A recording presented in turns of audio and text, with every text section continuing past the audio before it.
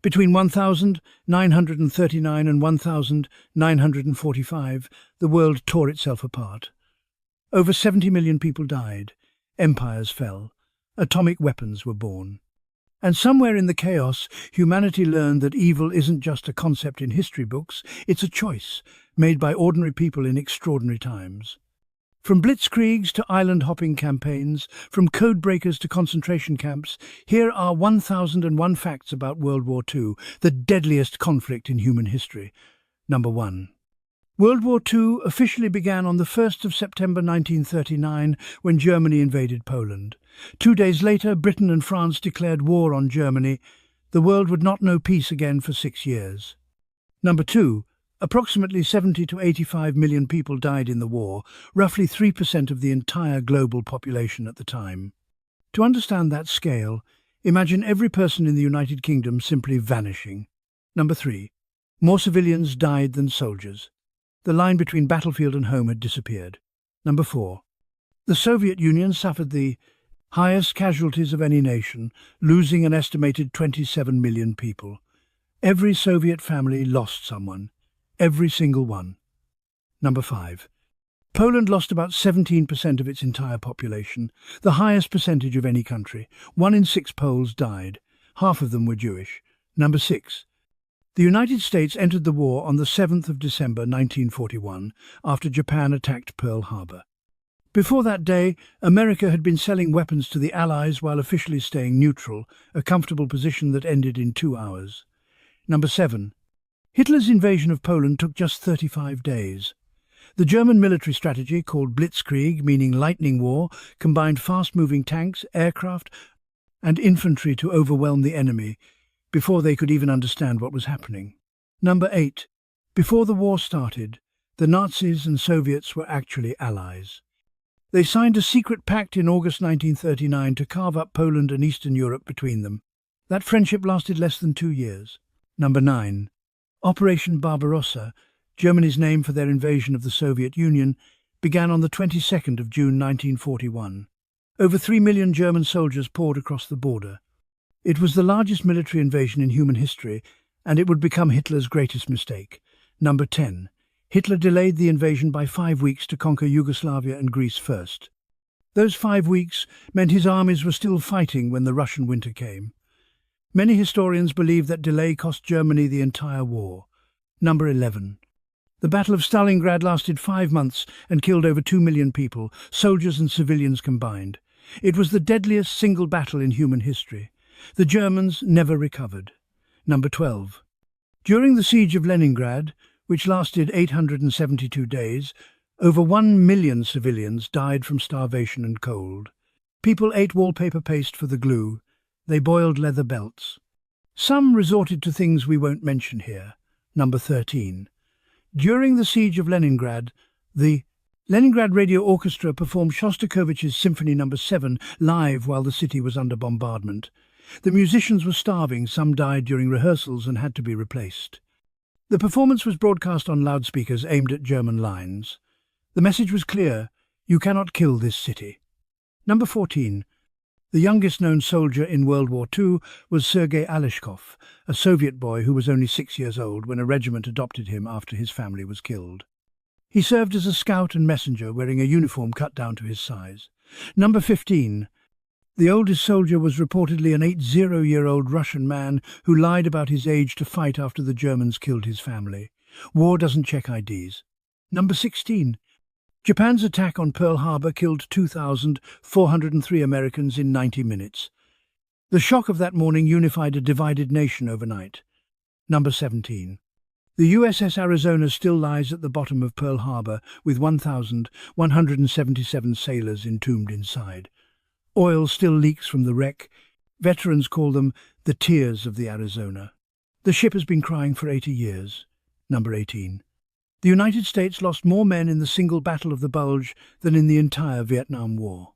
Over 19,000 Americans died in 6 weeks of desperate winter fighting. Number 19. D-Day, the Allied invasion of Normandy on the 6th of June 1944, involved 156,000 troops landing on 5 beaches. Over 4,000 died that day, most in the first hour. Those who survived had to step over the bodies of their friends to advance. Number 20. The Allies deceived Hitler about where the invasion would happen through an elaborate scheme involving fake armies, dummy tanks made of inflatable rubber, and double agents. Hitler kept entire divisions waiting at the wrong beach for an invasion that never came. Number 21. General Patton, one of America's most aggressive commanders, spent months commanding an army that didn't exist. His fake First US Army Group was just props and radio chatter. The Germans fell for it, completely. Number 22. Hitler was so convinced D-Day was a diversion that he refused to release his reserve tank divisions for hours after the invasion began. By the time someone convinced him the threat was real, the Allies had already secured the beaches. Number 23. The codebreakers at Bletchley Park in England cracked the German Enigma cipher machine. This intelligence, codenamed Ultra, is estimated to have shortened the war by 2 to 4 years and saved millions of lives. Most of the codebreakers were women. Number 24. Alan Turing led the team that broke Enigma. His mathematical brilliance helped win the war. 10 years later, the British government prosecuted him for being homosexual, chemically castrated him and drove him to suicide. He received a royal pardon in 2013, 59 years too late. Number 25. The Manhattan Project, the secret American program to build an atomic bomb, cost $2 billion, equivalent to $30 billion today. At its peak, over 130,000 people worked on it. Most had no idea what they were building. Number 26. The atomic bomb dropped on Hiroshima on the 6th of August 1945 killed an estimated 140,000 people by the end of the year. 3 days later, a second bomb destroyed Nagasaki, killing another 70,000. Most of the dead were civilians going about their mourning. Number 27. The crew of the Enola Gay, the B-29 bomber that dropped the first atomic bomb, saw the mushroom cloud from over 250 miles away. The pilot, Paul Tibbets, never expressed regret. He said he was saving American lives. Both things can be true. Number 28. Japan surrendered on the 15th of August 1945, 6 days after Nagasaki. The formal surrender ceremony took place on the USS Missouri on the 2nd of September 1945. World War II was finally over. The nuclear age had begun. But before the bombs fell, before the Allies landed in France, before America even entered the war, darkness had already consumed Europe. Number 29. The Holocaust killed approximately 6 million Jews, 2/3 of Europe's entire Jewish population. The Nazis also systematically murdered millions of others: Roma people, disabled individuals, homosexuals, political prisoners, Poles, and Soviet POWs. Number 30. Auschwitz-Birkenau was the largest Nazi death camp. Over 1.1 million people were murdered there. The camp had its own train station specifically designed to streamline the process of mass murder. Number 31. Most people who arrived at Auschwitz were dead within 2 hours. The elderly, children, and those deemed unfit for work were sent directly to the gas chambers, often told they were going to take showers. Number 32.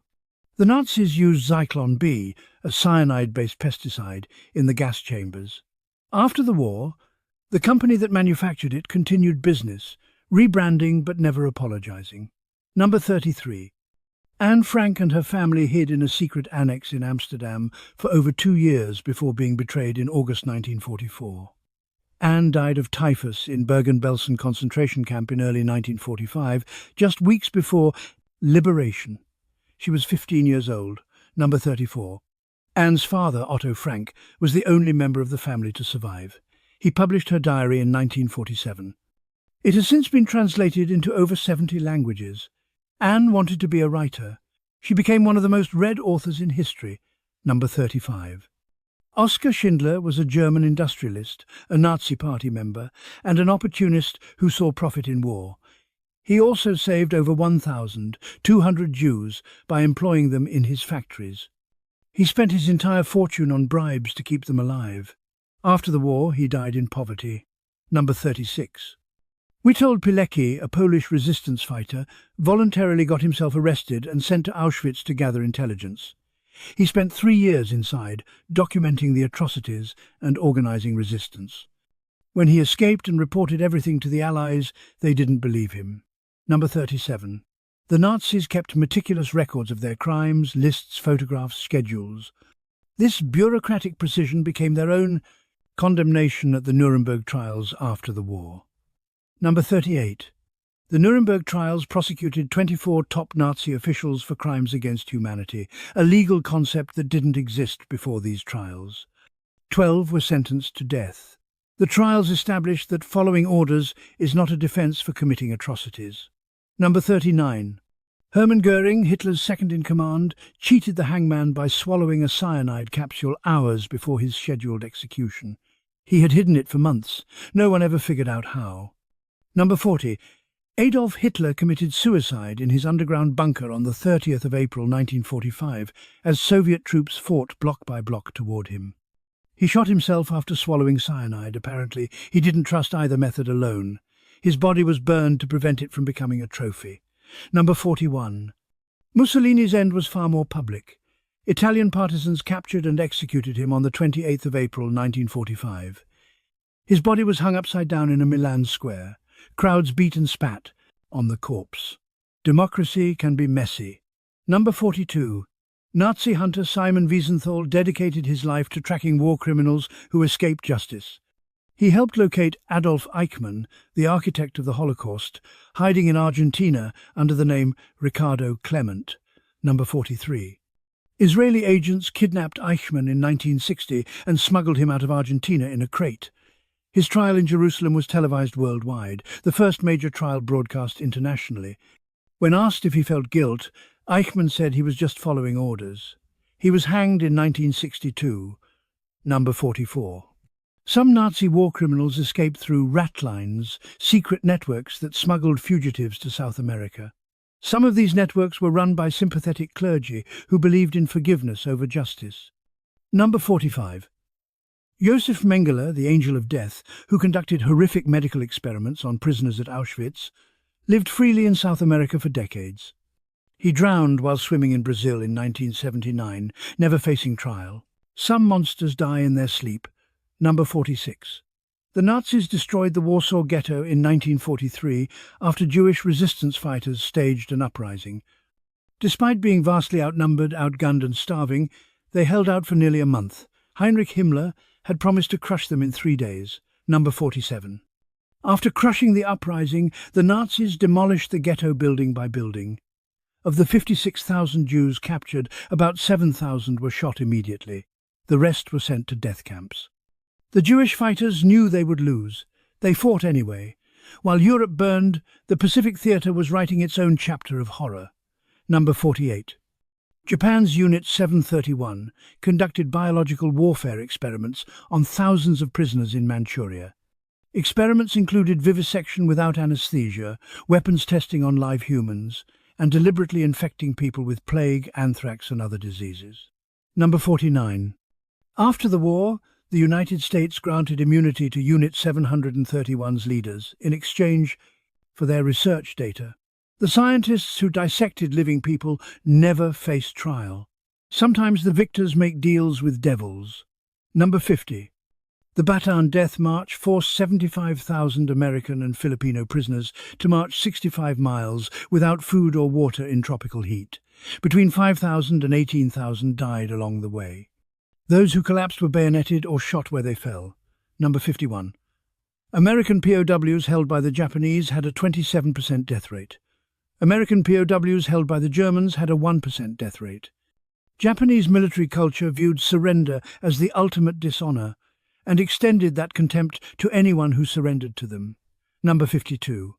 The Doolittle Raid, America's first airstrike on Tokyo in April 1942, did minimal physical damage but massive psychological damage. It proved Japan wasn't invincible and forced them to divert resources to homeland defense. All 16 bombers were lost, but the mission changed the war. Number 53.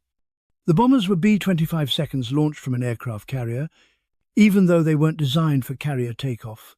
They couldn't land back on the carrier, so crews crash-landed in China or ditched in the ocean. Most survived. 8 were captured by the Japanese. 3 were executed. Number 54. The Battle of Midway in June 1942 was the turning point in the Pacific. In one 5-minute span, American dive bombers caught 3 Japanese carriers with their decks full of armed aircraft. All 3 exploded. A fourth was destroyed later that day. Japan's naval dominance ended in an afternoon. Number 55. At Midway, Japanese Admiral Yamamoto, the man who planned Pearl Harbor, watched his carriers burn from his flagship. He had warned before the war, "I fear we have awakened a sleeping giant." He was right. Number 56. The Empire of Japan controlled over 7.4 million square miles at its peak, from the Aleutian Islands near Alaska to the edge of Australia. Their brutal occupation killed millions of civilians across Asia. Number 57. During the rape of Nanking in 1937–38, Japanese forces murdered between 200,000 and 300,000 Chinese civilians and raped tens of thousands of women over 6 weeks. Some Japanese soldiers held killing contests, recorded in newspapers back home like sports scores. Number 58. Over 200,000 women and girls, mostly from Korea and China, were forced into sexual slavery by the Japanese military. They were called comfort women, a term designed to hide the horror. Japan didn't officially acknowledge this until 1993. Number 59. The Battle of Iwo Jima lasted 36 days on an island just 8 square miles. 7,000 Americans died. 18,000 Japanese soldiers died. Only 216 Japanese were captured. The rest fought to the death. One photo from that battle became immortal. Number 60. The photograph of Marines raising the flag on Mount Suribachi became the most reproduced photograph in history. 3 of the 6 men in that image were killed within days. The 3 survivors spent the rest of the war selling bonds and struggling with survivor's guilt. Number 61. The Battle of Okinawa was even deadlier. Over 12,000 Americans died. 100,000 Japanese soldiers died. And up to 150,000 Okinawan civilians were killed, many forced by Japanese troops to commit suicide rather than surrender to the barbaric Americans. Number 62. Kamikazes, Japanese suicide pilots, sank 34 Allied ships and damaged hundreds more. About 3,800 pilots died, deliberately crashing their planes into American vessels. Many were university students barely old enough to shave. Number 63. Kamikaze pilots were often given methamphetamines before their final mission. They weren't just brave, they were drugged. Number 64. Japan trained civilians, including women and children, to fight to the death with sharpened bamboo spears if the Allies invaded the home islands. American planners estimated that invading Japan would cost 500,000 Allied casualties and kill millions of Japanese. These projections influenced the decision to use atomic weapons. Number 65. The United States manufactured over 500,000 Purple Heart medals in anticipation of casualties from invading Japan. That invasion never happened because of the atomic bombs. The military hasn't needed to order more Purple Hearts since 1945. They're still using that stockpile. The war was fought not just with soldiers, but with spies, scientists, and secrets. Number 66. Germany's V2 rocket was the world's first long-range ballistic missile. Over 3,000 were fired at Allied cities, killing about 9,000 people. More slave laborers died building the rockets than were killed by them. Every V2 that launched represented dozens of deaths in the factory. Number 67. The V2 was designed by Wernher von Braun, who later became a key figure in America's space program. His team helped put men on the moon. His use of slave labor was conveniently forgotten. Heroes are complicated. Number 68. The Nazi Messerschmitt Me-262 was the world's first operational jet fighter. It was 100 mph faster than any Allied aircraft. Hitler demanded it be converted into a bomber, delaying its deployment as a fighter until too late to matter. Number 69. The Supermarine Spitfire became Britain's symbol of resistance during the Battle of Britain in 1940. These fighters, along with Hurricanes, prevented Germany from achieving the air superiority needed to invade England. Number 70. During the Battle of Britain, the Royal Air Force was outnumbered 4-1 but held off the Luftwaffe. Churchill famously said, "Never in the field of human conflict was so much owed by so many to so few." He was talking about fighter pilots whose average age was 20. Number 71. The Blitz, Germany's bombing campaign against British cities, killed over 40,000 civilians. Londoners took shelter in the underground subway stations every night for months. They brought blankets, food, and tried to sleep while bombs fell overhead. Number 72. British children were evacuated from cities to the countryside to escape the bombing. Over 3 million people, mostly children, were relocated. Some didn't see their parents for years. Some never saw them again. Number 73. A Sherman tank crew's life expectancy in combat was measured in weeks, not months. The tanks had a tendency to catch fire when hit. Crews called them Ronsons, after the lighter advertised as Light's first time. Every time. Tankers knew their armour was inadequate but climbed in anyway. Courage is climbing into a metal coffin because someone has to. Number 74. Soviet tank crews were issued with padded helmets because the T-34's interior was so cramped and rough that they constantly bashed their heads during combat. The tank was mechanically brilliant but ergonomically brutal. Crews went deaf from the engine noise and came out of battles bruised and bleeding from their own vehicle. It won the war anyway. Number 75. When German tank ace Michael Wittmann's Tiger tank was finally destroyed in Normandy, it had killed 138 enemy tanks and 132 anti-tank guns. One man, one machine against hundreds. His Tiger was hit by 5 Shermans simultaneously, the only way to guarantee a kill. They found his body still inside, burned beyond recognition. Even legends are mortal. Number 76. American factories produced 300,000 aircraft during the war, more than Germany, Japan, Britain and the Soviet Union combined. American industrial capacity didn't just help win the war, it was the war. Number 77. At peak production, American factories built a new aircraft every 5 minutes. The workforce included millions of women who took factory jobs while men went to war. Rosie the Riveter wasn't a person, she was millions of them. Number 78. After the war, women who had built bombers and tanks were fired to make room for returning veterans. In 1946 alone, 2 million women lost their manufacturing jobs. Many returned to lower-paying women's work, like teaching and nursing. The skills they had proven didn't matter. Their service was forgotten within a generation. Number 79. Henry Ford's factories built B-24 Liberator bombers using automobile assembly line techniques. One bomber rolled off the line every 63 minutes. Ford received the Grand Cross of the German Eagle from the Nazis in 1938 for his business dealings with Germany. He kept the medal. Number 80. IBM's punch card systems were used in Nazi Germany to organize census data that identified Jews for deportation. IBM's German subsidiary knew how the machines were being used. They upgraded the systems to make them more efficient. And while the great powers clashed, ordinary people made extraordinary choices. Number 81. The Soviet Night Witches were an all-female bomber regiment flying obsolete biplanes on nighttime harassment missions. They cut their engines and glided silently over German positions before releasing bombs. The whooshing sound of their glide approach terrified German troops. Number 82. German soldiers called them Nachthexen, night witches, and spread rumors they were given special pills to see in the dark. The truth was simpler. They were just extraordinarily brave. The regiment flew over 30,000 missions and dropped 23,000 tons of bombs. Number 83. Lyudmila Pavlichenko was a Soviet sniper with 309 confirmed kills.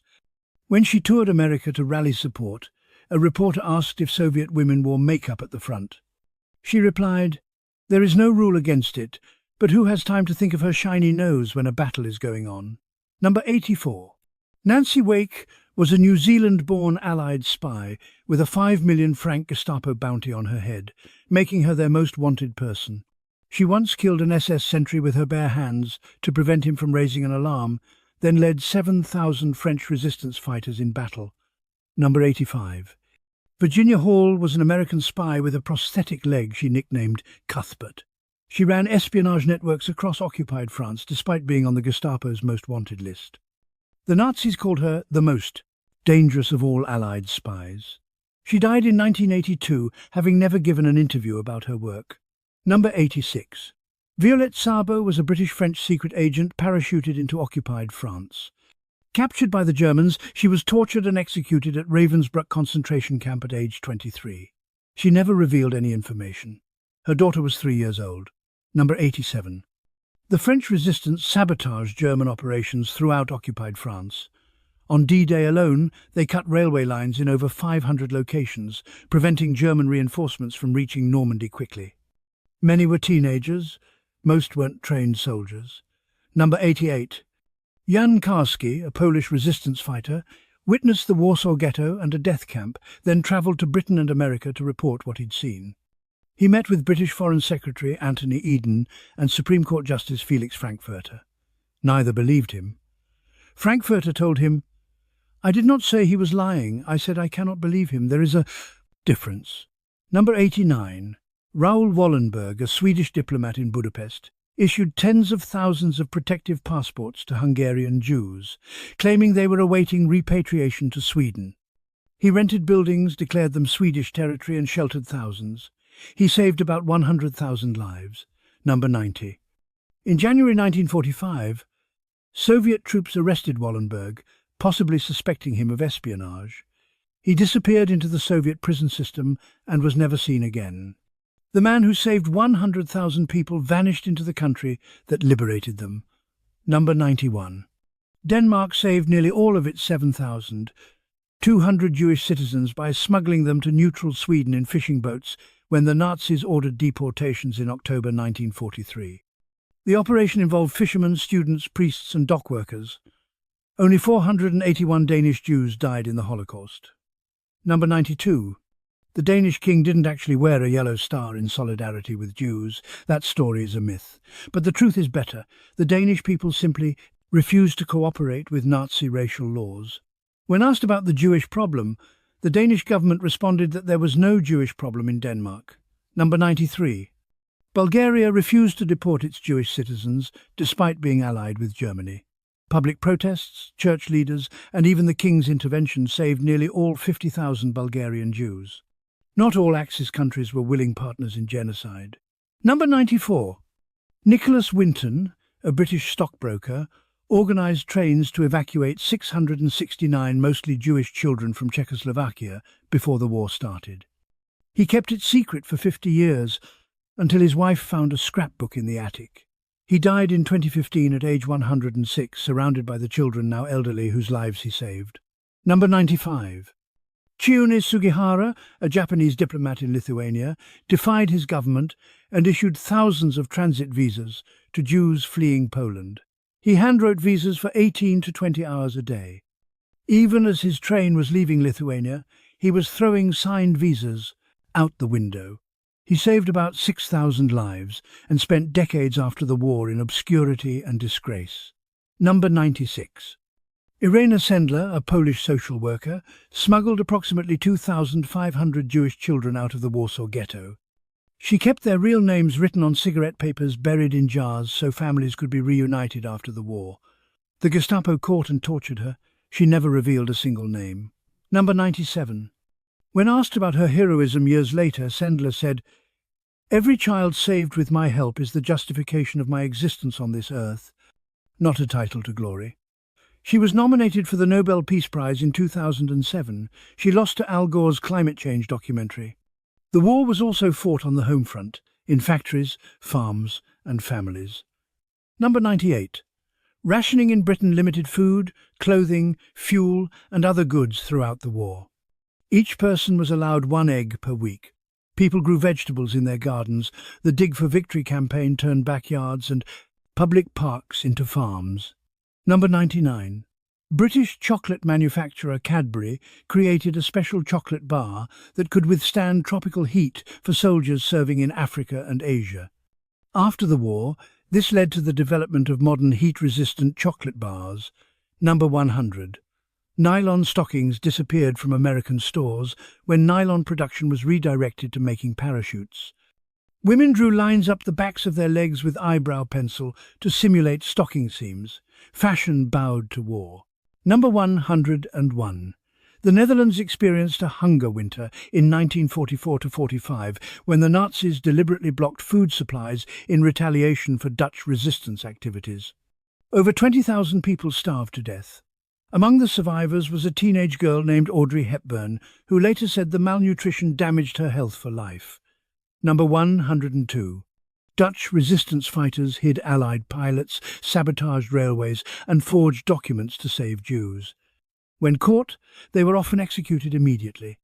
In the final winter of occupation, with liberation just months away, resistance members died at the highest rate of the entire war.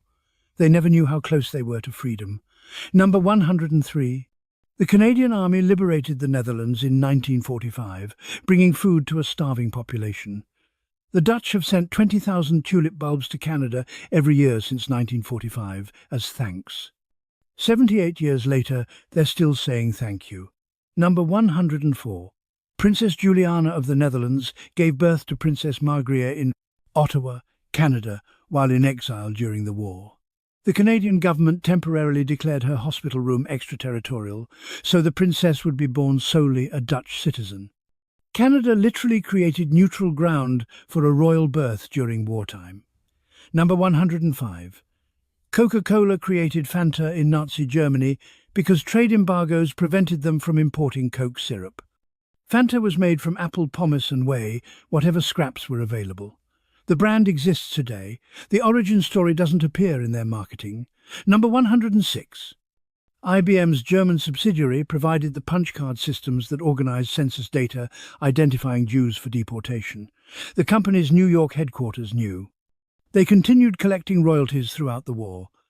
After liberation, IBM tracked down its machines in concentration camps and demanded them back. Number 107. Hugo Boss manufactured Nazi SS uniforms. The company used forced labor from concentration camps.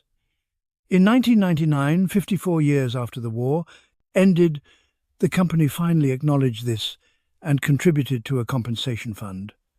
Delayed accountability is better than none, but only barely. Number 108. The Volkswagen Beetle was designed by Ferdinand Porsche at Hitler's request as an affordable people's car. The factory was built using forced labor. After the war, the British military seized the factory and restarted production. The car became a global symbol of peace and counterculture. History has a dark sense of irony. Number 109. Bayer, the pharmaceutical company, tested experimental drugs on concentration camp prisoners. After the war, Bayer executives convicted of war crimes served short prison sentences, then returned to leadership positions in the company. Some served less time than people convicted of property theft. Number 110. Swiss banks accepted gold stolen by the Nazis, including gold from the dental fillings of Holocaust victims. The banks denied this for 50 years. In 1997, they finally admitted it and paid $1.25 billion to Holocaust survivors. The actual amount of stolen gold they held was likely far higher. Number 111. Pope Pius XII remained publicly silent about the Holocaust throughout the war, despite knowing what was happening. The Vatican has defended this as strategic neutrality. Critics call it moral cowardice. The debate continues. Number 112. Catholic priest Father Maximilian Kolbe volunteered to die in place of a stranger at Auschwitz. When the Nazis selected a Polish sergeant for execution in retaliation for an escape, Kolbe asked to take his place. The sergeant had a family. Kolbe did not. He starved to death over 2 weeks. The sergeant he saved, Franciszek Gajowniczek, lived until 1995. Number 113. German industrialist John Rabe used his Nazi Party membership and connections to create a safety zone in Nanking during the Japanese massacre. He saved an estimated 200,000 Chinese civilians by sheltering them and confronting Japanese soldiers. He died in poverty in Prestes, Hevelians of Lee of Ari. Germany in 1950, investigated by both sides and trusted by neither. Number 114. Rabe's diary documenting the rape of Nanking wasn't published until 1997, 47 years after his death. His granddaughter found it in a Berlin archive. The truth waited half a century to be heard. The war transformed technology at a pace never seen before or since. Number 115. Penicillin was mass-produced for the first time during World War II. Before the war, the antibiotic existed only in tiny laboratory quantities. By D-Day, there was enough penicillin to treat every Allied soldier who needed it. The war killed millions but saved millions more through its medical advances. Number 116. Blood banks were developed during the war to store blood for transfusions. Before this, blood had to be transferred directly from donor to recipient. Dr. Charles Drew, an African-American physician, pioneered the techniques. He was later refused treatment at a whites-only hospital after a car accident and died from his injuries. Number 117. The first general-purpose electronic computer, ENIAC, was built in 1945 to calculate artillery firing tables. It weighed 30 tons, filled an entire room, and could perform 5,000 additions per second. Your phone is millions of times more powerful. ENIAC took 1 second to do what would have taken a human 20 hours. Number 118. Radar won the Battle of Britain. British scientists developed a system that could detect incoming German bombers while they were still over the English Channel. The technology gave fighter pilots precious minutes to scramble and intercept. The Germans never figured out how Britain always seemed to know they were coming. Number 119. The Norden bomb site was America's most closely guarded secret during the war, even more classified than the Manhattan Project initially. Bombardiers took an oath to defend it with their lives. It was supposed to enable bombs to hit targets from 20,000 feet.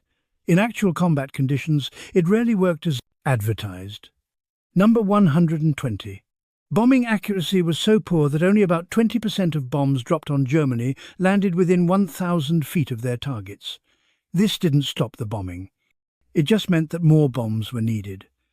The result was the devastation of entire cities. Number 121. The firebombing of Dresden in February 1945 killed an estimated 25,000 people in a single night. The city had little military significance. Kurt Vonnegut, an American POW held in Dresden, survived by taking shelter in an underground meat locker. He later wrote Slaughterhouse 5 about the experience. Number 122. The firebombing of Tokyo on March 9–10, 1945, killed more people in a single night than either atomic bomb. Over 100,000 civilians died as napalm-based incendiary bombs created a firestorm that boiled the water in canals. Pilots could smell burning flesh from 20,000 feet. Number 123. Curtis LeMay, the general who ordered the Tokyo firebombing, later said, "If we'd lost the war, we'd all have been prosecuted as war criminals." He understood exactly what he'd done. Number 124. Napalm, jellied gasoline that sticks to skin while burning, was invented in 1942. It was used extensively in both flamethrowers and incendiary bombs. The inventor, Louis Fieser, later expressed regret. The invention outlived his regrets. Number 125. German scientists were developing jet aircraft, ballistic missiles, and nerve gas while losing the war. They were months away from having the first nerve agents, sarin and tabun, weaponized. If the war had lasted another year, chemical warfare might have returned to Europe. Number 126. The Germans never used their nerve gas stockpiles, possibly because Hitler, who had been gassed in World War I, feared retaliation, or possibly because they assumed the Allies had similar weapons and would respond in kind. Sometimes terror prevents terror. Number 127. Japan was developing biological weapons and planned to use them against the American mainland. Operation Cherry Blossoms at Night would have used kamikaze planes to drop plague-infected fleas on California in September 1945. Japan surrendered in August. The operation never launched. Number 128. If Operation Cherry Blossoms had succeeded, it could have killed hundreds of thousands of Americans and delayed victory by years. The atomic bombs that horrified the world may have prevented something even worse. Small moments decided the course of history. Number 129. Hitler survived at least 42 assassination attempts. The closest was the 20th of July 1944 plot, when Colonel Klaus von Stauffenberg placed a bomb at Hitler's feet during a meeting. The bomb exploded, killing 4 people. Hitler survived because someone had moved the briefcase containing the bomb to the other side of a thick table leg. Number 130. Stauffenberg and the other conspirators were executed within hours. Some were hanged with piano wire from meat hooks and slowly strangled. Hitler had the executions filmed so he could watch them repeatedly. Cruelty was his last pleasure. Number 131. If Hitler had died in that explosion, the war might have ended months earlier, saving millions of lives.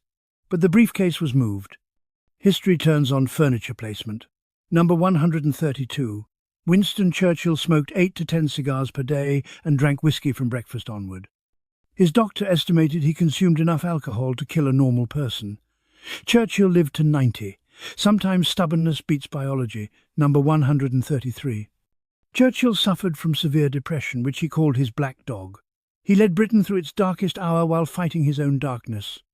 He once said, "If you're going through hell, keep going." He knew hell personally. Number 134. Franklin D. Roosevelt was paralyzed from the waist down from polio.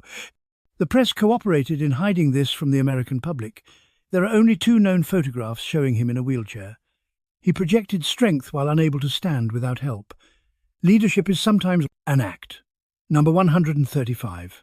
Roosevelt died on the 12th of April 1945, less than a month before Germany surrendered.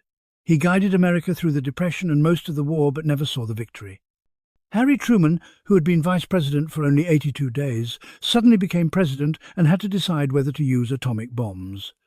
Number 136. Truman wasn't told about the Manhattan Project until after Roosevelt's death. He went from knowing nothing about atomic weapons to authorizing their use in less than 4 months. History's biggest decision was made by a man who inherited it. Number 137. Stalin was drinking with his inner circle when Germany invaded in June 1941. He didn't believe the initial reports. He had ignored dozens of intelligence warnings. When he finally accepted the truth, he locked himself in his dacha for days, reportedly suffering a nervous breakdown. The dictator who killed millions panicked when faced with real danger. Number 138. Stalin had purged his military leadership in the late 1930 seconds, executing or imprisoning over 30,000 officers, including most of his best generals. When war came, the Red Army was led by survivors, not the most competent. Paranoia has costs. Number 139. Georgy Zhukov became the Soviet Union's greatest general and saved Moscow, Leningrad and Stalingrad. After the war, Stalin viewed him as a threat and sidelined him. Even victory was dangerous in Stalin's Russia. Number 140. General Douglas MacArthur waded ashore in the Philippines in October 1944, fulfilling his famous promise, "I shall return." The moment was staged for photographers. MacArthur waded ashore multiple times to get the perfect shot. Even genuine moments need good publicity. Number 141. Emperor Hirohito of Japan announced surrender via radio on the 15th of August 1945. It was the first time most Japanese citizens had ever heard their emperor's voice. Many couldn't understand him. He spoke in formal classical Japanese. They had worshipped a god they couldn't comprehend. Number 142. Some Japanese officers attempted a coup to prevent the surrender announcement from being broadcast. They stormed the imperial palace searching for the recording. They failed. The recording was hidden in a basket of women's underwear. They were too embarrassed to search thoroughly. Number 143. Hiro Onoda, a Japanese intelligence officer, continued fighting in the Philippines until 1974, 29 years after the war ended. He didn't believe the surrender announcements were real. He only surrendered when his former commanding officer flew to the Philippines and ordered him to stand down. Number 144. When Onoda finally emerged from the jungle, he was still wearing his tattered uniform and carrying his functioning rifle. He apologized for not completing his mission. The world he rejoined didn't recognize the world he'd left. The Eastern Front was hell frozen over. Number 145. The average life expectancy of a Soviet soldier during the first year of the German invasion was just 24 hours after arriving at the front. They weren't learning to fight, they were learning to die. Number 146.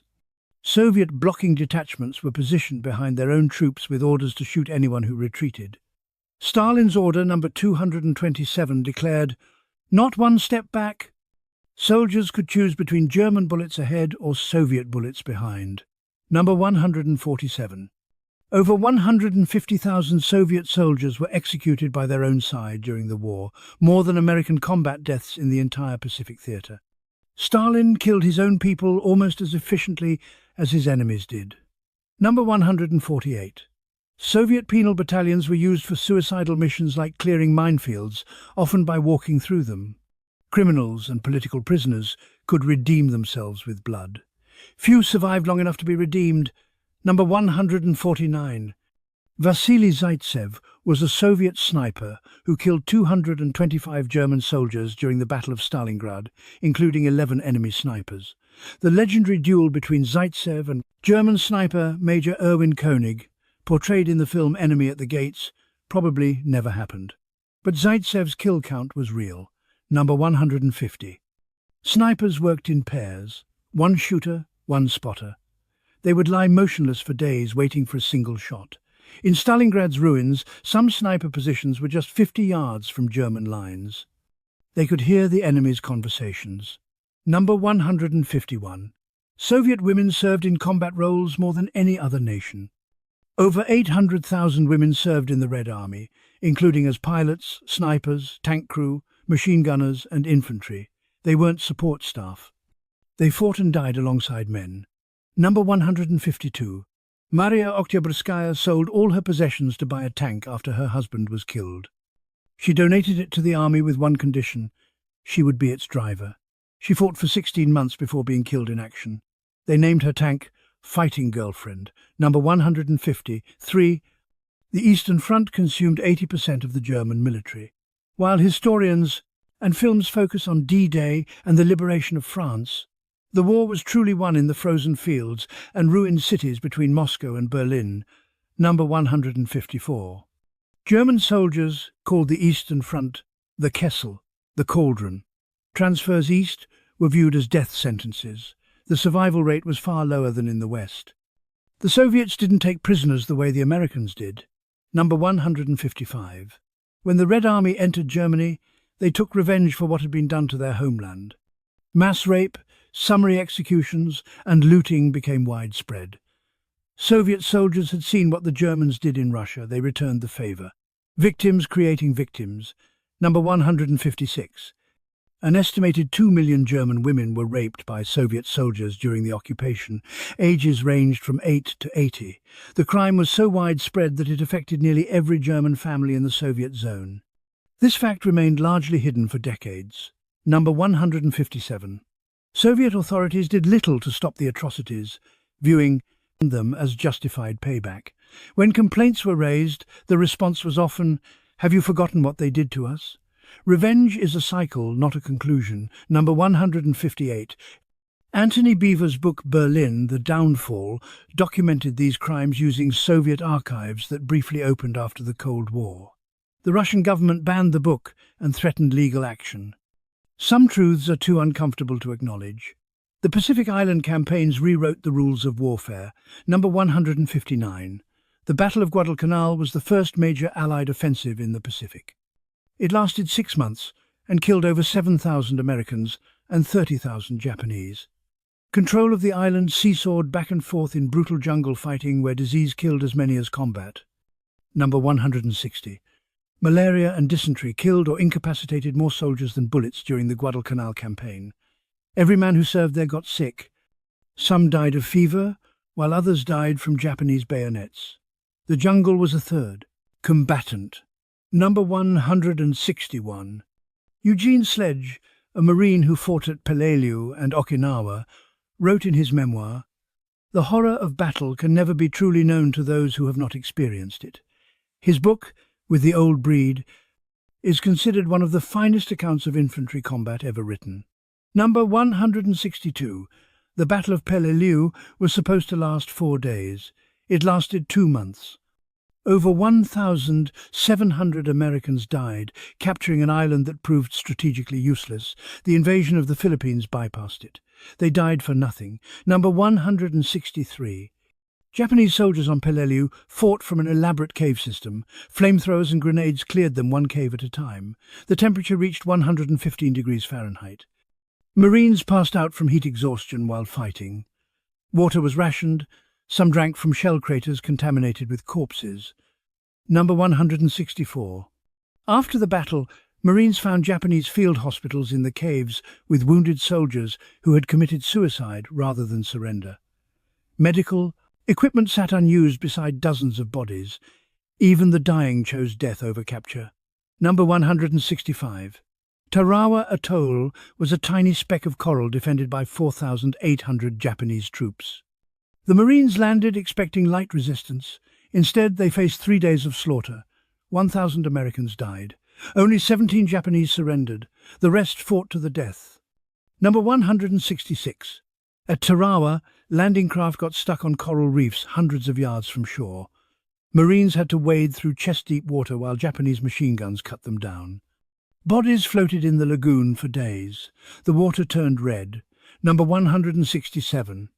War correspondent Robert Sherrod wrote after Tarawa, "I have had all the war I want." He continued covering combat for 2 more years. Duty doesn't wait for emotional recovery. Number 168. The Marines developed a brutal doctrine: blast every enemy position with overwhelming firepower, then advance behind flamethrowers and grenades. Caves were sealed with demolitions, while defenders were still inside. The Pacific War wasn't won by honor, it was won by industrial brutality. Number 169. Flame tanks, M4 Shermans modified to shoot napalm instead of shells, became essential for clearing Japanese bunkers. The crews called themselves Zippos, after the lighter brand. They had a dark sense of humor about burning men alive. Number 170. The Navajo code talkers created an unbreakable code based on their native language. They transmitted messages during every major marine operation in the Pacific. Japanese codebreakers never figured it out. The code wasn't declassified until 1968. Number 171. The Navajo language had no words for military terms like tank or submarine, so code talkers invented them. A tank became tortoise, a submarine became ironfish. They created a new language to win a war, then went home to a country where their children were forbidden from speaking Navajo in school. Number 172. Ira Hayes was a Pima Native American and one of the flag raisers at Iwo Jima.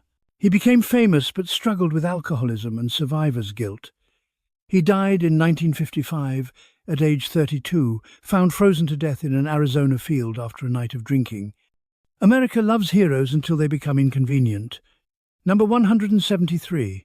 The destroyer USS Johnston charged directly at a Japanese fleet during the Battle off Samar, despite being catastrophically outgunned.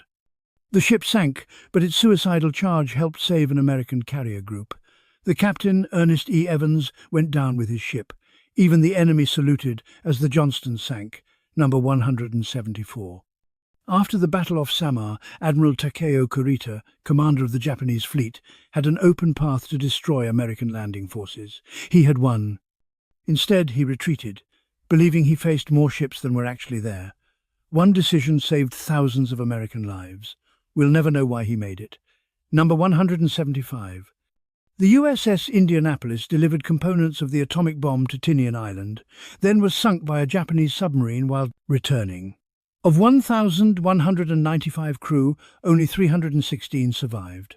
Most died from exposure, dehydration and shark attacks over 4 days in the water before rescue arrived.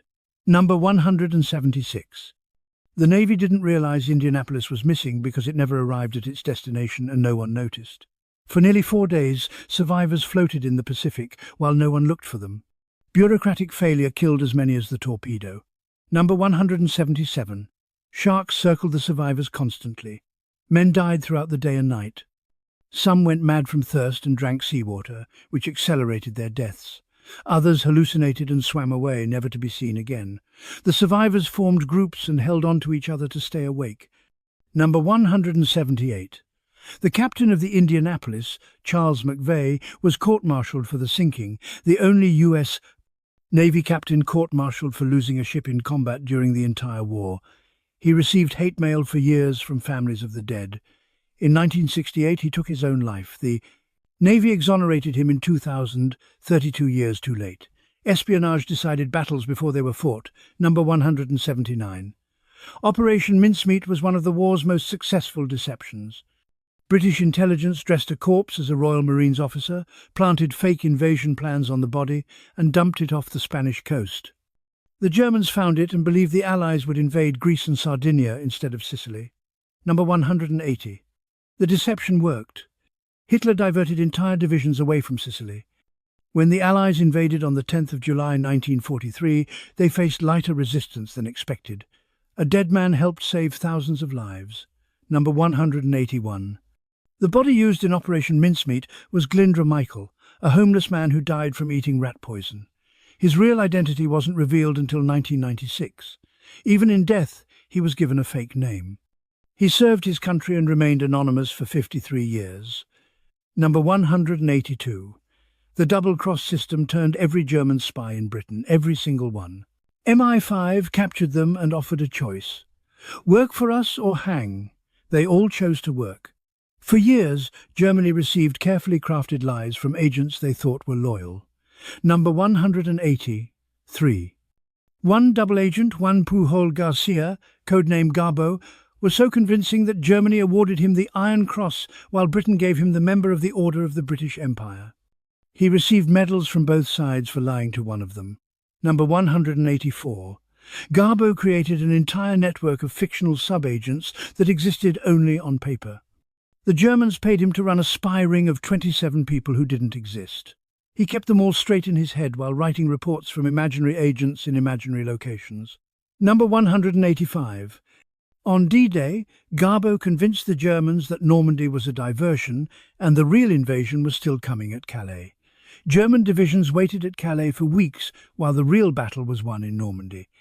One man's fiction changed history. Number 186. Josephine Baker, the American-French entertainer, smuggled intelligence written in invisible ink on her sheet music while touring Europe. She attended embassy parties, listened to conversations, and reported everything to French intelligence.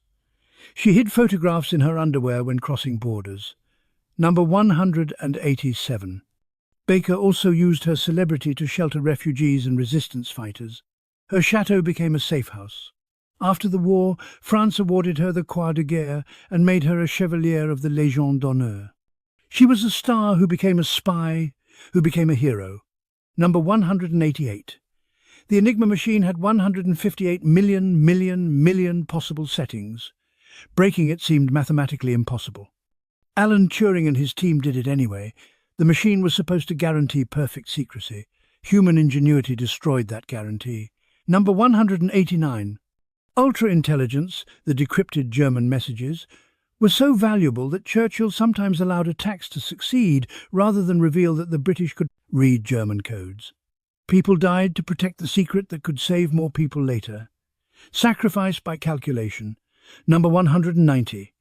When Coventry was about to be bombed in November 1940, Churchill knew it was coming thanks to ultra-intelligence. He couldn't evacuate the city or reinforce its defences without tipping off Germany that their codes were broken. The city burned. 568 people died. The secret survived. Number 191. That story about Coventry is probably false. Declassified files suggest Churchill didn't actually know the specific target in advance. But the moral dilemma was real. Throughout the war, commanders made decisions to sacrifice some people to protect intelligence that could save more. Math doesn't care about names. Number 192. The Soviet spy Richard Sorge gave Stalin precise information about the Japanese decision not to attack the Soviet Union from the east. This allowed Stalin to transfer Siberian divisions west to defend Moscow. Sorge's intelligence may have saved the Soviet Union. The Germans caught and executed him in 1944. Number 193. The Cambridge Five were British intelligence officers who spied for the Soviets throughout and after the war, providing Stalin with British and American secrets. They were only exposed in the 1,950 seconds and 60 seconds. One of them, Kim Philby, escaped to Moscow before arrest. Some secrets hide for decades. Number 194. Soviet intelligence penetrated the Manhattan Project so thoroughly that Stalin knew about atomic bomb development almost as soon as Truman did. Klaus Fuchs, a German refugee physicist working at Los Alamos, passed detailed technical information to his Soviet handler. The atomic bomb was never really an American monopoly. Number 195. The Soviets tested their first atomic bomb in August 1949, far sooner than American intelligence expected. The weapon was nearly identical to the American design Fuchs had provided. Fuchs served 9 years in prison after his 1950 arrest. Upon release, he moved to East Germany and lived comfortably until 1988. Treason can pay better than loyalty. Ordinary people made impossible choices every single day. Number 196. In Amsterdam, a woman named Diet Iman helped Dutch resistance fighters hide Allied pilots and Jews. She was caught, interrogated, and imprisoned. After the war, she said the scariest moment wasn't her arrest. It was the first time she said yes to helping. Everything after that was just following through. Number 197. Corrie ten Boom and her family hid Jews in a secret room built into their Dutch home. The Gestapo raided the house in 1944 and arrested the family, but didn't find the hidden room. 6 people stayed silent in that tiny space for 47 hours while Gestapo agents searched the house. All 6 survived. Most of the ten Boom family didn't. Number 198. Corrie's sister Betsy died in Ravensbrück concentration camp. Before she died, she told Corrie, "We must tell people what we have learned here. We must tell them that there is no pit so deep that he is not deeper still." Forgiveness from hell itself. Number 199. After the war, Corrie ten Boom gave a talk about forgiveness in Germany. A former Ravensbrück guard approached her afterward and extended his hand. She hesitated, then shook it. She later said it was the hardest thing she ever did, harder than surviving the camp. Number 73. A Sherman tank crew's life expectancy in combat was measured in weeks, not months. The tanks had a tendency to catch fire when hit. Crews called them Ronsons after the lighter advertised as lights first time, every time. Tankers knew their armour was inadequate but climbed in anyway. Courage is climbing into a metal coffin because someone has to. Number 74. Soviet tank crews were issued with padded helmets because the T-34's interior was so cramped and rough that they constantly bashed their heads during combat. The tank was mechanically brilliant but ergonomically brutal. Crews went deaf from the engine noise and came out of battles bruised and bleeding from their own vehicle. It won the war anyway. Number 75. When German tank ace Michael Wittmann's Tiger tank was finally destroyed in Normandy, it had killed 138 enemy tanks and 132 anti-tank guns. 1 man, 1 machine against hundreds. His Tiger was hit by 5 Shermans simultaneously, the only way to guarantee a kill. They found his body still inside, burned beyond recognition. Even legends are mortal. Number 200. In Warsaw, Irina Sendler kept the list of smuggled children's real identities buried in jars under an apple tree. When the Gestapo caught her, they broke both her legs and feet during torture. She never told them where the list was. After the war, she used it to reunite families. The tree and its secret survived. Number 201. Many of the children Sendler saved had no families left to return to. Their parents had been murdered in the Holocaust. She gave them back their names but couldn't give them back their childhoods. Some gifts are incomplete. Number 202. Sendler was nominated for the Nobel Peace Prize in 2007 at age 97. She didn't win. When asked about it, she said, "Every child saved with my help is the justification of my existence on this earth, not a title to glory." She died in 2008. Awards matter less than actions. Number 203. In Le Chambon-sur-Lignon, a small French village, the entire community conspired to hide thousands of Jews, mostly children. Pastors, teachers, farmers, everyone participated. When the Gestapo came searching, children would flee into the woods until the danger passed. Not a single person in the village betrayed the secret. Number 204. The village of Le Chambon saved an estimated 3,000 to 5,000 Jews throughout the war. After liberation, they refused recognition. When asked why they did it, one villager said, "We were just doing what had to be done." Heroism doesn't always need an explanation. Number 205. André de Jong, a Belgian woman, created the Comet Line, an escape route that smuggled over 775 Allied soldiers and airmen from occupied Europe to Spain. She personally escorted downed pilots over the Pyrenees Mountains 32 times. She was 24 years old when she started. Number 206. De Jong was eventually captured by the Gestapo. They interrogated her repeatedly, refusing to believe a young woman could have organized such an extensive network. They thought she was protecting a man. Their sexism saved her. She received a lighter sentence than she would have otherwise. Number 207. Freddie Overstegen and her sister Truus were Dutch teenagers who joined the resistance. They would flirt with Nazi soldiers in bars, lure them into the woods, and execute them. Freddie was 14 when she killed her first Nazi. She said years later, "It was tragic and very difficult. Necessary doesn't mean easy." Number 208. The Oversteegen sisters also helped hide Jewish children and sabotage Nazi infrastructure. After the war, Freddie became an artist. She didn't speak about her wartime activities until she was in her 82nds. Some secrets are kept out of trauma, not shame. Number 209. Sophie Scholl was a 21-year-old German student who distributed anti-Nazi pamphlets with her brother Hans as part of the White Rose Resistance Group. They were caught, tried and executed by guillotine within 4 days. Sophie's last words were, "Such a fine sunny day and I have to go. Youth is no protection from tyranny." Number 210. The Nazi judge who sentenced Sophie Scholl to death called her and her brother traitors to the fatherland. After the war, he continued working as a judge until 1951. Sophie got a statue. He got a pension. Justice isn't always poetic. Number 211. Klaus von Stauffenberg, the German officer who placed the bomb near Hitler, had lost an eye, his right hand, and 2 fingers on his left hand in combat before the assassination attempt. He had to arm the bomb one-handed. Disability didn't stop him from trying to kill Hitler. Cowardice did that to others who were perfectly healthy. Number 212.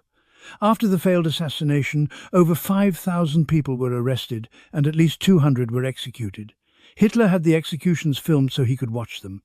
Some were hung with piano wire from meat hooks, deaths designed to be slow. Revenge was a spectator sport for him. Number 213. Erwin Rommel, the famous desert fox, was implicated in the plot to kill Hitler. He was given a choice: public trial and execution with his family disgraced, or suicide with his family protected. He chose poison. Hitler gave him a state funeral and lied about how he died. Even the honourable murders got cover-ups. Number 214. Not all Germans were Nazis. Not all Germans supported the war. But the ones who resisted paid with their lives, while the ones who went along survived to rebuild. History rewards survival, not courage. Number 215. The Edelweiss pirates were working-class German youth who rejected Hitler Youth. They beat up Hitler Youth members, distributed anti-Nazi propaganda, and helped deserters hide. The Nazis hanged 13 of them publicly in Cologne in 1944. The youngest was 16. Rebellion has always been the domain of the young. Number 216. After the war, some Edelweiss pirates were denied recognition as resistance fighters because their activities were deemed criminal rather than political. Germany was more comfortable honouring aristocratic officers who turned on Hitler than working-class teenagers who never supported him. Class matters even in remembering resistance. Number 217. Witold Pilecki escaped from Auschwitz by faking illness and slipping out with a work party. He was one of only 144 people who successfully escaped the camp. After liberation, he testified about the Holocaust. Then he returned to Poland to fight the communists. The Soviets arrested and executed him in 1948. He survived the Nazis only to be killed by his supposed liberators. Number 218. The Soviet NKVD, Stalin's secret police, executed Polish officers, intellectuals and prisoners of war in the Katyn Forest in 1940. Over 22,000 people were shot in the back of the head. The Soviets blamed the Germans. The truth didn't emerge until 1990. Some massacres hide for 50 years. Number 219. Poland was invaded by both Germany and the Soviet Union. It was occupied by both. It lost 17% of its population. After the war, it became a Soviet satellite state. Poland suffered under Nazis and Communists both, with barely a breath between. Liberation is a complicated word. Number 220. The Warsaw Uprising began on the 1st of August 1944, when the Polish Home Army rose against German occupation.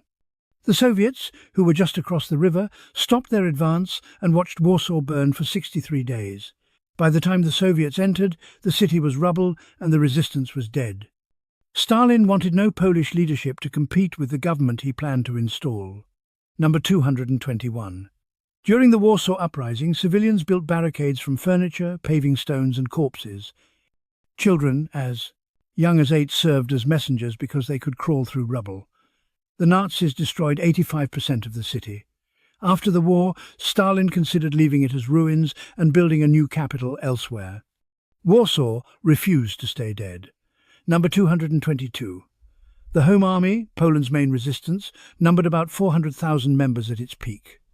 They conducted sabotage, intelligence gathering, and maintained an underground state with schools, courts, and newspapers. After the war, the Soviets arrested thousands of Home Army members as enemies of the state. They fought two occupiers and were betrayed by their liberator. Number 223. Jan Karski, who witnessed the Holocaust and reported it to Western leaders, lived to see the fall of communism and the recognition of his efforts. He taught at Georgetown University until his death in 2000. Students had no idea their professor had tried to stop the Holocaust. Heroes don't always announce themselves. Number 224. Raoul Wallenberg disappeared into the Soviet prison system in 1945. Various reports placed him in different prisons over the years. The Soviets claimed he died in 1947. Witnesses claimed to have seen him alive in the 1,980 seconds. His family never got a body or definitive answers. Some people vanish into bureaucracy. Number 225. Chiune Sugihara, the Japanese diplomat who saved thousands by issuing transit visas, was dismissed from the Foreign Service after the war. He spent decades working menial jobs to support his family. In 1985, Israel recognized him as righteous among the nations. He died in 1986. Recognition came 40 years too late to change his life, but not too late to honor it. Number 226. Nicholas Winton, who saved 669 children from Czechoslovakia, didn't tell anyone, including his wife, for 50 years. She found a scrapbook in their attic. The BBC arranged for him to meet the people he'd saved during a television program. He was surrounded by dozens of adults who had been the children on his trains. He wept. Television has never captured a better moment. Number 227. Winton's train stopped when Germany invaded Poland in September 1939. A train scheduled to leave Prague on September 1 was cancelled. None of the 250 children who were supposed to be on it survived the war. Timing is the difference between life and death. Number 228. Aristides de Sousa Mendes, a Portuguese diplomat, issued visas to thousands of refugees fleeing the Nazis, including Jews, in direct violation of his government's orders. Portugal dismissed him from the diplomatic service and seized his property. He died in poverty in 1954. Some careers are sacrificed for conscience. Number 229. De Sousa Mendes saved an estimated 30,000 people. His children were banned from attending university. His widow received no pension. 60 years after his death, Portugal formally apologized and restored his honors. Governments eventually admit their mistakes, usually after everyone involved is dead. Number 230. Ho Fengshan, the Chinese consul general, in Vienna, issued thousands of visas to Shanghai for Jews trying to escape Austria. Shanghai was one of the few places that didn't require an entry visa. He did this despite orders from his own government. After the war, he never spoke about it. His children only learned about it from his diary after his death in 1997. Number 231. Shanghai's Jewish ghetto housed about 20,000 refugees during the war. Despite Japanese occupation, disease and poverty, the ghetto's residents mostly survived. It was one of the few places in the world that stayed open to Jewish refugees. Sometimes safety comes from the most unexpected places. Number 232.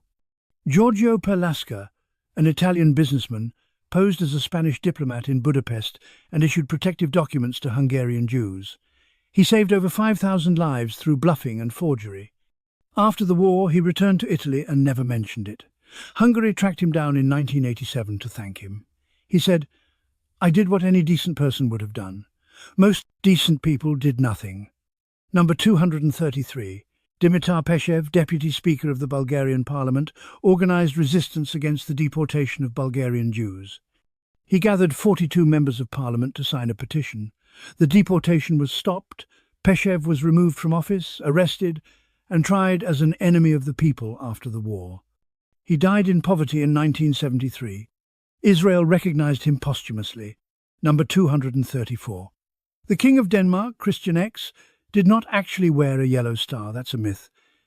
But when the Nazis ordered Danish Jews to wear stars, someone asked the king what he would do. He reportedly said, "If the Jews must wear the yellow star, I and my whole family will wear it too." The order was never implemented in Denmark. Sometimes the threat of resistance is enough. Number 235. Giovanni Palatucci, an Italian police official, destroyed documents and issued fake papers to help Jews escape to the Vatican or other safe locations. He was arrested by the Gestapo in 1944 and sent to Dachau, where he died just weeks before liberation. He saved about 5,000 lives and paid with his own. Number 236. Paul Gruninger, a Swiss police commander, backdated documents to allow Jewish refugees into Switzerland after the borders were officially closed. He was fired, prosecuted, and spent the rest of his life in poverty. Switzerland pardoned him in 1993, 23 years after his death. Late justice is barely justice at all. Number 237. Khaled Abdul Wahab, a Tunisian Arab, hid a Jewish family from the Nazis on his farm during Germany's occupation of Tunisia. He endangered his own family to protect strangers of a different religion. Israel tried to recognize him as righteous among the nations, but the application stalled due to political complications. Even remembering the good gets complicated. Number 238. Algoth Niska, a Finnish smuggler and bootlegger, used his criminal network to rescue about 1,000 Jews from Nazi-occupied Europe. Criminals make excellent resistors, they're already outside the law. After the war, he went back to smuggling. Morality and legality aren't the same thing. Number 239. Varian Fry, an American journalist, ran an underground network in Marseille that helped over 2,000 people escape France, including artists Marc Chagall, Hannah Arendt, and Max Ernst. The US State Department ordered him to stop and eventually forced him home. America didn't want to anger Vichy France. After the war, Fry was largely forgotten. France recognized him in 1967, a year after he died. Number 240. Fry's visa applications were often denied by the US State Department. Breckinridge Long, the Assistant Secretary overseeing refugees, was an anti-Semite who deliberately limited Jewish immigration. Long kept his job throughout the war. Fry was forced out. Bureaucratic cruelty doesn't get punished like battlefield cruelty. The war forced impossible choices on ordinary people every day. Number 241. During the siege of Leningrad, the city's water supply froze. People melted snow for water. Some mixed it with sawdust to make it feel like food. The human body can survive on almost nothing for longer than anyone wants to know. Number 242. Dmitri Shostakovich wrote his Seventh Symphony during the siege of Leningrad. Musicians rehearsed in unheated halls wearing gloves. The premiere was broadcast on loudspeakers aimed at German lines. The message was clear. Culture survives when everything else dies. Number 243. The Leningrad Radio Orchestra's performance was strengthened by bringing in soldiers from the front to replace musicians who had died of starvation. Some musicians could barely hold their instruments. They played anyway. Art is defiance. Number 244. During the siege, Leningrad's Hermitage Museum staff saved its art collection by hiding it or evacuating it. A skeleton crew stayed behind in the empty galleries, giving tours to imaginary visitors to maintain normalcy and morale. They pretended the paintings were still there and described them from memory. Civilization is pretending things still matter when everything has fallen apart. Number 245. The Amber Room, a chamber decorated in amber panels, was looted from a palace near Leningrad by the Nazis. It's never been found. Germany claims it was destroyed in bombing. Russia claims it's still hidden somewhere. Some treasures vanish into war and never return. Number 246. Monument Men were Allied personnel tasked with locating and protecting art stolen by the Nazis. They recovered millions of items from castles, mines, and hidden caches. Some art is still being recovered today, 80 years later. Theft echoes through generations. Number 247. The Nazis forced Jewish art historians to catalogue the treasures they stole. Rose Valland, a French museum curator, secretly recorded where everything was sent. Her records led to the recovery of thousands of artworks after the war. She risked her life for paintings. Some people understand that destroying culture is a kind of genocide. Number 248. Hitler wanted to build a Führer museum in Linz, Austria, filled with stolen art from across Europe. Plans were drawn, models built. After his death, the site remained empty. It's now a parking lot. Some grand visions end in asphalt. Number 249. Goering amassed a personal art collection worth billions, stolen from Jewish collectors and museums across Europe. He saw himself as a Renaissance patron. History sees him as a thief with medals. Titles don't change theft into collecting. Number 250. After the war, many Jewish families spent decades trying to recover artwork stolen from them. Some succeeded, most didn't. Some paintings hang in museums today with disputed ownership, stolen goods laundered by time and institutional prestige. Number 251. The Monuments Men also found caches of gold teeth, wedding rings, and other items stolen from concentration camp victims.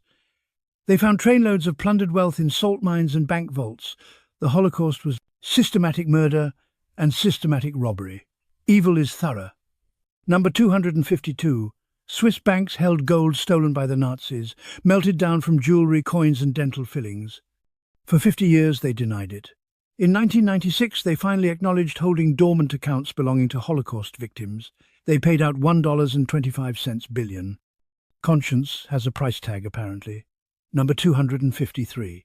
Some concentration camp survivors returned home to find their property seized by neighbours who claimed ownership. Courts often sided with the new owners, who had legally acquired the property after deportation. Legality and morality divorced entirely. Number 254. In Poland, some Jews who returned after the war were murdered by anti-Semitic mobs who didn't want them reclaiming their homes. The Kielce pogrom in 1946 killed 42 Jews. They survived the Nazis only to be killed by their own countrymen after liberation. Some hatreds outlast their governments. Number 255. Many Holocaust survivors emigrated to Palestine, which was under British control. The British turned away ships full of refugees, enforcing immigration quotas.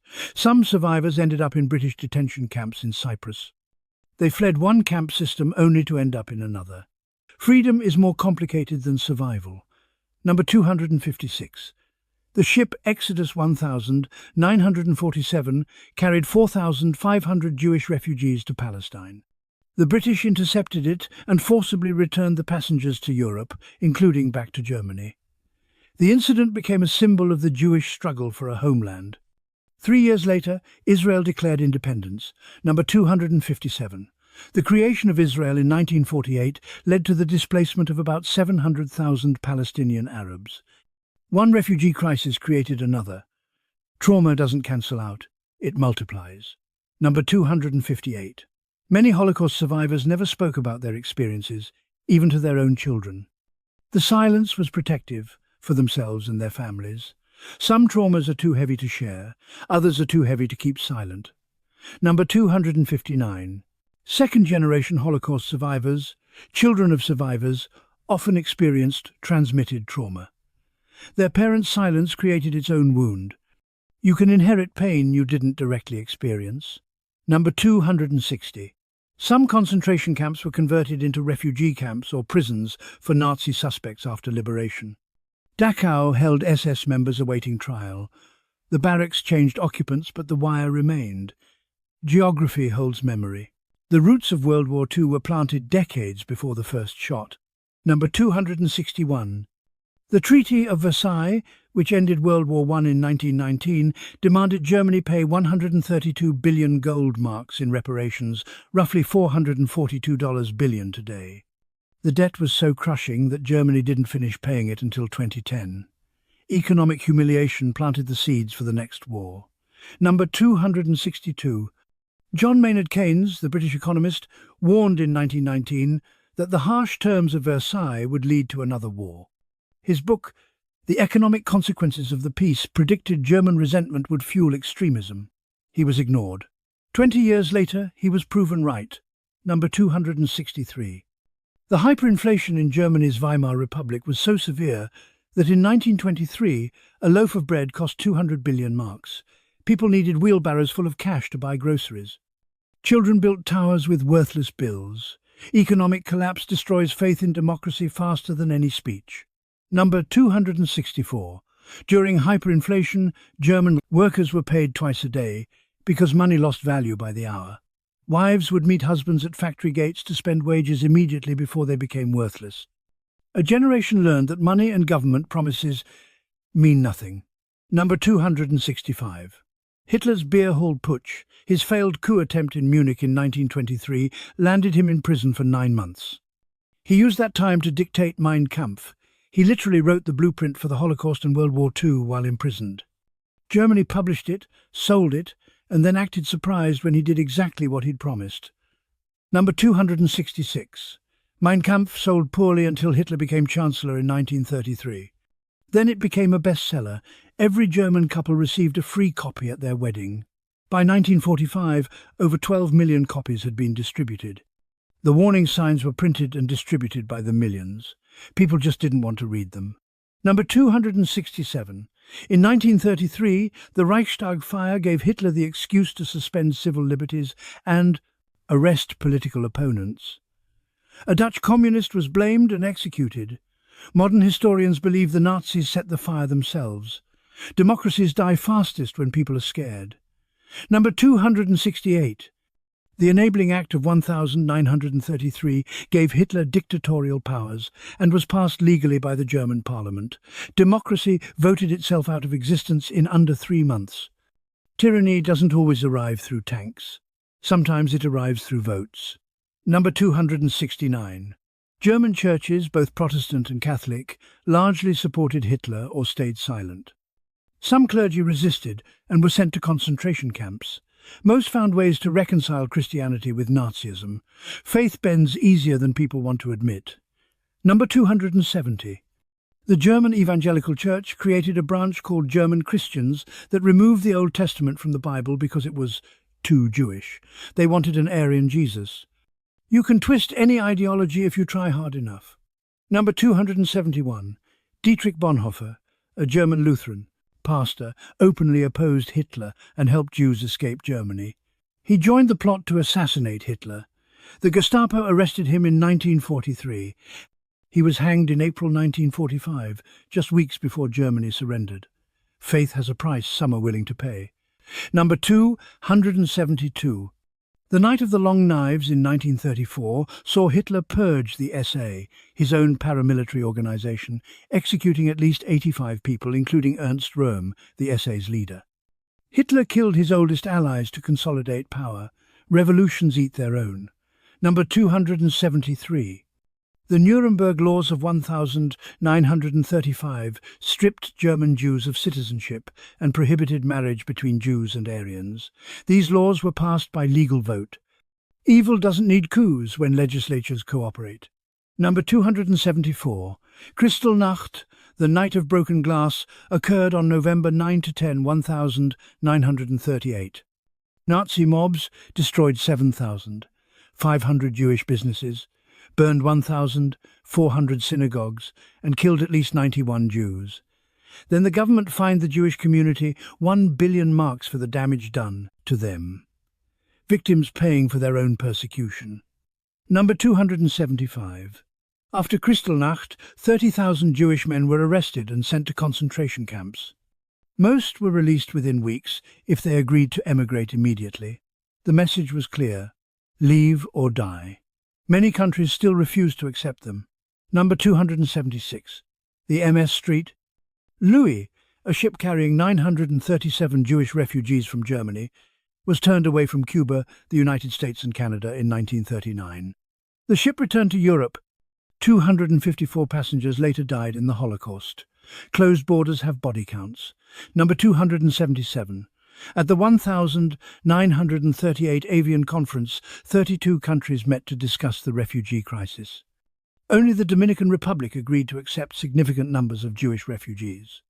The Australian delegate said, "We don't have a racial problem, and we don't want to import one. Diplomacy is where conscience goes to make excuses." Number 278. Anne Frank's family applied for US visas in 1941. The application was never processed. They went into bollards, hiding in 1942. The visas were finally denied in 1943 while they hid in the annex. Bureaucracy kills passively. Number 279. In 1939, over 60% of Americans opposed accepting more European refugees, even children. Fear of foreigners is older than the wars that create refugees. Number 280. The MS Street. Louis passengers who survived did so because Britain, France, Belgium, and the Netherlands agreed to take them at the last minute. When Germany conquered those countries, the refugees were trapped again. Sometimes salvation is temporary. Science and medicine advanced at horrifying speed. Number 281. Nazi doctors conducted experiments on concentration camp prisoners without anesthesia. They froze people to study hypothermia, infected them with diseases to test treatments, and performed surgeries without medical purpose. Josef Mengele sewed twins together to create conjoined twins. Knowledge gained through torture is cursed knowledge. Number 282. After the war, some Allied scientists wanted to use data from Nazi experiments because the information was scientifically valuable. The debate continues. Should we use knowledge gained through torture if it might save lives? There's no good answer. Number 283. The Nuremberg Code, establishing ethics for human experimentation, was created in direct response to Nazi medical crimes. Before that, there were no international standards. Evil created the rules meant to prevent evil. Number 284. Japanese Unit 731 conducted biological warfare experiments that included live vivisections, forced pregnancies to study untreated syphilis, and testing flamethrowers on living prisoners. The United States granted immunity to Unit 731 leaders in exchange for their research data. Science has no nationality, apparently. Neither does moral compromise. Number 285. The bubonic plague bombs developed by Unit 731 were used on Chinese cities. Fleas infected with plague were dropped from aircraft. Estimates suggest 200,000 to 400,000 Chinese civilians died from biological warfare attacks. War crimes get dismissed when the victors want the research. Number 286. Shiro Ishii, the commander of Unit 731, never faced trial. He lived peacefully in Japan until his death in 1959. He gave lectures to US bioweapons researchers. Expertise protects better than ethics. Number 287. The United States recruited over 1,600 German scientists, engineers and technicians through Operation Paperclip after the war. Many had been Nazi Party members. Some had used slave labor. Their past was whitewashed or hidden. Werner von Braun, who built V-2 rockets with slave labor, became a hero of the American space program. Number 288. Von Braun later said, "The rocket worked perfectly except for landing on the wrong planet. He meant London instead of enemies. Jokes don't erase complicity." Number 289. Kurt Blome, a Nazi doctor who conducted plague experiments on concentration camp prisoners, was acquitted at Nuremberg and then hired by the US Army Chemical Corps. Victory gives selective amnesia. Number 290. The Soviets had their own version of Operation Paperclip, forcibly taking German scientists to work in the USSR. Some were kept in special prisons called sharashkas, where they worked on weapons while technically imprisoned. Both sides wanted the brains that built the Reichsweapons. Number 291. Penicillin saved countless lives during World War II, but it was in such short supply that in the Pacific Theatre, medics would recover it from the urine of treated patients and reuse it. Desperation makes everything recyclable. Number 292. Blood plasma was developed as a transportable alternative to whole blood. Dr. Charles Drew created the blood bank system. Ironically, the US military initially segregated blood donations by race, not wanting Negro blood mixed with white soldiers' blood. Drew protested this pseudo-scientific racism. Biology doesn't care about prejudice. Number 293. Plastic surgery advanced enormously due to the war. Dr. Archibald McIndoe pioneered techniques to treat severely burned pilots. His patients were called the Guinea Pig Club because they tested experimental procedures. They accepted disfigurement and experimental surgeries so future burn victims might heal better. Number 294. McIndoe also worked to reintegrate his patients into society, inviting them to local pubs and events so townspeople would get used to seeing disfigured men. Healing isn't just medical, it's social. Number 295. The British developed radar in the 1930 seconds, but told the public that pilots had excellent night vision from eating carrots. The lie was to hide radar technology from Germany. The myth that carrots improve eyesight persists today. Wartime propaganda outlives wars. Number 296. The Germans developed the first cruise missile, V-1, and ballistic missile, V-2. Both were terror weapons with little accuracy. The V2 was more expensive than the Manhattan Project and killed more people in its construction than its attacks. Prestige weapons, waste resources. Number 297. Germany was developing a nuclear bomb, but never got close to completion. Werner Heisenberg led the program. Whether he deliberately sabotaged it or simply failed remains debated. We'll never know if his incompetence was patriotic or genuine. Number 298. The Allies created a secret mission called Operation Alsos to capture German nuclear scientists and materials before the Soviets could. They succeeded. The Cold War's nuclear arms race was determined by who grabbed which scientists first. Number 299. The Battle of the Beams was a secret war fought between British and German scientists over radio navigation systems. Germans used radio beams to guide bombers to targets. The British figured out how to bend the beams, sending bombers off course. Wars are fought in invisible wavelengths too. Number 300. Alan Turing and his team at Bletchley Park built the Bombi, an electromechanical computer designed to crack Enigma codes. It worked. The Allies read German communications throughout the war. Germany never knew. The greatest intelligence victory was the one the enemy never discovered. Art and culture became weapons and witnesses. Number 301. Pablo Picasso remained in Paris during Nazi occupation. A German officer visited his studio and saw a photo of Guernica, Picasso's painting depicting the fascist bombing of a Spanish town.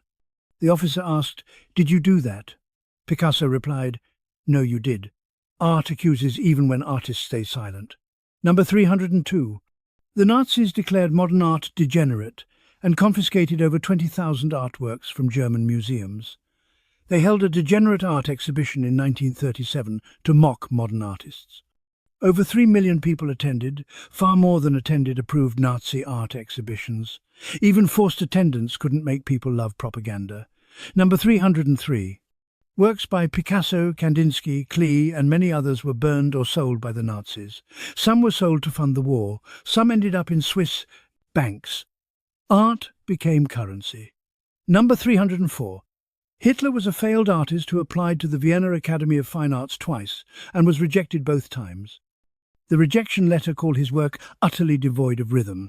One could argue that art school rejection started World War II. History turns on small moments. Number 305. Leni Riefenstahl directed Triumph of the Will, Nazi propaganda disguised as documentary film. It's considered a masterpiece of cinematography and a moral abomination simultaneously. Technical brilliance doesn't excuse subject matter. Number 306. After the war, Riefenstahl claimed she was apolitical and just an artist. She lived until 2003, never fully accepting responsibility. She photographed African tribes in her later years, presenting it as ethnography. Critics saw the same objectifying eye she'd used on Nazi rallies. Artists don't change, subjects do.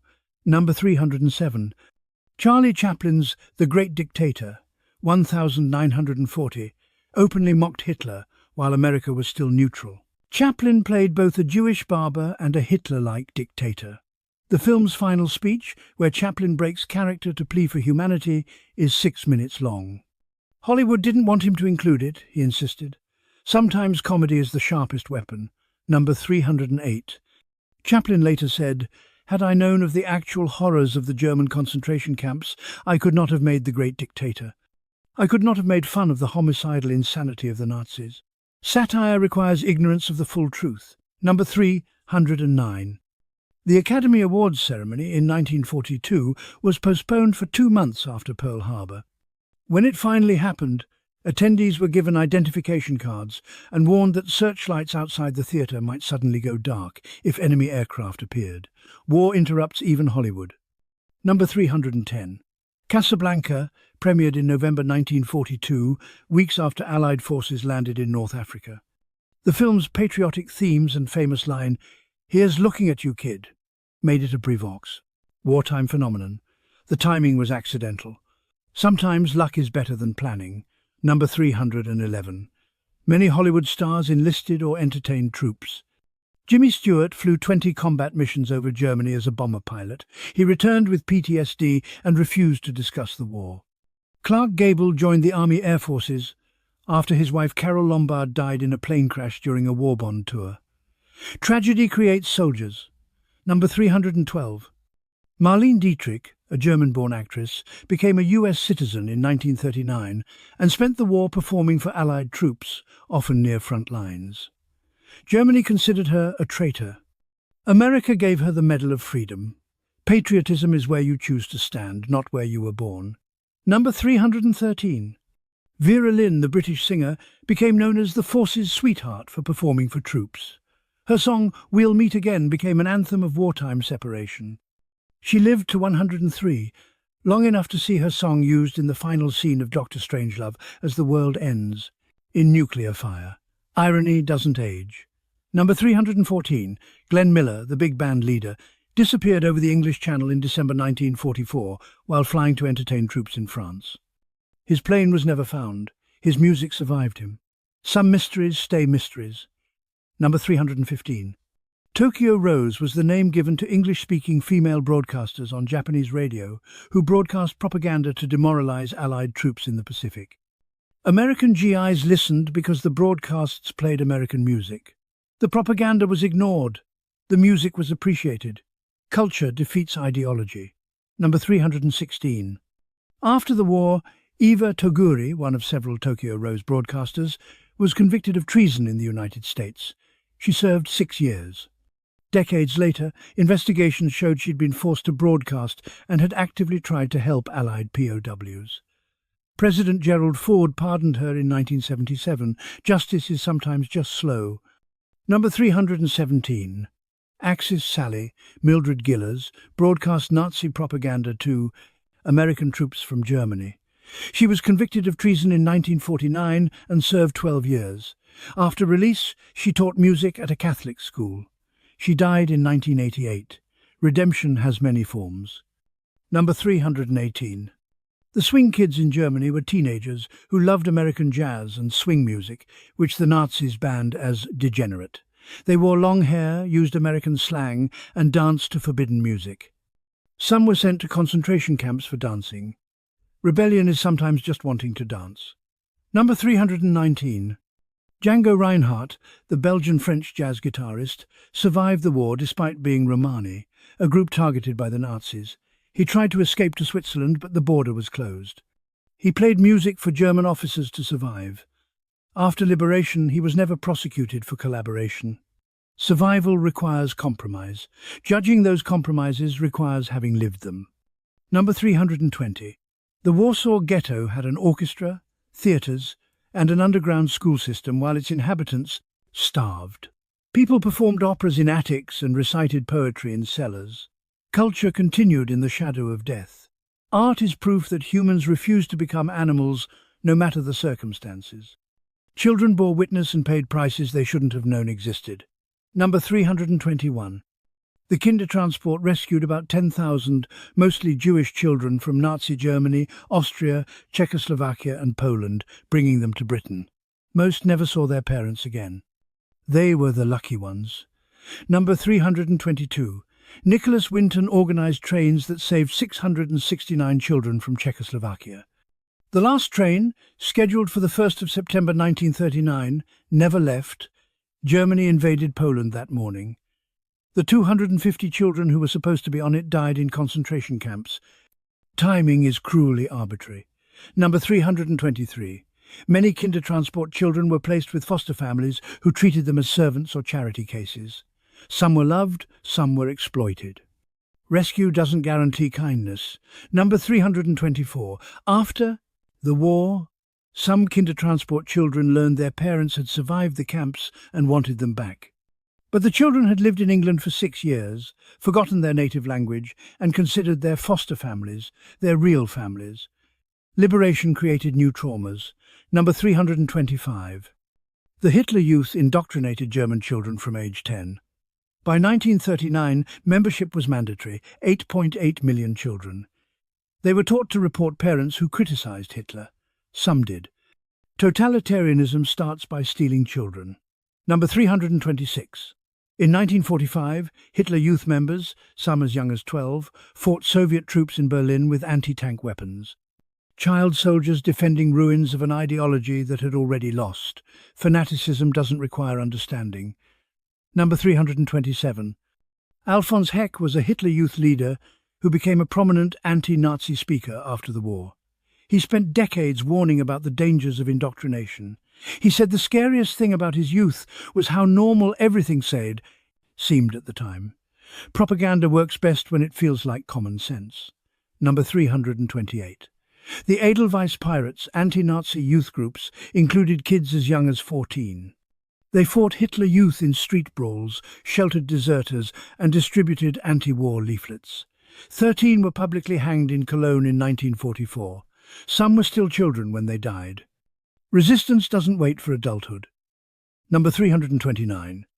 British children were evacuated from cities to the countryside to escape bombing. Some hosts were kind. Others used evacuees as free farm labour. One evacuee recalled being given dog biscuits to eat. Exploitation doesn't pause for emergencies. Number 330. Operation Pied Piper evacuated 3.5 million British children from urban areas. Some stayed away for the entire war, 6 years without seeing parents. When they returned, they didn't recognise their families. War steals childhoods even when children survive. Number 331. In the Soviet Union, children as young as 14 worked in factories producing ammunition and weapons. Shifts were 12 hours. Some collapsed from exhaustion.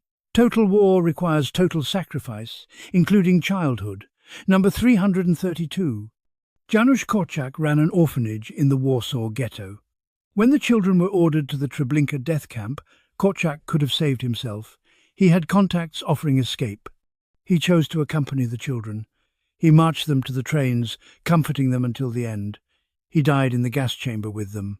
Love doesn't abandon. Number 333. Witnesses describe the children from Korczak's orphanage, marching in neat rows, holding hands, singing songs. Korczak carried the smallest children. The Germans let them walk without harassment. Even they were moved. Then they murdered all of them anyway. Sentimentality and genocide coexist. Number 334. The Lebensborn program, started by the SS, aimed to create racially pure Aryan children. Women were encouraged to have children with SS officers. About 8,000 children were born in Germany through the program. Eugenics dressed as patriotism. Number 335. In occupied countries, the Lebensborn program kidnapped children who looked Aryan, blonde hair, blue eyes, from their families. They were given to German families and raised as Germans. Between 200,000 and 400,000 children were stolen. After the war, most couldn't be reunited with their birth families. They didn't remember their real names. Number 336. Lebensborn children who were reunited with birth families often didn't speak their parents' language anymore. They'd been raised to believe they were German. Identity isn't biological, it's built through experience. You can steal a child without ever touching them. Number 337. After the war, Lebensborn children were often ostracized, treated as Nazi children despite being victims. In Norway, where 12,000 children were born to Norwegian mothers and German soldiers, the children faced lifelong discrimination. Innocent children punished for who their fathers were. Number 338. Annie Frid-Lyngstad of ABBA was a Lebensborn child. Her father was a German soldier stationed in Norway. She and her mother fled to Sweden to escape persecution. Fame doesn't erase that origin story. Number 339. In Japan, school children were mobilized to work in factories as part of the Student Mobilization Ordinance. They built weapons while schools closed. Some were working in factories when the atomic bombs fell. Education stopped, work didn't. Number 340. Sadako Sasaki was 2 years old when the atomic bomb destroyed Hiroshima. She survived, but developed leukemia 10 years later from radiation exposure. While hospitalized, she folded origami cranes. Legend said folding 1,000 cranes would grant a wish. She folded over 1,300. She died anyway at age 12. Hope doesn't guarantee miracles. Economics and industry decided the war as much as bullets. Number 341. In 1940, France produced 3,283 aircraft. Germany produced 10,826. The United States produced 12,804, and America wasn't even in the war yet. Industrial capacity predicts victory better than strategy. Number 342. By 1944, the United States was producing more war material than all Axis powers combined. One American factory could outproduce entire nations. Geography protected American industry while European factories burned. Number 343. Women made up 65% of the US. Aviation industry workforce by 1943. Rosie the Riveter wasn't propaganda, she was reality. Necessity destroys gender barriers faster than social progress. Number 344. American car factories stopped making cars in 1942 and converted entirely to war production. Ford's Willow Run plant produced one B-24 bomber every 63 minutes. Cars could wait. Bombers couldn't. Number 345. Britain's entire gold reserves were secretly shipped to Canada in 1940 to prevent capture if Germany invaded. The operation, codenamed Fish, moved billions in gold across the Atlantic. Nations hide their treasure when they're losing. Number 346. Rationing. In Britain was so severe that even the royal family had ration books. King George VI and Queen Elizabeth supposedly followed the same restrictions as ordinary citizens, though whether they actually did is debatable. Even symbolic equality matters during war. Number 347. The British Dig for Victory campaign turned lawns, parks and golf courses into vegetable gardens. By 1943, over 1.4 million people had allotments growing food. Survival requires breaking class barriers, temporarily at least. Number 348. Nylon stockings disappeared from American stores when nylon production was redirected to making parachutes and ropes. A black market emerged. Women drew lines on their legs with eyebrow pencil to fake the seams. Vanity adapts to scarcity. Number 349. Silk was reserved for parachutes, so women's silk stockings became a luxury item. American paratroopers sometimes gave stockings to French women as gifts, better currency than money. Scarcity creates new economies. Number 350. The Manhattan Project cost $2 billion, equivalent to $30 billion today. It employed over 130,000 people across dozens of secret sites. Most workers had no idea what they were building. Compartmentalization protects secrets by spreading ignorance. Number 351. The city of Oak Ridge, Tennessee, was built from scratch in 1942 to house Manhattan Project workers. At its peak, 75,000 people lived there. It didn't appear on maps. You could live in a city that officially didn't exist. Number 352. Workers at Oak Ridge enriched uranium without knowing what uranium was or what their work would be used for. They operated massive machines, following instructions without understanding the purpose. Alienated labor taken to its extreme. Number 353. When the atomic bomb was dropped on Hiroshima, Oak Ridge workers finally learned what they'd built.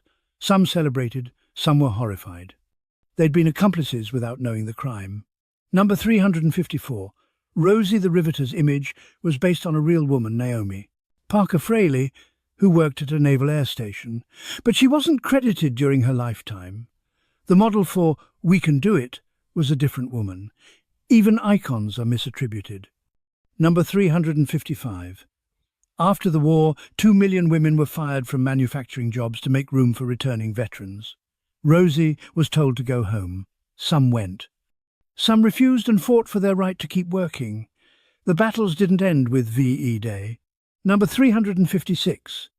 The GI Bill, passed in 1944, provided education and housing benefits to returning veterans. It created the American middle class. But many black veterans were denied benefits through discriminatory implementation. Generosity has racial boundaries. Number 357. The GI Bill paid for 2.2 million veterans to attend college. Universities expanded rapidly to accommodate them. The war created an educated class that transformed American society. Some good comes from evil, accidentally. Number 358. Levittown, the first major suburban development, was built in 1947 to house veterans. William Levitt mass-produced houses using assembly line techniques learned from wartime manufacturing. Suburbs are a side effect of learning to build bombers efficiently. Number 359. Levittown's deeds contained clauses prohibiting sale to African Americans. The American dream was built white. Legal segregation in paradise. Number 360. The baby boom began immediately after the war. Soldiers came home. Families formed. Between 1946 and 1964, 76 million babies were born in the United States. Wars end. Life explodes. Demographics shift faster than policy. Number 361. The baby boom generation was shaped by parents who rarely discussed the war. Veterans came home and stayed silent about what they'd seen. Children grew up not knowing why their fathers had nightmares or why certain sounds made them freeze. Number 362. Some Japanese soldiers refused to believe the war had ended and continued fighting for years. Hiroo Onoda fought in the Philippines until 1974, 29 years after surrender. He only laid down his weapon when his former commanding officer flew to the jungle and formally relieved him of duty. Number 363. When Onoda finally emerged, he was still wearing his tattered uniform and carrying a functioning rifle. The world had moved on without him. He returned to a Japan he didn't recognize, skyscrapers where there had been rubble, prosperity where there had been ash. Number 364. Teruo Nakamura, a Taiwanese soldier serving in the Japanese army, was discovered on an Indonesian island in 1974, the last verified holdout. He had been alone for years. When told the war was over, he cried. Number 365. The Soviet Union didn't officially declare war on Japan until the 8th of August 1945, 2 days after Hiroshima, 1 day before Nagasaki. Stalin waited until Japan was collapsing to claim his share of the victory. Number 366. In 1 week, the Soviet Union destroyed Japan's Kwantung Army in Manchuria. Over 600,000 Japanese soldiers killed, wounded, or captured. The campaign is barely remembered in the West. History focuses on the atomic bombs, but conventional war was killing just as quickly. Number 367. Soviet forces invaded the Kuril Islands after Japan had already surrendered. They captured territory that Russia holds to this day. Japan still disputes ownership. The war officially never ended between them. No peace treaty was ever signed. Number 368. Over 600,000 Japanese prisoners were taken to Soviet labor camps after the war. They worked in Siberia building infrastructure. About 60,000 died from cold, starvation and overwork before being released years later. Number 369. Japan's surrender was recorded on poor quality tape. The emperor's voice was nearly inaudible under static. Many Japanese citizens couldn't understand him. He spoke in formal classical Japanese, rarely heard by common people. Number 370. Some Japanese officers attempted a coup on August 14 to 15, 1945, to prevent the surrender broadcast.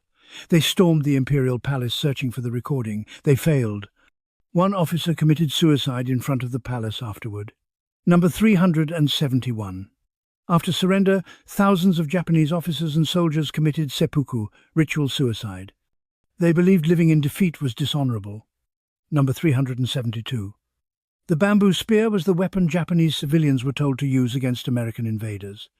Housewives practiced stabbing with bamboo against straw dummies. The government armed civilians with sharpened sticks because surrender was considered unthinkable.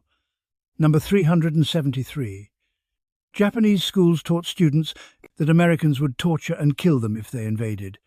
Children practiced mass suicide drills. Teachers told students it was better to die than be captured. Number 374. After the atomic bombs, Japanese military leaders argued about whether to surrender. Some wanted to continue fighting. It took the emperor's direct intervention to end the debate. Even with 2 cities vaporized, some commanders wanted to keep fighting. Number 375. The bombing of Hiroshima occurred at 8:15 a.m. on a Monday morning during rush hour. People were walking to work, children were walking to school. The bomb killed people going about their ordinary Monday. Number 376. Shadows were burned into walls and pavement in Hiroshima, silhouettes of people vaporized by the flash. A man sitting on bank steps, someone climbing a ladder. The shadows remain today. The people became vapor in an instant. Number 377. Hiroshima's Genbaku Dome, the only building left standing near the bomb's hypocenter, was preserved as a memorial. For decades, survivors debated whether to tear it down or keep it. They kept it. Number 378. Some Hiroshima survivors, called hibakusha, faced discrimination in Japan. Potential employers and marriage partners avoided them, fearing radiation contamination or genetic damage. The victims of the bomb were treated as if they were contagious. Number 379. Tsutomu Yamaguchi was in Hiroshima on a business trip when the bomb fell. He was badly burned but survived. He returned home to Nagasaki. 3 days later, the second bomb fell. He survived again. He lived to age 93. Number 380. Yamaguchi was at work when the Nagasaki bomb fell. His boss didn't believe his story about Hiroshima, said one bomb couldn't destroy an entire city. Then the windows exploded inward. Espionage decided as much as armies. Number 381. The Soviet spy ring in Los Alamos included at least 4 people working on the Manhattan Project. Klaus Fuchs, Theodore Hall, David Greenglass, and others passed secrets to the USSR. The atomic bomb was never really an American monopoly. It was being shared in real time through espionage. Number 382. Klaus Fuchs had a photographic memory. He memorized classified documents and reproduced them for his Soviet handler from memory. He passed information so detailed that Soviet scientists said it saved them years of research. Number 383. Julius and Ethel Rosenberg were executed in 1953 for passing atomic secrets to the Soviets. Julius was guilty. Ethel probably knew but wasn't directly involved. Soviet intelligence files released after the Cold War confirm she was executed largely for her husband's crimes. Number 384. The Rosenbergs' 2 young sons were orphaned by the executions. They were adopted and raised under assumed names. They didn't learn their parents' real fate until they were older.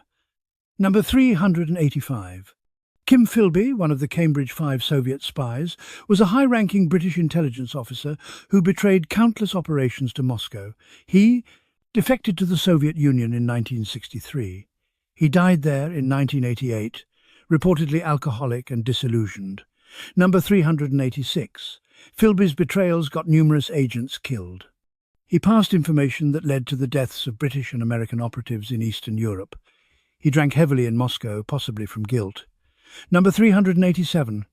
The Venona project, American code-breaking of Soviet intelligence cables, wasn't declassified until 1995. For 50 years, the extent of Soviet espionage was kept secret. Venona proved there had been significant Soviet infiltration of American institutions, though the scope was debated for decades. Number 388.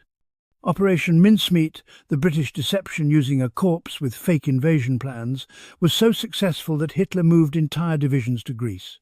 The body belonged to Glindra Michael, a homeless man who had died from eating rat poison. In death, he helped win the war. No one told his family for 50 years. Number 389. The fake identity given to the corpse was Major William Martin. The British created fake documents, fake love letters, fake ticket stubs, an entire fictional life. Germany believed every word of it. Number 390. Juan Pujol Garcia, the double agent codenamed Garbo, invented 27 fictional subagents and reported their intelligence to Germany. The Germans paid him for information from people who didn't exist. He made up travel schedules, personality quirks, and family problems for imaginary spies. Number 391. Garbo convinced the Germans that D-Day was a diversion by sending a message warning of the real invasion at Calais. He sent it too late to affect Normandy, but early enough to maintain his credibility. The Germans believed him and kept divisions at Calais for weeks. Number 392. After the war, Garbo faked his own death to escape both sides. He moved to Venezuela and ran a bookstore. He lived quietly until a British spy hunter tracked him down in 1984. He gave one interview, then asked to be left alone. Number 393. Eddie Chapman, codenamed Agent Zigzag, was a British criminal recruited by Germany as a spy. British intelligence captured him and turned him into a double agent. He pretended to sabotage a British factory by staging a fake explosion. The Germans paid him for successful sabotage that never happened. Number 394. Chapman's handler wrote that Chapman was charming, unpredictable, and completely amoral. After the war, Chapman returned to crime. He was convicted of assault in 1974. Number 395. Virginia Hall, the American spy with a prosthetic leg, once radioed London. "Cuthbert is being tiresome, but I can cope." London replied, "If Cuthbert is giving you trouble, have him eliminated." They thought Cuthbert was a person. It was her wooden leg. Number 396. Hall once escaped German capture by hiking over the Pyrenees Mountains in winter on a wooden leg. The journey took her 3 days. She arrived with severe frostbite. The Gestapo never caught her. Number 397, the OSS, precursor to the CIA, recruited safecrackers, forgers and con artists. One agent's specialty was picking locks. Another could forge any document. The US government temporarily employed criminals to fight Nazis. Number 398, William Stevenson, codenamed Intrepid, ran British intelligence operations in America before Pearl Harbor. He helped convince the US to support Britain, leaked information to sympathetic journalists, and possibly sabotaged isolationist campaigns. Number 399. The Abwehr, German military intelligence, was so penetrated by anti-Nazi officers that it often functioned against its own government. Admiral Wilhelm Canaris, its head, was probably working against Hitler. He was executed for treason in April 1945. Number 400. Canaris was hanged with piano wire at Flossenburg concentration camp. The execution was deliberately slow. Hitler ordered the executions of conspirators to be filmed. Canaris died naked, strangled slowly while cameras rolled. The Pacific War was fought in jungles, on atolls, and through starvation. Number 401. More Marines died from disease than enemy fire during the first 6 months of the Guadalcanal campaign. Malaria, dengue fever, dysentery, the jungle killed almost as effectively as Japanese bullets. Number 402. At Guadalcanal, Japanese supply convoys could only reach the island at night to avoid American aircraft. Troops called them the Tokyo Express or Rat Run. Supplies were dropped overboard in sealed drums that floated ashore. Number 403. Japanese soldiers on Guadalcanal starved so severely that the island was nicknamed Starvation Island. Thousands died from malnutrition rather than combat. They ate tree bark, roots and leather. Some resorted to cannibalism. Number 404. American troops recovered diaries from dead Japanese soldiers. One described eating grass and dreaming of rice. Another wrote about watching friends die of starvation. They weren't warriors in their final days. They were starving teenagers far from home. Number 405. The Battle of Midway was won partly through luck. American dive bombers arrived at the perfect moment, catching Japanese carriers with their decks full of armed aircraft being refueled. 5 minutes later or earlier, the outcome might have been completely different. Number 406. Japanese carrier crews couldn't decide whether to arm planes for attacking ships or land targets. They kept switching ordnance, taking bombs off, putting torpedoes on, then reversing. When the American attack came, the flight decks were covered with aviation fuel, bombs and torpedoes. The carriers exploded. Number 407. The USS Yorktown fought at Midway despite being heavily damaged at the Battle of Coral Sea a month earlier. Repairs that should have taken months were completed in 72 hours at Pearl Harbor. The carrier was hit multiple times at Midway and sank 2 days later. Number 408. American submarines in the Pacific initially had defective torpedoes. The Mark 14 torpedo ran too deep, had a faulty detonator. For 2 years, submarines fired torpedoes that bounced off enemy hulls without exploding. The Navy refused to believe the problem existed until late 1943. Number 409. Once torpedoes were fixed, American submarines devastated Japanese shipping. By 1945, Japan had lost over 8 million tons of merchant shipping. The island nation was being starved of resources. Number 410. Japanese merchant sailors had a 43% casualty rate, higher than Japanese infantry. They died in torpedoed ships, often loaded with soldiers being transported. The ocean became a mass grave. Number 411. The USS Tang sank 33 Japanese ships, more than any other American submarine. On its 5th patrol, it fired a torpedo that malfunctioned, circled back, and sank the Tang. Only 9 of 87 crew members survived. Number 412.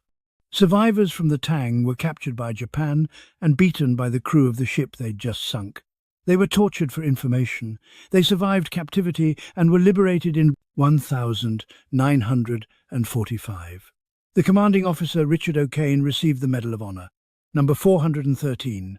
Tarawa's reef was uncharted. Landing craft got stuck 500 yards from shore. Marines had to wade through chest-deep water while machine guns cut them down.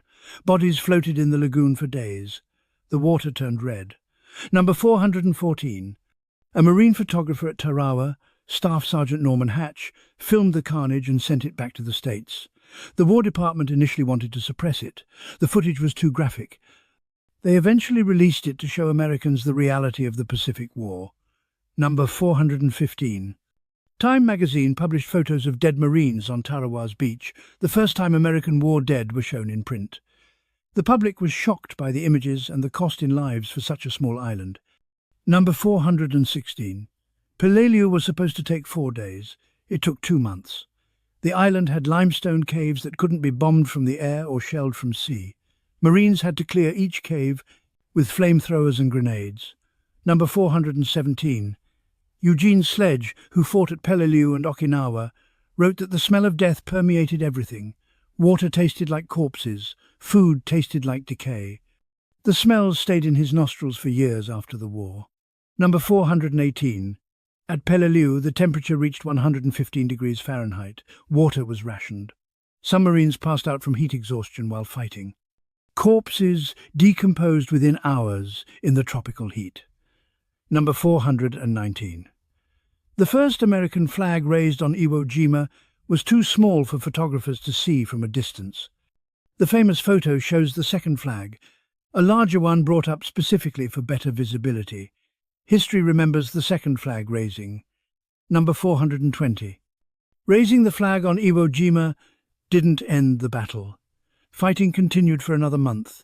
Thousands more died after the photo was taken. Number 421. Ira Hayes, the Pima Marine who raised the flag, struggled with alcoholism after returning home. He was paraded around America, selling war bonds. He said, "How could I feel like a hero when only 5 men in my platoon of 45 survived?" Number 422. Hayes was arrested 2 times for public intoxication. He died at 32, frozen to death in a field after a night of drinking. He survived Iwo Jima, but couldn't survive the peace. Number 423.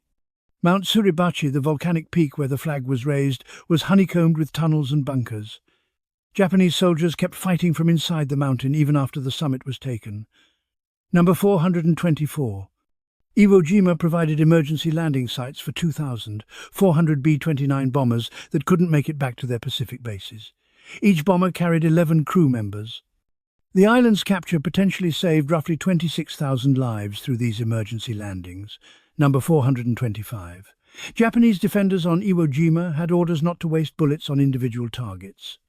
They were to wait until Marines were grouped together, then fire for maximum effect. Number 426. General Tadamichi Kuribayashi, Japanese commander at Iwo Jima, knew the island was doomed. He wrote letters to his family saying he didn't expect to survive.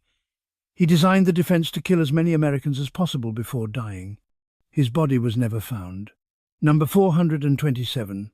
Kuribayashi forbade banzai charges. He considered suicide attacks wasteful.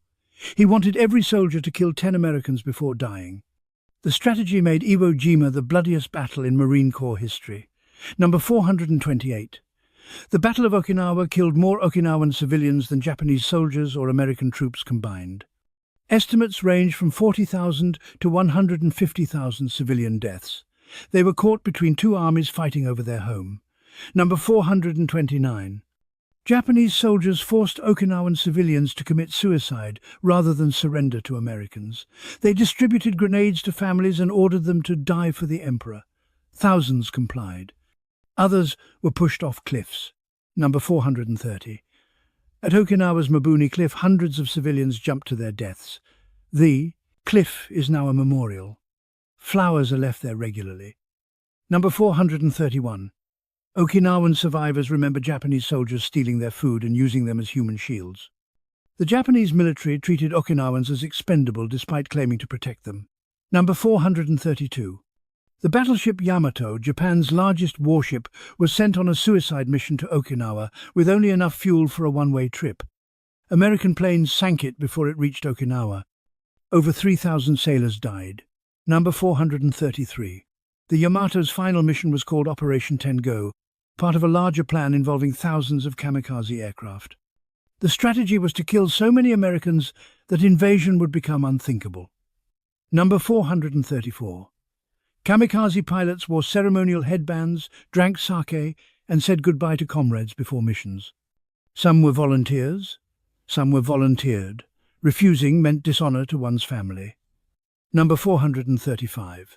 Takejiro Onishi, the admiral who proposed the kamikaze tactic, committed suicide by seppuku after Japan surrendered. He deliberately didn't cut deep enough for quick death and suffered for hours. His suicide note apologized to the young men he'd sent to die. Number 436. Kamikaze attacks sank 34 ships and damaged hundreds more, but 3,800 pilots died to achieve these results. The exchange rate was devastating for Japan. Number 437. American sailors developed psychological trauma from kamikaze attacks. Unlike bombs or torpedoes, kamikazes were personal, a man deliberately flying into your ship. The weapon had a face. Number 438. Anti-aircraft gunners sometimes shot down kamikaze so close to ships that the disintegrating planes still crashed into the vessels. Stopping the attack didn't always prevent the explosion. Number 439. Some American ships stationed crew with axes to chop away parts of kamikaze planes and pilot remains that got stuck in ship structures. The debris had to be removed before repairs could begin. Number 440. The Divine Wind, kamikaze, was named after typhoons that destroyed Mongol invasion fleets in the 13th century.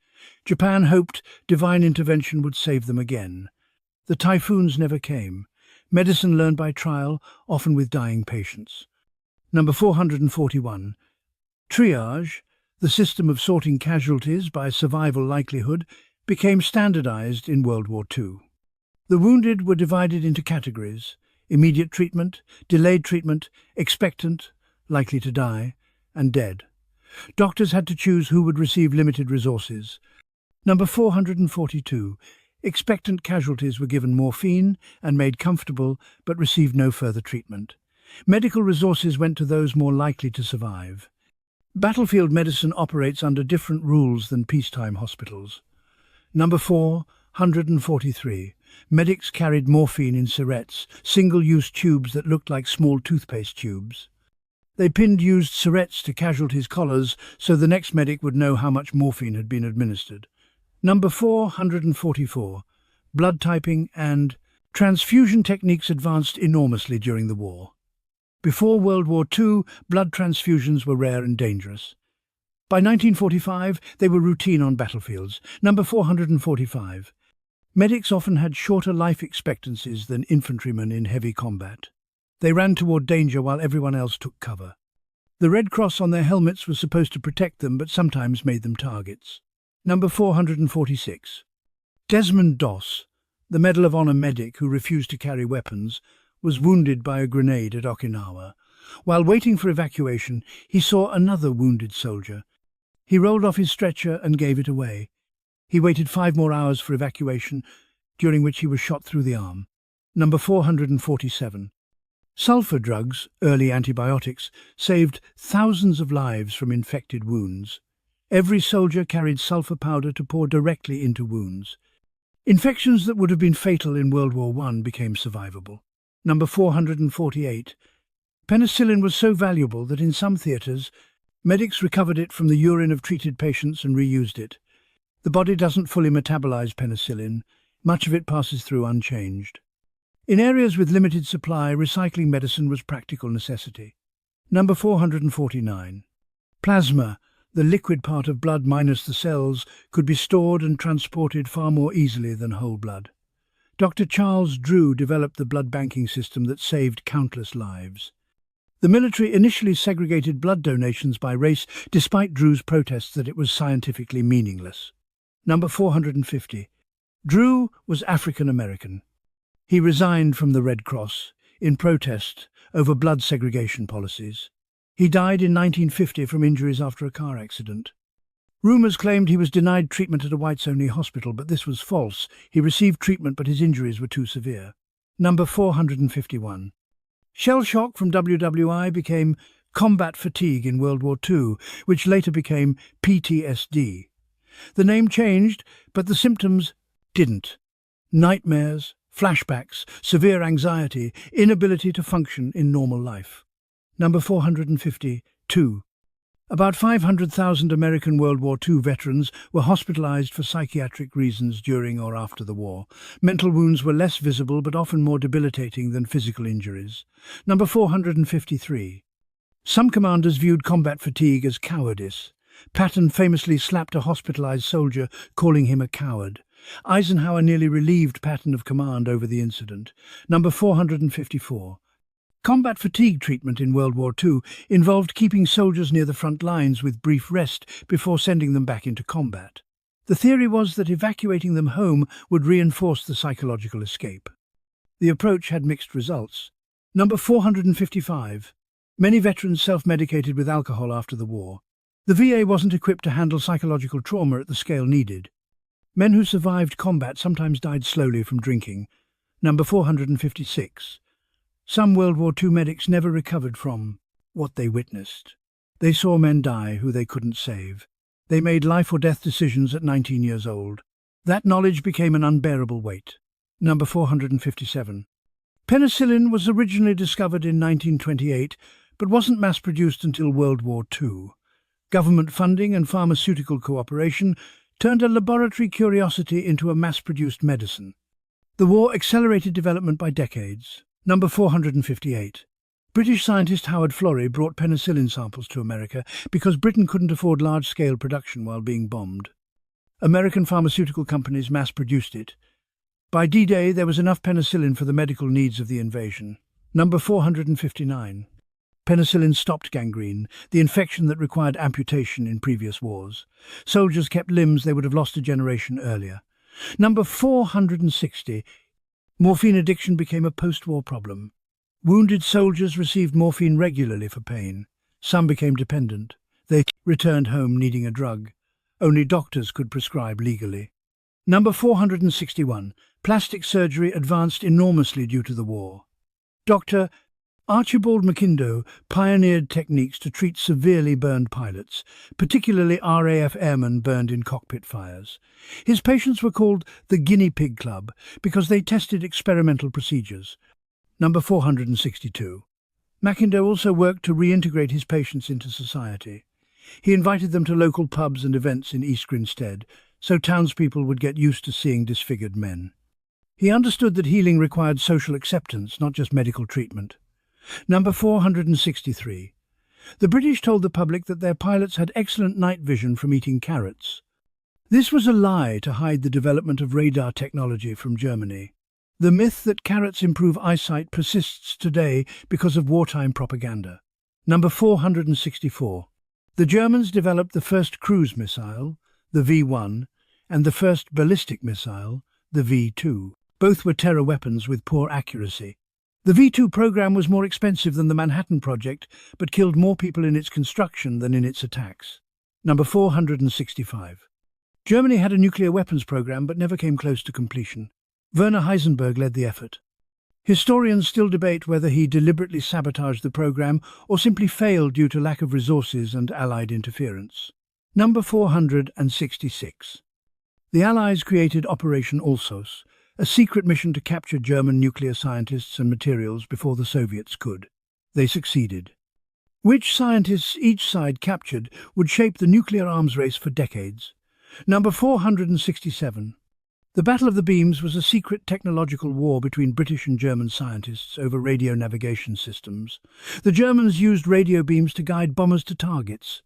The British figured out how to bend the beams electronically, sending German bombers off course.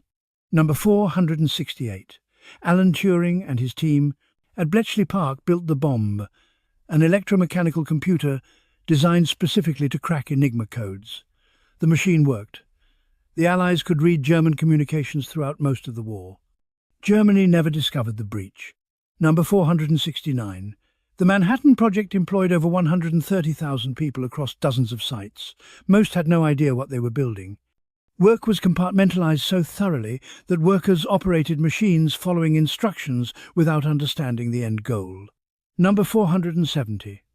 The city of Oak Ridge, Tennessee, was built from scratch in 1942 to house Manhattan Project workers. At its peak, 75,000 people lived there. It didn't appear on maps. You could live in a city that officially didn't exist. Art and culture became weapons and witnesses. Number 471. Pablo Picasso remained in Paris during Nazi occupation.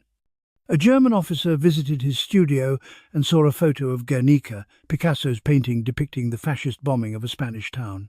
The officer asked, "Did you do that?" Picasso replied, "No, you did." Number 472. The Nazis declared modern art degenerate and confiscated over 20,000 artworks from German museums. They held a degenerate art exhibition in 1937 to mock modern artists. Over 3 million people attended, far more than attended approved Nazi art exhibitions. Number 473. Works by Picasso, Kandinsky, Klee and many others were burned or sold by the Nazis. Some were sold internationally to fund the war effort. Art became currency. Number 474. Hitler was a failed artist who applied to the Vienna Academy of Fine Arts twice and was rejected both times. The rejection letter called his work utterly devoid of rhythm. He never forgave the art world for that rejection. Number 475. Leni Riefenstahl directed Triumph of the Will, a film about a Nazi rally that's considered both a masterpiece of cinematography and a piece of propaganda. The film's technical brilliance makes it more dangerous, not less. Number 476. After the war, Riefenstahl claimed she was apolitical and just an artist. She lived until 2003, never fully accepting responsibility for her role in Nazi propaganda. She spent her later years photographing African tribes, which critics saw as continuing her pattern of objectifying subjects. Number 477. Charlie Chaplin's The Great Dictator, 1940, openly mocked Hitler while America was still neutral. Chaplin played both a Jewish barber and a Hitler-like dictator. The film's final speech, where Chaplin breaks character to plead for humanity, is 6 minutes long. Number 478. Chaplin later said, "Had I known of the actual horrors of the German concentration camps, I could not have made The Great Dictator. I could not have made fun of the homicidal insanity of the Nazis." He made the film before the full extent of the Holocaust was known. Number 479. The 1942 Academy Awards ceremony was postponed for 2 months after Pearl Harbor. When it finally happened, attendees were given identification cards and warned that the searchlights outside might suddenly go dark if enemy aircraft appeared. Number 480. Casablanca premiered in November 1942, weeks after Allied forces landed in North Africa. The film's patriotic themes and romance made it an immediate hit. The timing was accidentally perfect for American morale. Number 480. Casablanca premiered in November 1942, weeks after Allied forces landed in North Africa. The film's patriotic themes and romance made it an immediate hit. The timing was accidentally perfect for American morale. Number 481. Many Hollywood stars enlisted or entertained troops during the war. Jimmy Stewart flew 20 combat missions over Germany as a bomber pilot. He returned with PTSD and refused to discuss the war publicly for decades. Number 482. Clark Gable joined the Army Air Forces after his wife Carol Lombard died in a plane crash during a war bond tour in 1942. He flew 5 combat missions as a gunner and observer. Adolf Hitler reportedly offered a reward to anyone who could capture Gable alive. Number 483. Marlene Dietrich, a German-born actress, became a U.S. citizen in 1939 and spent the war performing for Allied troops, often near front lines. Germany declared her a traitor. America awarded her the Medal of Freedom. Number 484. Vera Lynn, the British singer known as the Force's Sweetheart, performed for troops throughout the war.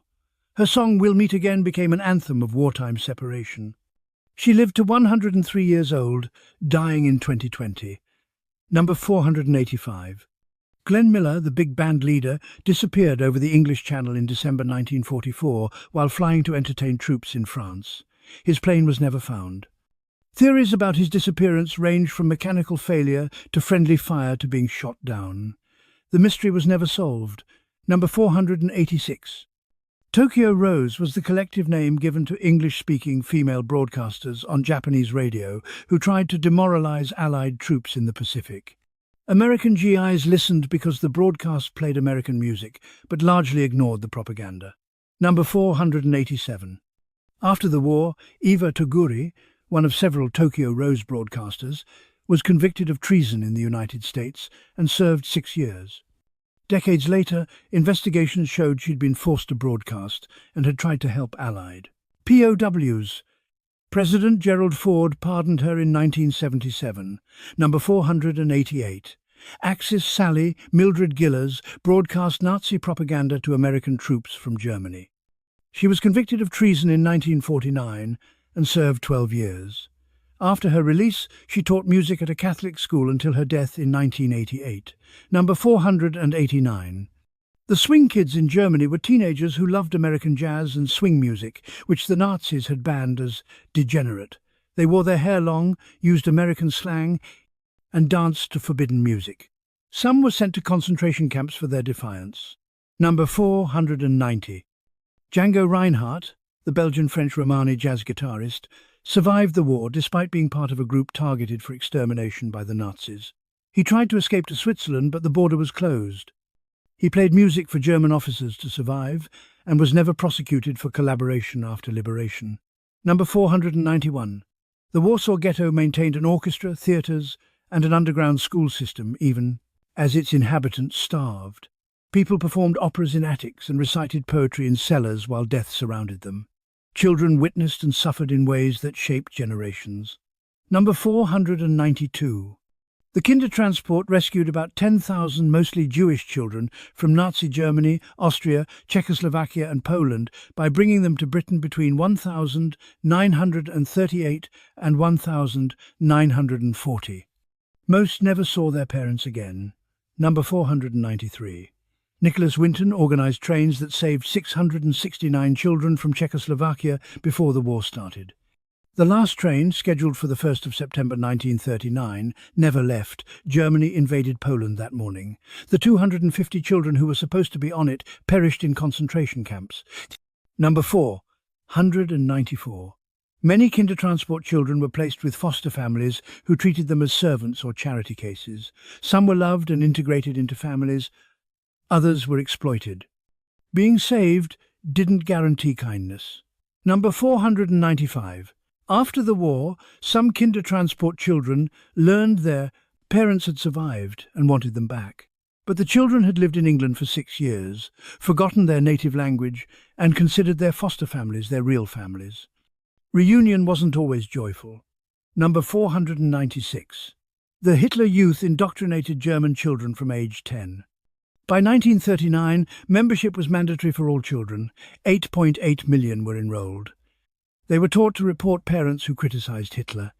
Some children turned in their own families. Number 497. In 1945, Hitler Youth members, some as young as 12, fought Soviet troops in Berlin with anti-tank weapons. They were child soldiers defending the ruins of an ideology that had already lost. Number 498. Alfons Heck was a Hitler Youth leader who later became a prominent anti-Nazi speaker. He spent decades warning about the dangers of indoctrination, saying the scariest thing about his youth was how normal everything seemed at the time. Number 499. British children were evacuated from cities to the countryside to escape bombing under Operation Pied Piper. Some hosts were kind. Others used evacuees as free farm labour. One evacuee recalled being given dog biscuits to eat while the family ate regular meals. Number 500. Operation Pied Piper evacuated 3.5 million British children from urban areas. Some stayed away for the entire war, 6 years without seeing their parents. When they returned, many didn't recognise their families. Parents and children had become strangers. Number 501. In the Soviet Union, children as young as 14 worked in factories producing ammunition and weapons.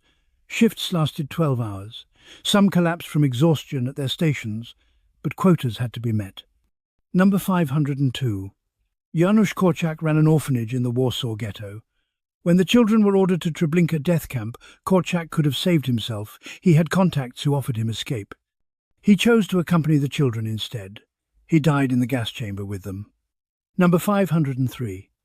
Witnesses describe the dodo, children from Korczak's orphanage marching in neat rows, holding hands, singing songs as they walked to the trains. Korczak carried the smallest children. Even the German soldiers let them walk without harassment.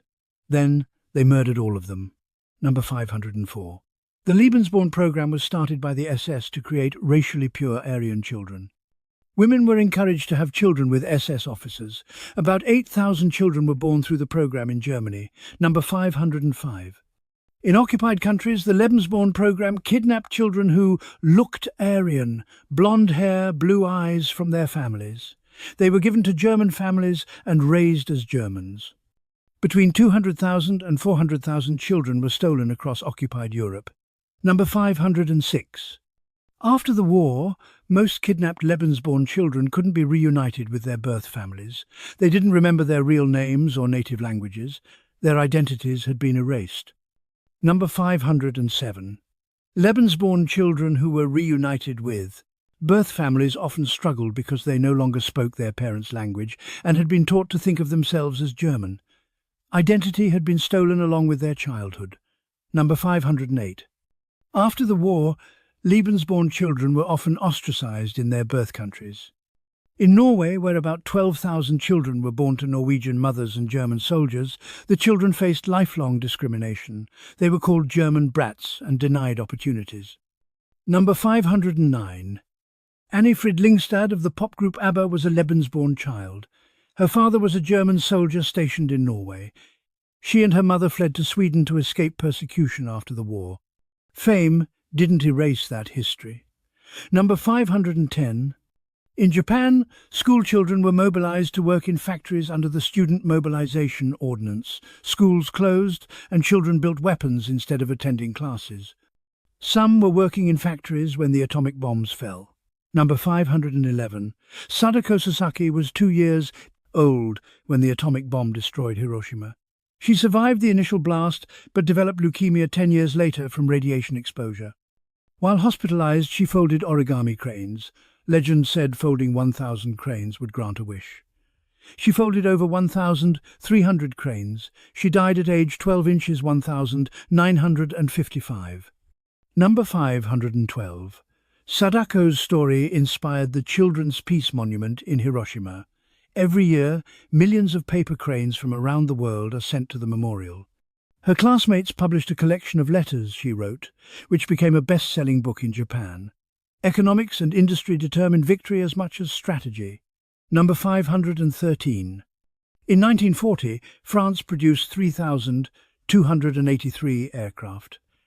Germany produced 10,826.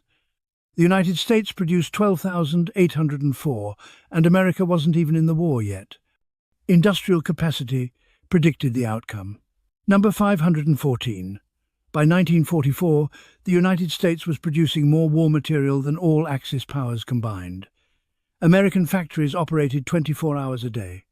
Geography protected American industry while European and Asian factories were bombed. Number 515. Women made up 65% of the U.S. aviation industry workforce by 1943. Rosie the Riveter wasn't just propaganda. She represented millions of real women building the weapons that won the war. Number 516. American car factories stopped making civilian automobiles entirely in 1942 and converted to war production.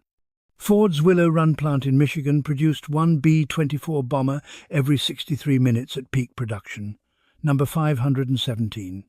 Britain's entire gold reserves were secretly shipped to Canada in 1940 to prevent capture if Germany invaded. The operation, codenamed Fish, moved billions in gold across the Atlantic in warships. Nations prepare for worst-case scenarios. Number 518. Rationing in Britain was so severe that even the royal family had ration books. King George VI and Queen Elizabeth supposedly followed the same restrictions as ordinary citizens, though whether they actually did is debated by historians. Number 519. The British Dig for Victory campaign turned lawns, parks, and even golf courses into vegetable gardens. By 1943, over 1.4 million people had allotments where they grew food to supplement ration supplies. Number 520. Nylon stockings disappeared from American stores when nylon production was redirected to making parachutes and ropes. A black market emerged for stockings.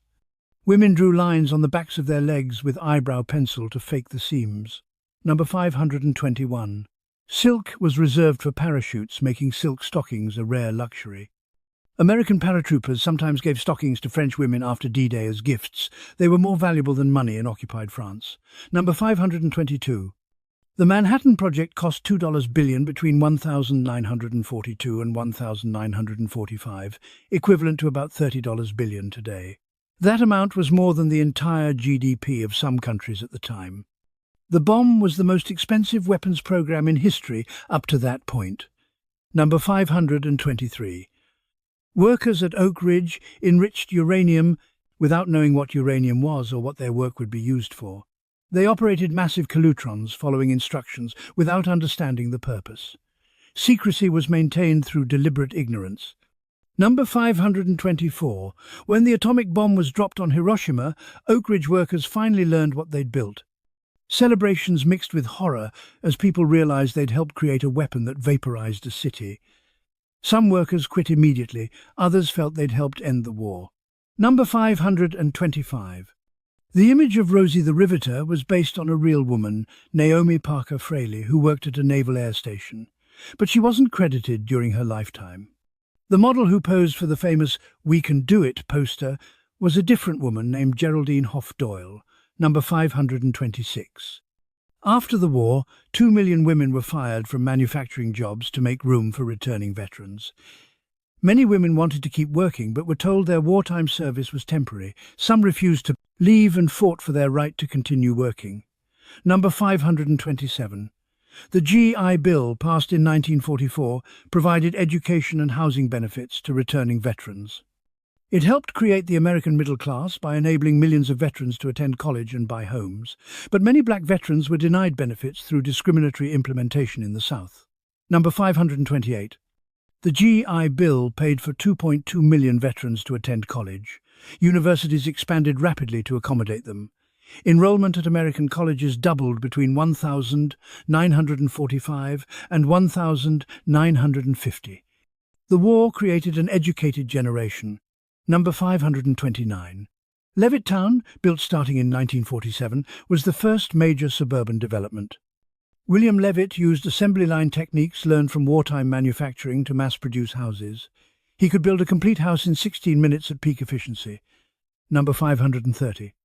Levittown's original deeds contained clauses prohibiting sale to African Americans. The contracts explicitly stated properties could not be used or occupied by any person other than members of the Caucasian race. The American dream was built with racial boundaries. Number 531. The baby boom began immediately after the war ended. Soldiers came home, families formed, marriages increased. Between 1946 and 1964, 76 million babies were born in the United States. The war's end triggered the largest demographic shift in American history. Number 532. Japan's economy was devastated by the war. By 1945, industrial production had fallen to 10% of pre-war levels. Major cities were rubble. The country faced mass starvation. Within 30 years, Japan would become the world's second-largest economy. Recovery can be faster than destruction. Number 533. The Marshall Plan provided over $13 billion, equivalent to $160 billion today, to help rebuild Western European economies after the war. It's considered one of the most successful foreign aid programs in history. America spent money to prevent the spread of communism. Number 534. The Soviet Union received no Marshall Plan aid and instead extracted resources from Eastern Europe. They dismantled entire factories in Germany and shipped them to the USSR. Eastern Europe recovered more slowly than the West. Number 535. Germany was divided into 4 occupation zones controlled by the United States, Britain, France, and the Soviet Union. This temporary arrangement became permanent. Germany wouldn't reunify until 1990, 45 years later. Number 536. Berlin was also divided into 4 sectors, despite being deep inside the Soviet zone. This created an island of Western control inside Soviet territory. The division would lead to the Berlin airlift in 1948 and the Berlin Wall in 1961. Number 537. The Nuremberg trials began in November 1945, prosecuting 24 top Nazi officials for crimes against humanity, war crimes, and crimes against peace. These were new legal concepts, created specifically for the trials. The law was written after the crimes were committed. Number 538. 12. Defendants at Nuremberg were sentenced to death, 3 to life imprisonment, 4 to lesser prison terms, and 3 were acquitted. Hermann Goering committed suicide hours before his scheduled execution by swallowing cyanide he'd hidden for months. Number 539. The trials established that following orders is not a defense for committing atrocities. Individuals can be held responsible for their actions even when ordered by superiors. This principle became fundamental to international law. Number 540. Many Nazi war criminals escaped justice through rat lines, secret networks that smuggled fugitives to South America, the Middle East and other locations. Some rat lines were run by sympathetic clergy who believed in offering sanctuary. Thousands escaped. Resistance movements fought in shadows across occupied territories. Number 541. The French resistance included over 400,000 active members by 1944. They sabotaged railways, assassinated German officials, gathered intelligence, and helped downed Allied pilots escape. Many were captured and executed. Number 542. The French resistance cut railway lines in over 500 locations on D-Day, preventing German reinforcements from reaching Normandy quickly. Their sabotage was coordinated with the invasion. Invisible armies matter. Number 543. The Maquis, rural French resistance fighters, conducted guerrilla warfare in the countryside. They lived in forests and mountains, raiding German supplies and ambushing patrols. After liberation, some Maquis groups continued as criminal gangs. Not all resistance fighters returned to normal life. Number 544. Women in the French resistance served as couriers, spies, saboteurs and fighters. Lucie Aubrac helped organize her husband's escape from a Nazi prison twice. Germaine Tillion smuggled weapons and intelligence while working as a nurse. Many were tortured and executed when caught. Number 545. The Polish Home Army was the largest resistance movement in occupied Europe, numbering about 400,000 at its peak. They maintained an underground state with courts, schools and newspapers. They fought both German and Soviet occupation. Number 546. The Polish resistance smuggled microfilm containing evidence of Nazi atrocities out of occupied Poland and delivered it to the Allies. Western governments received detailed reports about concentration camps as early as 1942, but did little with the information. Number 547. The Greek resistance included multiple factions that fought the Germans, but also fought each other. Communist and royalist resistance groups clashed even while resisting occupation. After liberation, Greece descended into civil war that lasted until 1949. Number 548. In Yugoslavia, Josip Broz Tito led partisan fighters in one of the most effective resistance campaigns of the war. His forces tied down entire German divisions. Unlike other resistance movements, Tito's partisans liberated Yugoslavia largely without outside help. Number 549. The Yugoslav partisans suffered enormous casualties. Estimates suggest 300,000 to 500,000 partisans died. But they killed or captured over 300,000 Axis troops. The cost was horrific, but the resistance succeeded. Number 550. The Norwegian resistance sabotaged the Vemork heavy water plant, preventing Germany from acquiring materials for nuclear weapons research. The raid, carried out by Norwegian commandos trained in Britain, set back German atomic research by years. Number 551. The Danish resistance initially practiced passive resistance and sabotage. As the war progressed, they became more violent. By 1944, they were assassinating Danish collaborators and German soldiers regularly. Occupation radicalizes resistance over time. Number 552. The Dutch resistance hid Allied pilots, Jewish families, and resistance fighters. They also forged documents, sabotaged infrastructure, and gathered intelligence. Over 2,000 Dutch resistance members were executed during the occupation. Number 553. The Belgian resistance included the Comet Line, which smuggled over 775 Allied airmen from occupied Europe to neutral Spain. The network stretched from Belgium through France and over the Pyrenees Mountains. Many guides were women in their 20s. Number 554. In Italy, partisan fighters numbered over 250,000 by 1945. They fought German forces in the north after Italy's government switched sides in 1943. Italian partisans executed Mussolini and displayed his body publicly in Milan. Number 555.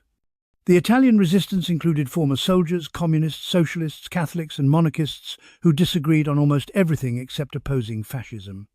After the war, these divisions shaped Italian politics for decades. Number 556.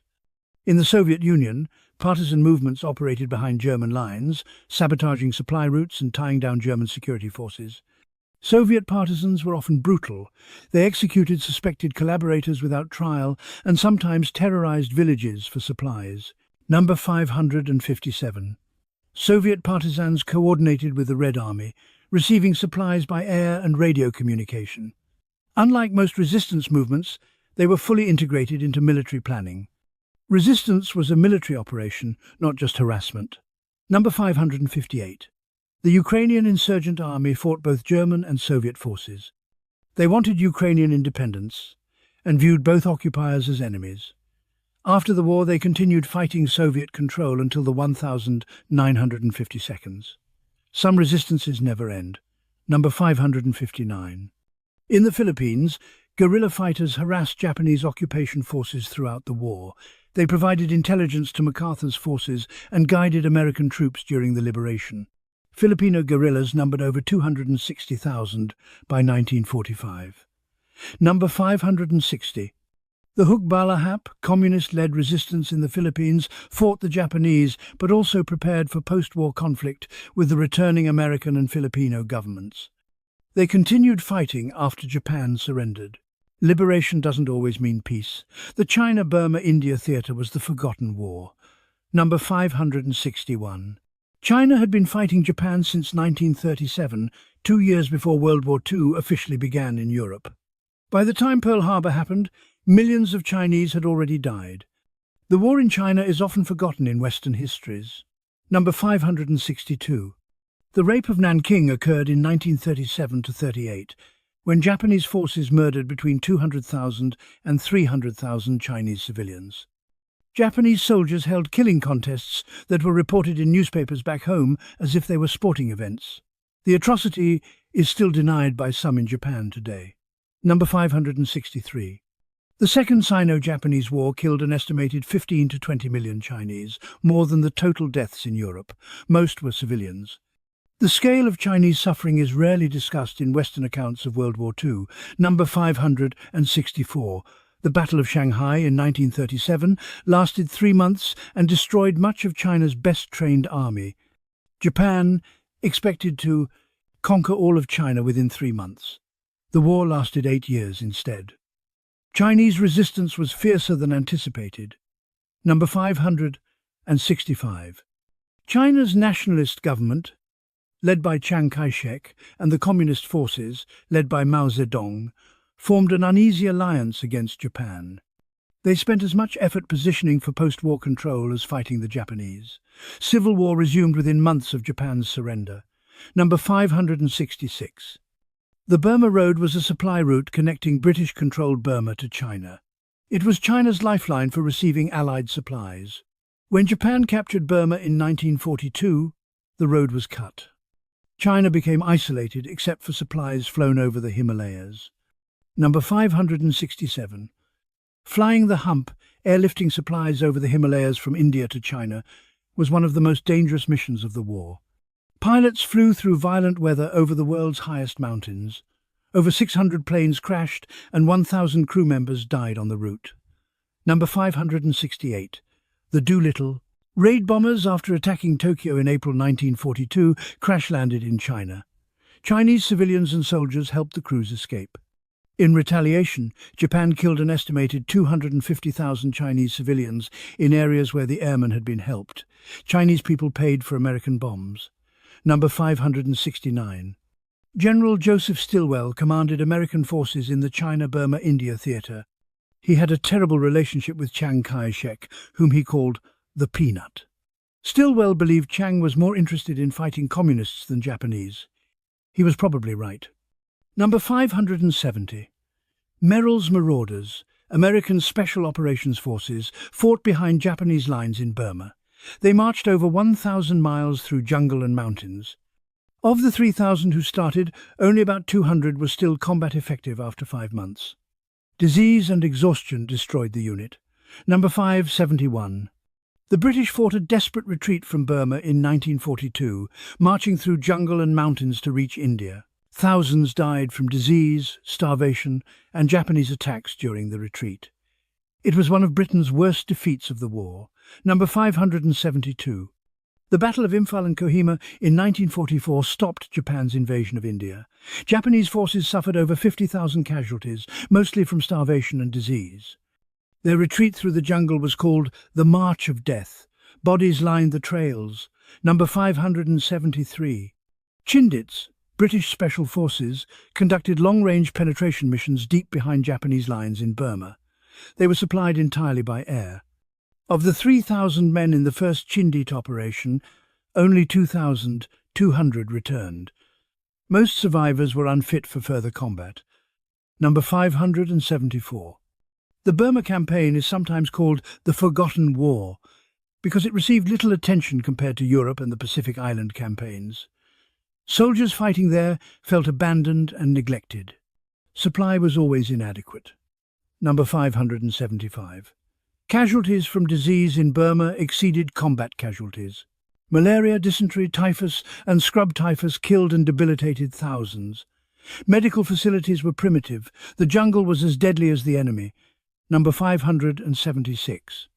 After Japan surrendered, Chinese nationalist and communist forces raced to accept Japanese surrenders and seize territory and weapons. The competition for control began before Japanese soldiers had even gone home. World War II ended in China. Civil war resumed immediately. Number 577. By 1949, the communists had won China's civil war.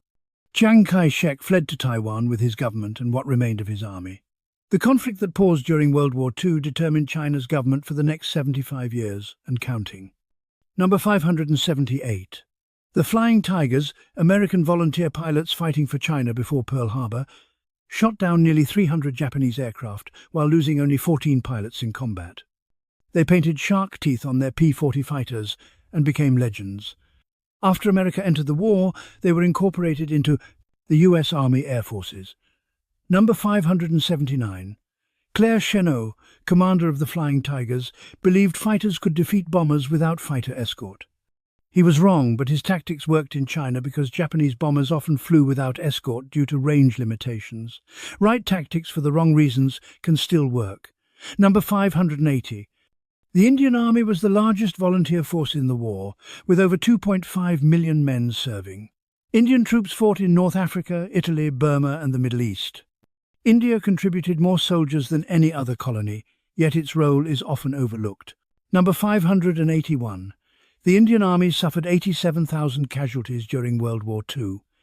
Indian soldiers earned 30 Victoria Crosses, Britain's highest military honour. Despite this sacrifice, India gained independence in 1947, partly because the war had weakened Britain's ability to maintain its empire. Number 582. The Bengal famine of 1943 killed an estimated 2 to 3 million people in British-ruled India. The famine was caused partly by wartime policies that diverted food to Allied troops and stockpiled supplies. Churchill's government refused to divert ships to bring food relief, saying the ships were needed for the war effort. Number 583. Winston Churchill blamed Indians themselves for the famine, saying they breed like rabbits. His racism toward Indians is well documented in historical records, but rarely discussed when he's celebrated as a war hero. Number 584. The Atlantic Wall was Hitler's fortress line along the Western European coast, 2,400 miles of bunkers, obstacles and gun emplacements. It cost enormous resources to build but failed to stop the D-Day invasion. Germany fortified the wrong beaches most heavily. Number 585. The German defense at Omaha Beach on D-Day was far stronger than intelligence had predicted. American troops faced 12 hours of brutal fighting. By day's end, 2,400 Americans were dead on that single beach. The other 4 landing beaches had far fewer casualties combined. Number 586.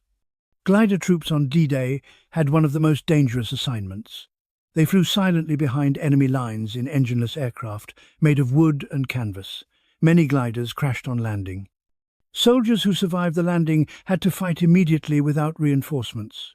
Number 587. The 82nd and 101st Airborne Divisions were scattered across Normandy on D-Day.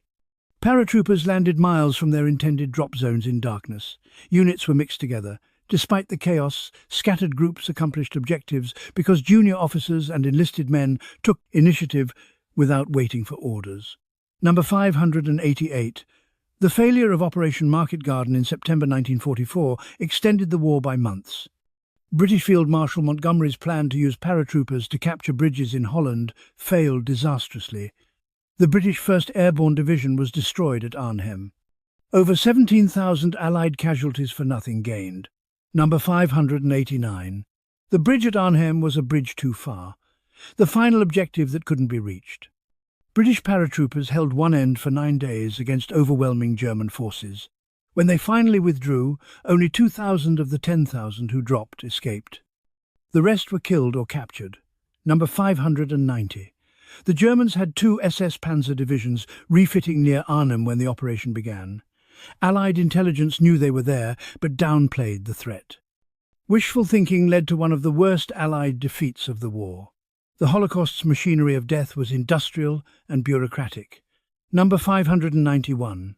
The Wannsee Conference in January 1942 formalized the final solution, the systematic extermination of European Jews. 15 Nazi officials met for 90 minutes and decided the fate of millions. The meeting was documented in meticulous minutes that survived the war. Number 592. The Holocaust killed approximately 6 million Jews through shooting, gassing, starvation, disease and medical experimentation. This represented 2/3 of Europe's Jewish population. In Poland, 90% of Jews were murdered. In the Baltic states, over 90%. Entire communities ceased to exist. Number 593. The Nazis also murdered approximately 5 million others. Roma people, disabled individuals, homosexuals, Jehovah's Witnesses, political prisoners, Polish intellectuals, and Soviet POWs. The total death toll in concentration and death camps was around 11 million people. Number 594. The gas chamber at Auschwitz could kill 2,000 people at once. The camp had 4 gas chambers and crematoria operating simultaneously. At peak efficiency, Auschwitz could murder 10,000 people per day. This was industrial-scale genocide. Number 595. Sonderkommandos were Jewish prisoners forced to work in the gas chambers and crematoria. They removed bodies, extracted gold teeth, and disposed of remains. Most Sonderkommandos were killed and replaced every few months to eliminate witnesses. Some left hidden testimonies buried near the crematoria that were discovered after the war. Number 596. The Nazis established over 42,000 camps and ghettos across occupied Europe. This includes concentration camps, forced labor camps, transit camps, and extermination camps. The system was vast and required extensive bureaucracy, transportation, and personnel. Number 597. IBM's German subsidiary provided the punch card technology used to organize deportations and track prisoners. The system made the logistics of genocide more efficient. After the war, IBM tracked down its machines in liberated camps and demanded their return. Number 598. Deutsche Bank and Dresdner Bank financed the construction of Auschwitz. German corporations, including IG, Farben, Krupp and Volkswagen, used concentration camp slave labor. After the war, most of these companies continued operating. Some paid small restitution settlements decades later. Number 599. The perpetrators of the Holocaust included not just SS guards but ordinary people, railway workers who scheduled deportation trains, bureaucrats who processed paperwork, engineers who designed gas chambers, doctors who selected victims, accountants who tracked stolen property. Genocide requires widespread complicity. Number 600. Ordinary Germans knew concentration camps existed, though most claimed ignorance of mass murder. Camps weren't hidden, they were integrated into the economy. Trains full of prisoners passed through towns. Smoke from crematoria was visible for miles. Willful ignorance is a choice. Collaboration was widespread and complex. Number 601. Vichy France, the puppet government in southern France, actively collaborated with Nazi Germany. The Vichy regime passed its own anti-Jewish laws, rounded up Jews for deportation, and sent workers to Germany. French police, not Germans, conducted most raids against French Jews. Number 602. The Veldiv roundup in July 1942 saw French police arrest over 13,000 Jews in Paris, including 4,000 children. They were held in a cycling stadium in horrific conditions for days before being deported to Auschwitz. France didn't officially acknowledge responsibility until 1995, 53 years later. Number 603. Marshal Philippe Pétain, the World War I hero who led Vichy France, was convicted of treason after the war. His death sentence was commuted to life imprisonment due to his age. He died in prison in 1951. Heroes can become villains. Number 604. Thousands of French women had relationships with German soldiers during the occupation.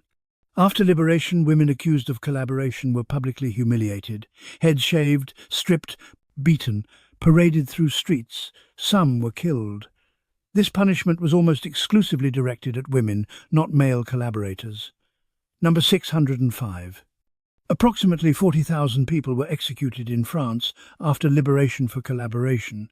Many were killed without trial in summary executions. The violence was sometimes about settling personal scores rather than actual collaboration. Liberation unleashed revenge. Number 606. Quisling, the Norwegian Nazi collaborator who led his country's puppet government, gave his name to the English language as a synonym for traitor. He was executed by firing squad in October 1945. His name became his legacy. Number 607. In the Netherlands, the NSB, the Dutch Nazi Party, had about 100,000 members at its peak. After liberation, 150,000 Dutch citizens were arrested for collaboration. The line between survival and collaboration was often unclear. People made impossible choices. Number 608. Belgium's Léon de Grelle led the Walloon Legion, Belgian volunteers fighting for Germany on the Eastern Front. After the war, he escaped to Spain, where Franco's government gave him asylum. He lived there until 1994, writing books defending Nazism. Some war criminals never faced justice. Number 609. The Russian Liberation Army, led by former Soviet General Andrei Vlasov, fought for Germany against the USSR. About 1 million Soviet citizens fought for the Germans in various formations. After the war, most were repatriated to the Soviet Union and executed or sent to gulags. Stalin considered all POWs traitors. Number 610. Cossack units that fought for Germany were forcibly repatriated to the Soviet Union by the British in 1945. Knowing what awaited them, some Cossacks committed suicide rather than return. British soldiers who carried out the repatriation were haunted by the operation for the rest of their lives. Technology leaped forward through necessity. Number 611. Radar evolved from experimental technology to sophisticated systems during the war. By 1945, radar could detect aircraft at 200 miles, guide fighters to intercept bombers, and help anti-aircraft guns track targets. The technology that barely worked in 1939 became essential to victory. Number 612. Sonar allowed ships to detect submarines underwater. The technology improved throughout the war as submarine and anti-submarine warfare evolved. Each side developed countermeasures, then countermeasures. Technology drove an underwater arms race. Number 613. Proximity fuses, artillery shells that exploded when near a target rather than on impact, were developed by American scientists. The technology was so secret that proximity fuses were only used over water for years, where duds couldn't be recovered by the enemy. When finally used over land during the Battle of the Bulge, their effectiveness shocked the Germans. Number 614. Jet engines were developed independently by Britain and Germany. The German Me-262 was the first operational jet fighter. The British Gloucester, Meteor followed shortly after. Both saw limited combat use. The jet age began during World War II but arrived too late to change the outcome. Number 615. Rockets advanced from crude weapons to sophisticated missiles.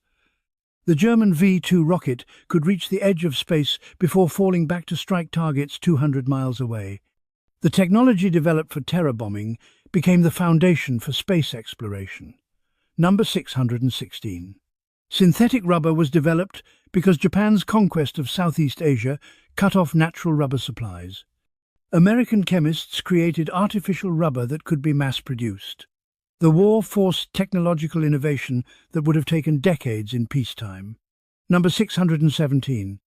DDT was first used on a large scale during the war to control typhus-carrying lice. The insecticide saved thousands of lives by preventing epidemic disease among troops and refugees. Only later would its environmental dangers become apparent. Wartime solutions create peacetime problems. Number 618.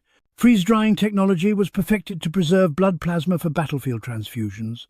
The same technology would later be used for instant coffee and space food. Medical necessity drove food science. Number 619. The ENIAC, the first general-purpose electronic computer, was completed in 1945 to calculate artillery firing tables. It weighed 30 tons, filled an entire room, and could perform 5,000 calculations per second. The computing age began with ballistics calculations. Number 620.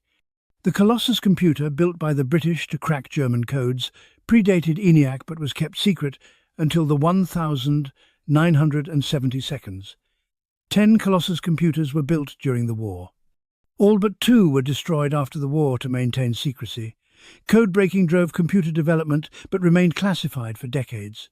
Medical advances came at terrible cost. Number 621. Doctors learned to treat burns on a massive scale. The treatment protocols developed for burned airmen and sailors are still used today, with modifications.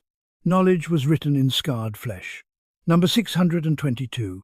Psychiatrists identified thousand-yard stare, the blank expression of soldiers who had seen too much combat. The term described a symptom that couldn't be treated with the medicine available. Recognition came before understanding or cure. Number 623. The war proved that psychiatric casualties could be reduced by keeping soldiers with their units, providing immediate treatment near the front, and emphasizing that combat fatigue was temporary. These principles still guide military psychiatry. The war taught lessons about the mind that peacetime never could. Number 624. Battlefield surgery advanced rapidly. Surgeons learned to operate under primitive conditions on injuries they'd never seen before. Mobile surgical hospitals brought treatment closer to the front. Speed mattered more than sterility when bleeding could kill in minutes. Number 625. Antibiotics transformed medicine during the war. Infections that would have been fatal in World War I became survivable. The death rate from battlefield wounds dropped by half between the two wars, primarily because of antibiotics. Number 626. Organ transplantation research began with wartime studies of burn victims and experiments on treating radiation exposure. The unethical experiments conducted by Nazi and Japanese doctors paradoxically contributed to medical knowledge, creating an ethical dilemma about using that knowledge. Number 627. Nutrition science advanced through studying starvation. Researchers learned minimum caloric requirements by observing concentration camp survivors and besieged populations. The knowledge saved lives later, but was gained through observing death. Post-war justice was incomplete and complicated. Number 628. The Nuremberg trials lasted from November 1945 to October 1946. The proceedings were filmed and transcribed. The evidence presented was overwhelming. The trials established precedents for prosecuting genocide and war, crimes that influence international law today. Number 629. The International Military Tribunal for the Far East, the Tokyo Trials, prosecuted Japanese war criminals from 1946 to 1948. The proceedings were more controversial than Nuremberg because Emperor Hirohito was not prosecuted. America decided keeping him was necessary for governing occupied Japan. Number 630. General Douglas MacArthur, as Supreme Commander of occupied Japan, decided not to prosecute Hirohito for war crimes. The decision was political. MacArthur believed removing the emperor would make Japan ungovernable. Justice yielded to pragmatism. Number 631. 7 Japanese leaders were executed after the Tokyo trials, including former Prime Minister Hideki Tojo. Tojo attempted suicide when arrested but survived to face trial. His last words before execution were, "Long live the Emperor." Number 632. Thousands of lower-level war crimes trials occurred across Europe and Asia. Different countries had different standards for prosecution and punishment. Justice was uneven. Some war criminals were executed. Others served short sentences. Many were never prosecuted at all. Number 633. The Dachau trials, conducted by the US military, prosecuted personnel from Dachau and other camps. Over 1,600 people were tried. 297 were sentenced to death, though many sentences were later commuted.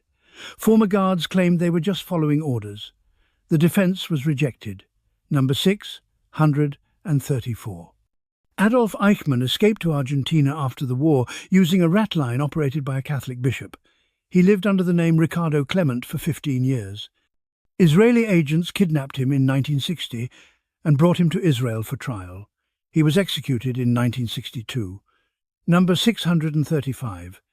The Eichmann trial was televised and watched worldwide. Survivors testified about the Holocaust in public for the first time. The trial helped educate a generation about Nazi crimes. Public trials serve functions beyond punishing individuals. Number 636. Many Nazi war criminals escaped to South America, the Middle East and Spain. Intelligence services sometimes protected them in exchange for information during the Cold War. The fight against communism became more important than prosecuting Nazi crimes. Number 637. The statute of limitations for Nazi war crimes in West Germany originally expired after 20 years. It was extended repeatedly and finally abolished entirely in 1979. Germany continues prosecuting Nazi war criminals today, though most are now deceased or extremely elderly. Number 638. In 2015, Germany convicted Oskar Groening, a 94-year-old former Auschwitz guard, of being an accessory to 300,000 murders. He died before serving his sentence. Late justice is still justice, though many argue it comes too late. Number 639. The Mossad, Israeli intelligence, hunted Nazi war criminals for decades. Some were killed, some kidnapped for trial. The operations were extrajudicial but considered justified revenge. National laws don't always satisfy victims. Number 640. Klaus Barbie, the butcher of Lyon, was protected by American intelligence after the war and helped escape to Bolivia. He was finally extradited to France in 1983 and convicted of crimes against humanity. He died in prison in 1991. Intelligence agencies protected war criminals when it served their purposes.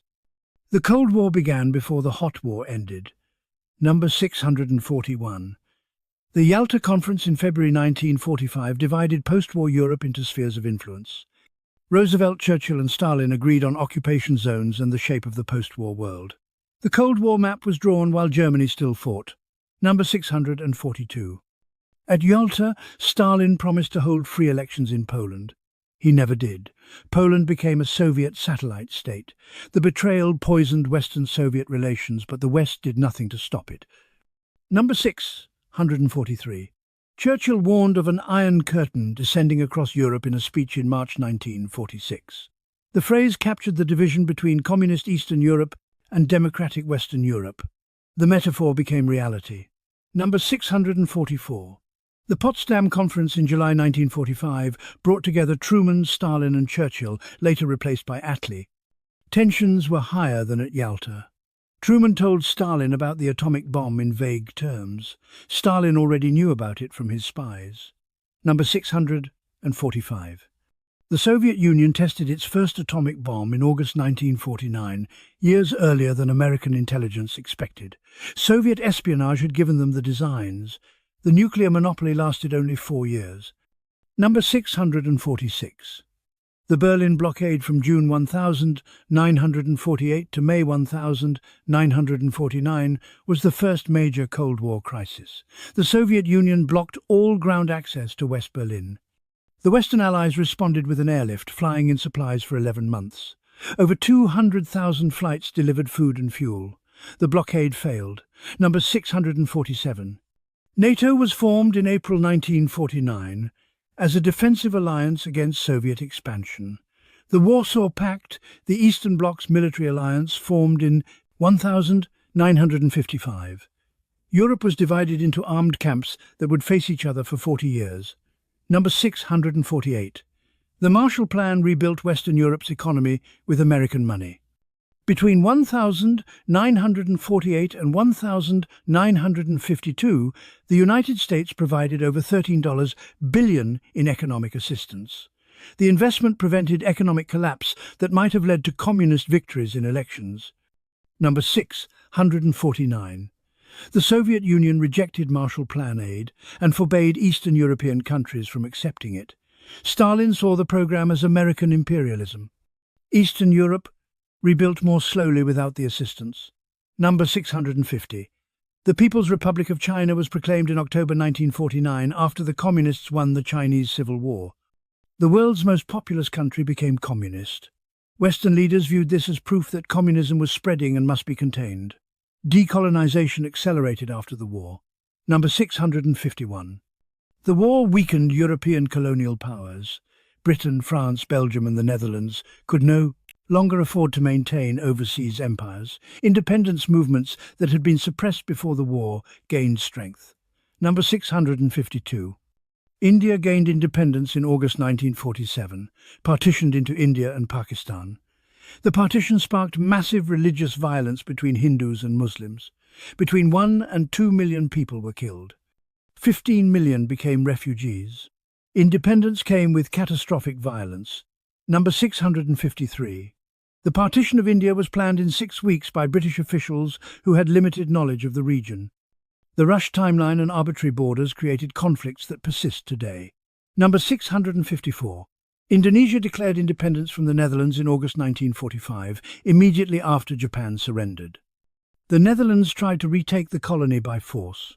After 4 years of fighting, Indonesia's independence was recognized in 1949. Colonial powers didn't give up easily. Number 655. France fought to maintain control of Indochina after the war. The First Indochina War lasted from 1946 to 1954 and ended with French defeat at Dien Bien Phu. Vietnam was partitioned. American involvement would follow. Number 656. The war changed racial attitudes in America. Black soldiers who fought overseas asked why they should accept segregation at home. The war helped trigger the civil rights movement that would transform America in the 1950 seconds and 60 seconds. Number 657. Over 1 million African Americans served in the military during the war, mostly in segregated units. The performance of units like the Tuskegee Airmen and the 761st Tank Battalion proved black soldiers could fight as effectively as white soldiers. President Truman desegregated the military in 1948. Number 658. Japanese Americans were incarcerated in internment camps in the United States from 1942 to 1945. About 120,000 people, 2/3 of them American citizens, were imprisoned without trial. The policy was driven by racism, not security needs. In 1988, the U.S. Levanterans WW2 government formally apologized and paid reparations to survivors. Number 659. The 442nd Regimental Combat Team, composed of Japanese-American soldiers, became the most decorated unit in U.S. military history for its size and length of service. They fought in Europe while their families were imprisoned at home. They proved their loyalty through blood. Number 660. Fred Korematsu challenged the internment in court. In 1944, the Supreme Court ruled against him, upholding internment as constitutional. The decision wasn't overturned until 2018. Bad law can stand for 74 years. Number 661. The United Nations was founded in October 1945 with 51 member nations. It was created to prevent another world war through international cooperation. The Security Council's permanent members, the United States, Soviet Union, Britain, France and China, were the war's victors. The UN structure reflects the power dynamics of 1945. Number 662. The Universal Declaration of Human Rights was adopted by the UN in 1948.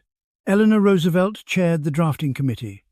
The declaration established fundamental rights and freedoms in direct response to the atrocities of World War II. It has been translated into over 500 languages. Number 663.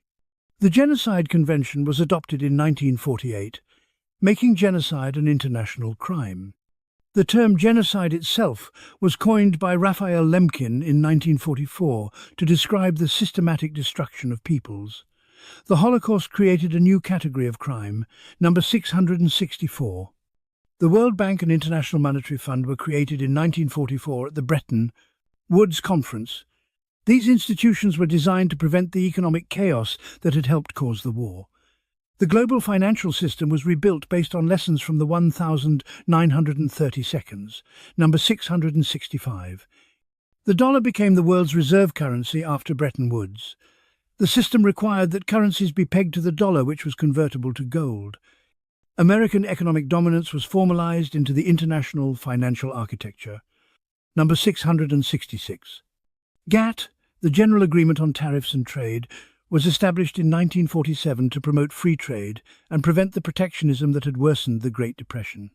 World leaders believed economic interdependence would prevent future wars. Number 667.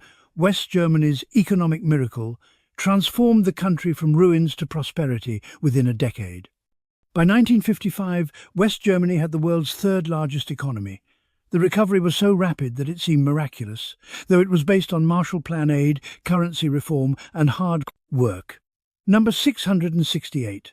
Japan's post-war constitution, written largely by American occupiers, renounced war forever. Article 9 states that Japan will never maintain military forces for aggressive purposes. The constitution imposed on defeated Japan has never been amended, though its interpretation has evolved. Number 669.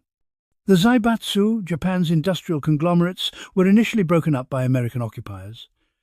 As the Cold War intensified, the US reversed course and allowed them to reform as keiretsu. Fighting communism became more important than economic reform. Number 670. The Korean War began in June 1950, just 5 years after World War II ended. Many of the same people who fought in World War II found themselves at war again. MacArthur commanded UN forces until Truman fired him in 1951. The war ended in stalemate in 1953. The atomic age brought new terrors. Number 671. The Soviet atomic bomb test in 1949 shocked American leaders. The nuclear monopoly was over. The arms race began. Both sides started building increasingly powerful weapons. Number 672.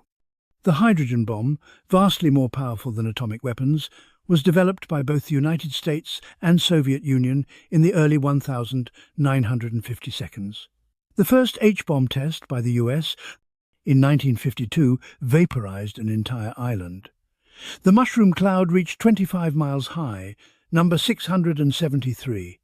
The Castle Bravo test in 1954 was the largest nuclear weapon ever detonated by the United States. The explosion was more than twice as powerful as predicted. Radioactive fallout spread over 7,000 square miles. Japanese fishermen 80 miles away were contaminated. One died from radiation poisoning. Number 674. Nuclear testing during the 1950 seconds and 60 seconds released massive amounts of radiation into the atmosphere. Strontium-90 from nuclear tests was detected in children's teeth worldwide. The health effects are still being studied today. Number 675. The arms race created arsenals large enough to destroy civilization multiple times over. At the peak of the Cold War, there were over 70,000 nuclear warheads in existence. The world built enough weapons to end itself. Number 676. Mutually assured destruction MAD became the strategic doctrine that prevented nuclear war. Both sides knew that launching nuclear weapons would result in their own destruction. Survival depended on the certainty of mutual annihilation. Number 677. The Cuban Missile Crisis in October 1962 brought the world closest to nuclear war. For 13 days, the United States and Soviet Union stood on the brink. The crisis was resolved through secret negotiations. Humanity survived by accident and diplomacy. Number 678. Nuclear fallout shelters became common in America during the 950 seconds and 60 seconds. Schools conducted duck and cover drills, teaching children to hide under desks during nuclear attack. The drills were psychologically scarring and practically useless. You cannot hide under a desk from an atomic bomb. Number 679. Civil defense films assured Americans they could survive nuclear war if they prepared properly. The films lied. Surviving the initial blast meant dying slowly from radiation, starvation, or the collapse of civilization. Number 680. The nuclear threat shaped an entire generation's psychology. Children grew up expecting nuclear war. The anxiety was normalized. People built their lives knowing they might end at any moment in atomic fire. Survivors carried their trauma for decades. Number 681. Many Holocaust survivors never spoke about their experiences, even to their own children. The trauma was too great to share. Silence became a way to survival. Number 682. Some survivors suffered from what we now call survivor's guilt, feeling that they didn't deserve to live when so many others died. The guilt could be as debilitating as physical injuries. Number 683. Holocaust survivors who came to America often faced anti-Semitism and were told to get over it and assimilate. Their trauma was not acknowledged. Society wanted them to move on as if genocide was something you could forget. Number 684. Second and third generation survivors, children and grandchildren of Holocaust victims, often inherited trauma they didn't directly experience. Research has shown that trauma can affect descendants through epigenetic changes and learned behaviors. Number 685. Veterans of the war struggled with nightmares, alcoholism, and what we now recognize as PTSD for the rest of their lives. Many were unable to hold jobs or maintain relationships. Victory didn't heal their wounds. Number 686. Some veterans found that talking about their experiences helped. Organizations like the American Legion and WW2 provided spaces where veterans could share stories with people who understood. Community helped more than medicine. Number 687. Other veterans never talked about the war at all. They came home, found jobs, raised families, and buried their memories. Their children and grandchildren often learned about their service only after they died. Number 688. The reunion of separated families after the war was often painful. People had changed.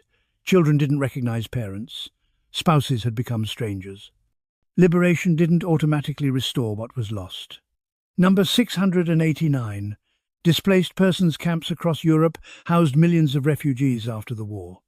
Some people lived in these camps for years, unable to return home or unwilling to go back to places where their families had been murdered. Being alive didn't mean having somewhere to live. Number 690. The Red Cross and other organizations helped reunite families separated by the war, but many searches ended in discovering that loved ones had died. The organization maintained lists of the dead and missing that were published in newspapers. Hope often led to grief. The war's truth was manipulated and contested. Number 691.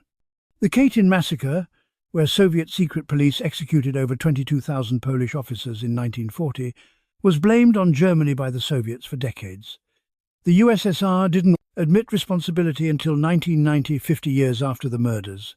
Allies covered for Soviet crimes during and after the war. Number 692. Soviet war crimes in Eastern Europe were largely ignored by the West during and after the war. The rape of German women, the forced expulsion of ethnic Germans, and the brutal suppression of resistance movements were overlooked because the USSR was an ally. Number 693. The firebombing of Dresden was controversial even at the time. The city had limited military value but was destroyed in February 1945, killing up to 25,000 people. The bombing's necessity has been debated ever since. Victory doesn't settle all moral questions. Number 694. Japanese textbooks often minimize or omit discussion of war crimes like the rape of Nanking, comfort women, and Unit 731. Successive Japanese governments have issued partial apologies, but many conservatives deny or downplay atrocities. Nations struggle to confront their own crimes. Number 695. Holocaust denial began, almost immediately after the war ended. Despite overwhelming evidence, documents, photographs, survivor testimony, perpetrator confessions, some people claimed it never happened or was exaggerated. Denial is a form of continued violence against victims. Number 696. David Irving, a British writer, became one of the most prominent Holocaust deniers. He lost a libel suit in 2000 when a court ruled he had deliberately misrepresented evidence. The trial reinforced that Holocaust denial is not legitimate historical debate, but deliberate falsification. Number 697. The term revisionist history is sometimes used to describe legitimate re-examination of historical events, but Holocaust deniers appropriated the term to make genocide denial sound scholarly. Language itself becomes a battlefield for truth. Number 698. Some countries have made Holocaust denial illegal. In Germany, Austria, France, and several other European nations, denying the Holocaust can result in imprisonment. Free speech has limits when speech denies mass murder. Number 699. The Internet has allowed Holocaust denial and Nazi propaganda to spread more widely than ever before. Social media platforms struggle to balance free expression with preventing the spread of hatred. Technology makes spreading lies easier than spreading truth. Number 700. As Holocaust survivors die, their testimony becomes historical record rather than living memory. The last survivors are now in their 90 seconds and 100 seconds. Within a generation, no living witness will remain. Recorded testimony becomes increasingly important. The war transformed society and culture permanently. Number 701. The war demonstrated that women could do men's work successfully. Although many women were pushed out of factories after the war, the precedent was set.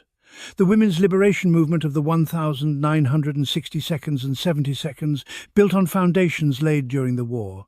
Number 702. The GI Bill transformed American higher education. Before the war, college was mostly for the wealthy.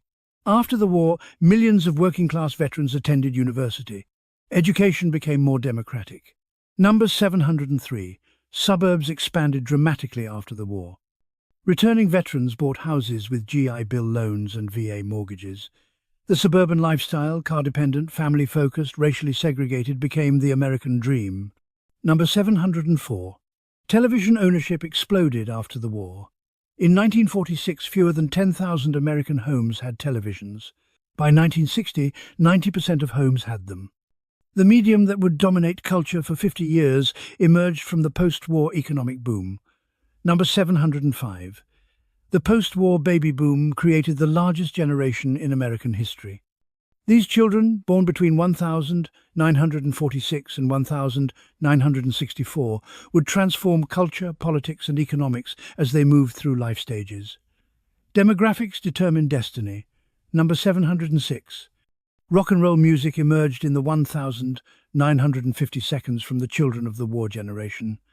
The music was rebellious, sexual, and threatening to parents who just fought for traditional values. Every generation rebels against the previous one. Number 707. The Beat generation, writers like Jack Kerouac and Allen Ginsberg, rejected the conformity of 1950 seconds America. They were responding to the trauma and materialism of the post-war world. The counterculture began as a reaction to victory's aftermath. Number 708. Film noir, dark, cynical movies about moral ambiguity flourished after the war. The genre reflected veterans' disillusionment and anxiety. The movies were popular because they expressed what many felt but couldn't say. Number 709.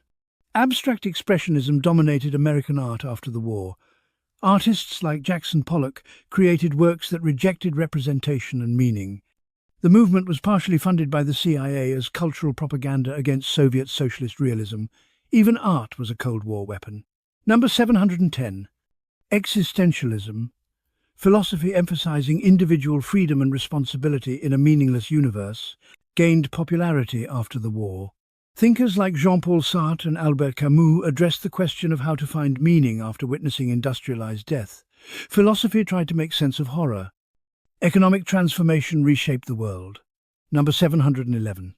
American GDP doubled between 1940 and 1945. The war pulled America out of the Great Depression permanently. Military spending created the prosperity that economic policy couldn't achieve. Number 712. The military-industrial complex emerged from the war. Defense contractors, military bases, and weapons manufacturers became permanent fixtures of the economy. President Eisenhower warned against this in his farewell address, but couldn't stop it. Number 713. The transistor was invented at Bell Labs in 1947, partly based on wartime research. The invention would lead to computers, smartphones, and the digital age. Technology developed for war transformed peacetime life.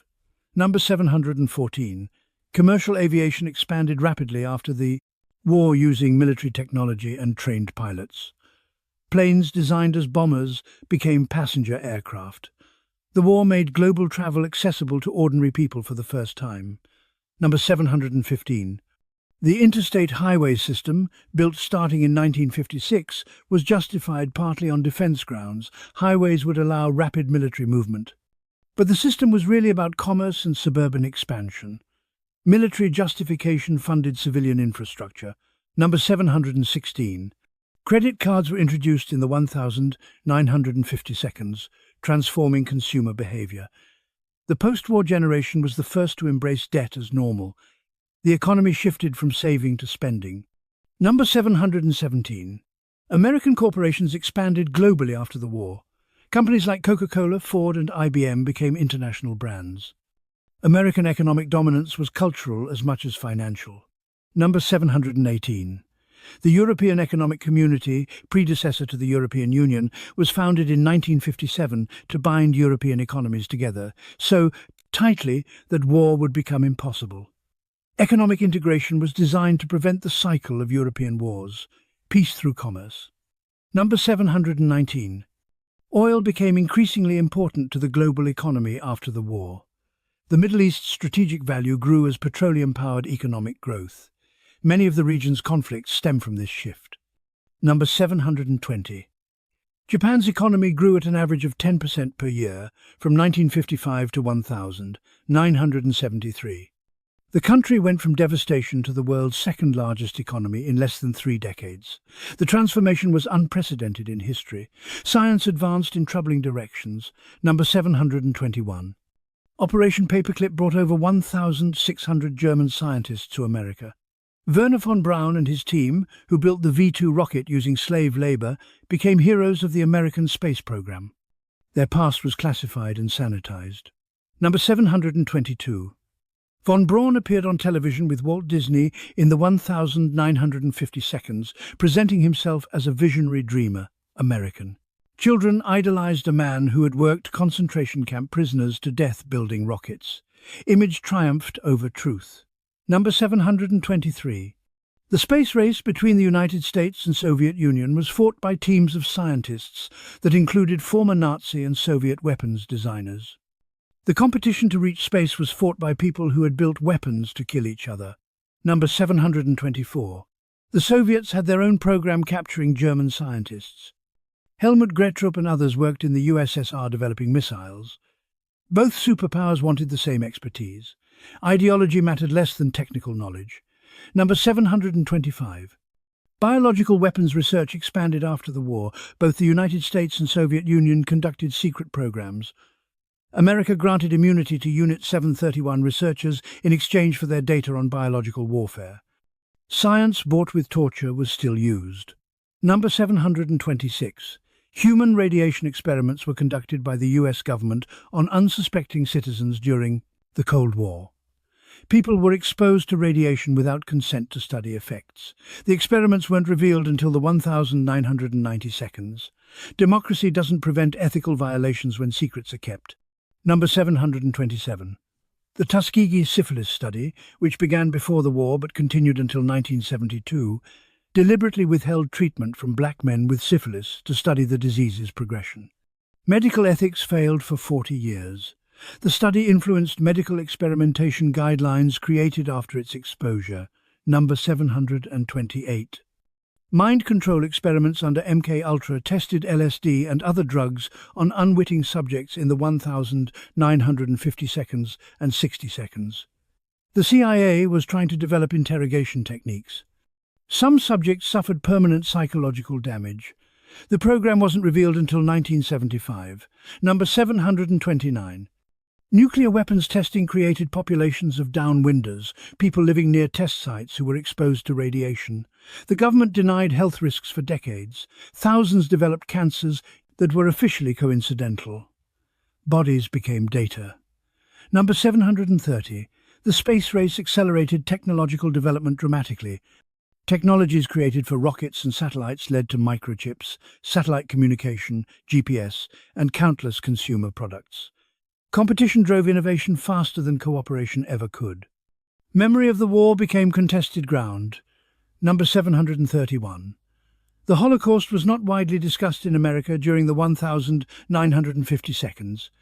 The major focus was on American military victory, not on the genocide. The Holocaust became central to public memory only after the Eichmann trial in 1961 and the television series Holocaust in 1978. Number 732. Anne Frank's diary was edited before publication to remove sexual content and make it more palatable. Her father, the only family survivor, wanted to protect her privacy and make the book acceptable to 1,950 seconds audiences. Even testimony was sanitized. Number 733. The U.S. Holocaust Memorial Museum didn't open until 1993, 48 years after liberation. America took half a century to build a national memorial to the Holocaust. Memory takes time to solidify. Number 734. Japan's Yasukuni Shrine honors war dead, including 14 convicted Class A war criminals. When Japanese leaders visit the shrine, it sparks protests from China and Korea. Where some see honoring the dead, others see glorifying war criminals. Memory divides as much as unites. Number 735. Hiroshima's Peace Memorial Museum opened in 1955, presenting Japan as a victim of atomic bombing. The museum originally said little about Japan's role in starting the war or its own war crimes. Victim narratives are easier than accepting responsibility. Number 736. The Enola Gay exhibit at the Smithsonian in 1995 sparked controversy over how to present the atomic bombing. Veterans groups protested any exhibit that questioned the bomb's necessity. The exhibit was scaled back dramatically. History becomes political when veterans are still alive.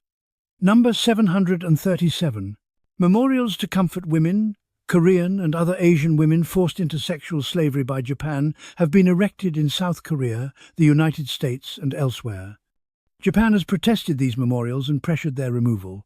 Memory is international conflict. Number 738. Germany has taken extensive steps to memorialize the Holocaust and acknowledge responsibility. The Memorial to the Murdered Jews of Europe opened in Berlin in 2005. German students learn about Nazi crimes in detail. National education became national penance. Number 739. Stumbling stones, brass plates embedded in sidewalks marking where Holocaust victims lived, number over 75,000 across Europe. The project, started in 1992, creates a decentralized memorial that makes the Holocaust impossible to ignore in daily life. Memory lives where people walk. Number 740. The last living veterans of World War II are dying. Within a few years, no one who fought in the war will remain alive. Living memory becomes history. First-person testimony becomes archived recordings. The war's legacy shapes today's world. Number 741. The United Nations Security Council structure still reflects 1,945 power dynamics. The 5 permanent members with veto power are the war's winners. Efforts to reform the Council to reflect today's world have failed. Institutions outlast the circumstances that created them. Number 742. Nuclear weapons still exist in massive numbers. 9 countries possess them. The threat of nuclear war remains despite the Cold War ending. Technology cannot be uninvented. Number 743. The European Union exists to prevent another European war. Economic and political integration has made war between member states unthinkable. The EU's founders were shaped by watching Europe destroy itself twice in 30 years. Number 744. NATO still exists, though the threat it was created to counter, the Soviet Union, dissolved in 1991. The alliance expanded eastward, creating tensions with Russia. Alliances persist even when their original purpose disappears. Number 745. The division of Korea created in 1945 remains. North and South Korea are technically still at war. Families have been separated for 75 years. World War II's armistice lines became permanent borders. Number 746. The Israel-Palestine conflict has roots in World War II and the Holocaust. The creation of Israel in 1948 was influenced by international guilt over the genocide. One tragedy created conditions for another conflict that continues today. Number 747. International humanitarian law was fundamentally reshaped by World War II. The Geneva Conventions were expanded, the concept of crimes against humanity was established, and the International Criminal Court was eventually created. Law evolved in response to atrocity. Number 748. The term genocide didn't exist before 1944. Raphael Lemkin created it to describe what was happening to Jews. Naming the crime helped make prosecution possible. Language shapes justice. Number 749. The responsibility to protect, the idea that sovereignty doesn't protect governments that commit genocide, emerged from World War II's lessons. The international community struggled to apply this principle in Rwanda, Bosnia, Syria, and elsewhere. Lessons learned aren't always lessons applied. Number 750. War crimes. Tribunals for Yugoslavia and Rwanda in the 1992 used precedents from Nuremberg. The idea that leaders can be prosecuted for crimes against their own people began with World War II trials. Justice moves slowly but has a long memory. Technology from the war transformed daily life. Number 751. Microwave ovens were invented accidentally when a researcher working on radar noticed that microwaves melted a chocolate bar in his pocket. Military technology became kitchen appliances. Number 752. Duct tape was invented during the war to seal ammunition boxes and make waterproof repairs. After the war, it became a household essential. The tape designed for warfare now fixes everything. Number 753. Synthetic rubber, developed because Japan controlled natural rubber supplies, remains widely used today. Wartime necessity created permanent industry. Number 754. Aerosol spray cans were developed to spray insecticides for troops in the Pacific. The technology later gave us hairspray, spray paint, and countless other products. Killing mosquitoes led to consumer convenience. Number 755. Jeeps, designed as military vehicles, became popular civilian vehicles after the war. The Jeep brand is still successful today. Military utility translated to commercial success. Number 756. Nylon, invented in 1935, was used extensively for parachutes, tents and rope during the war. After the war, it revolutionized clothing and created new industries. Chemistry changed fashion. Number 757. Blood banks and blood typing systems developed during the war made modern medicine possible. Hospitals worldwide still use the infrastructure created to treat battlefield wounds. Number 758. Plastic surgery techniques developed to treat burned pilots and sailors are now used for both reconstructive and cosmetic procedures. Vanity benefits from techniques created to treat horror. Number 759. The ballpoint pen was perfected during the war because fountain pens didn't work well at high altitudes in aircraft. The pen you use today exists because pilots needed something that worked at 20,000 feet. Number 760. Penicillin mass production techniques developed during the war made antibiotics affordable. The methods created to save soldiers now save millions of civilians annually. Medical supply chains were industrialized by necessity. Cultural products keep the war alive in memory. Number 761. Thousands of books have been written about World War II. More books exist about the war than any other historical event. The appetite for stories about the conflict seems inexhaustible. Number 762.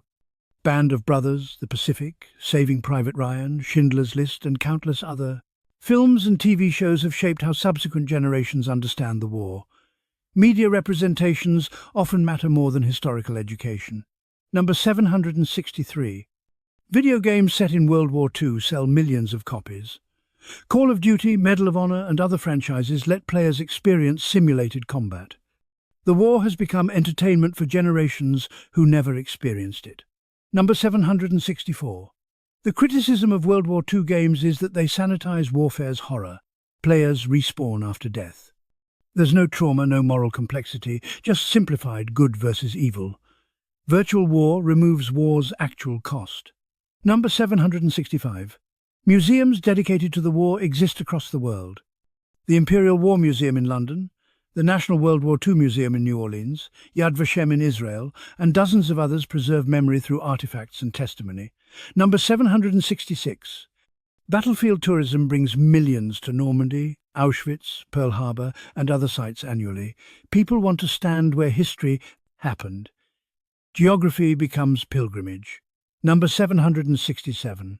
Reenactors recreate battles and life during the war. Some spend thousands of dollars on authentic uniforms and equipment.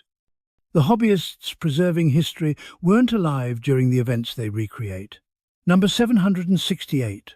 World War II memorabilia is a multi-million-dollar market. Uniforms, weapons, documents, and personal items are collected and sold.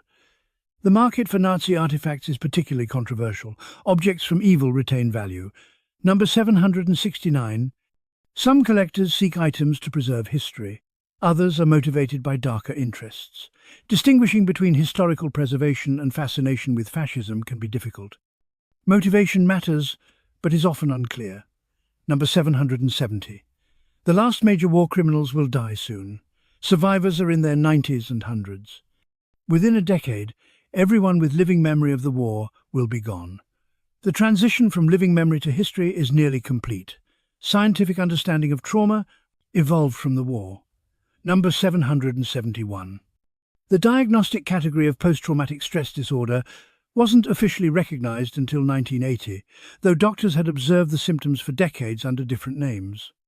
Understanding trauma took 35 years after the war ended. Number 772. Research on Holocaust survivors revealed that trauma can affect physical health decades later. Survivors showed higher rates of cardiovascular disease, immune problems, and other conditions.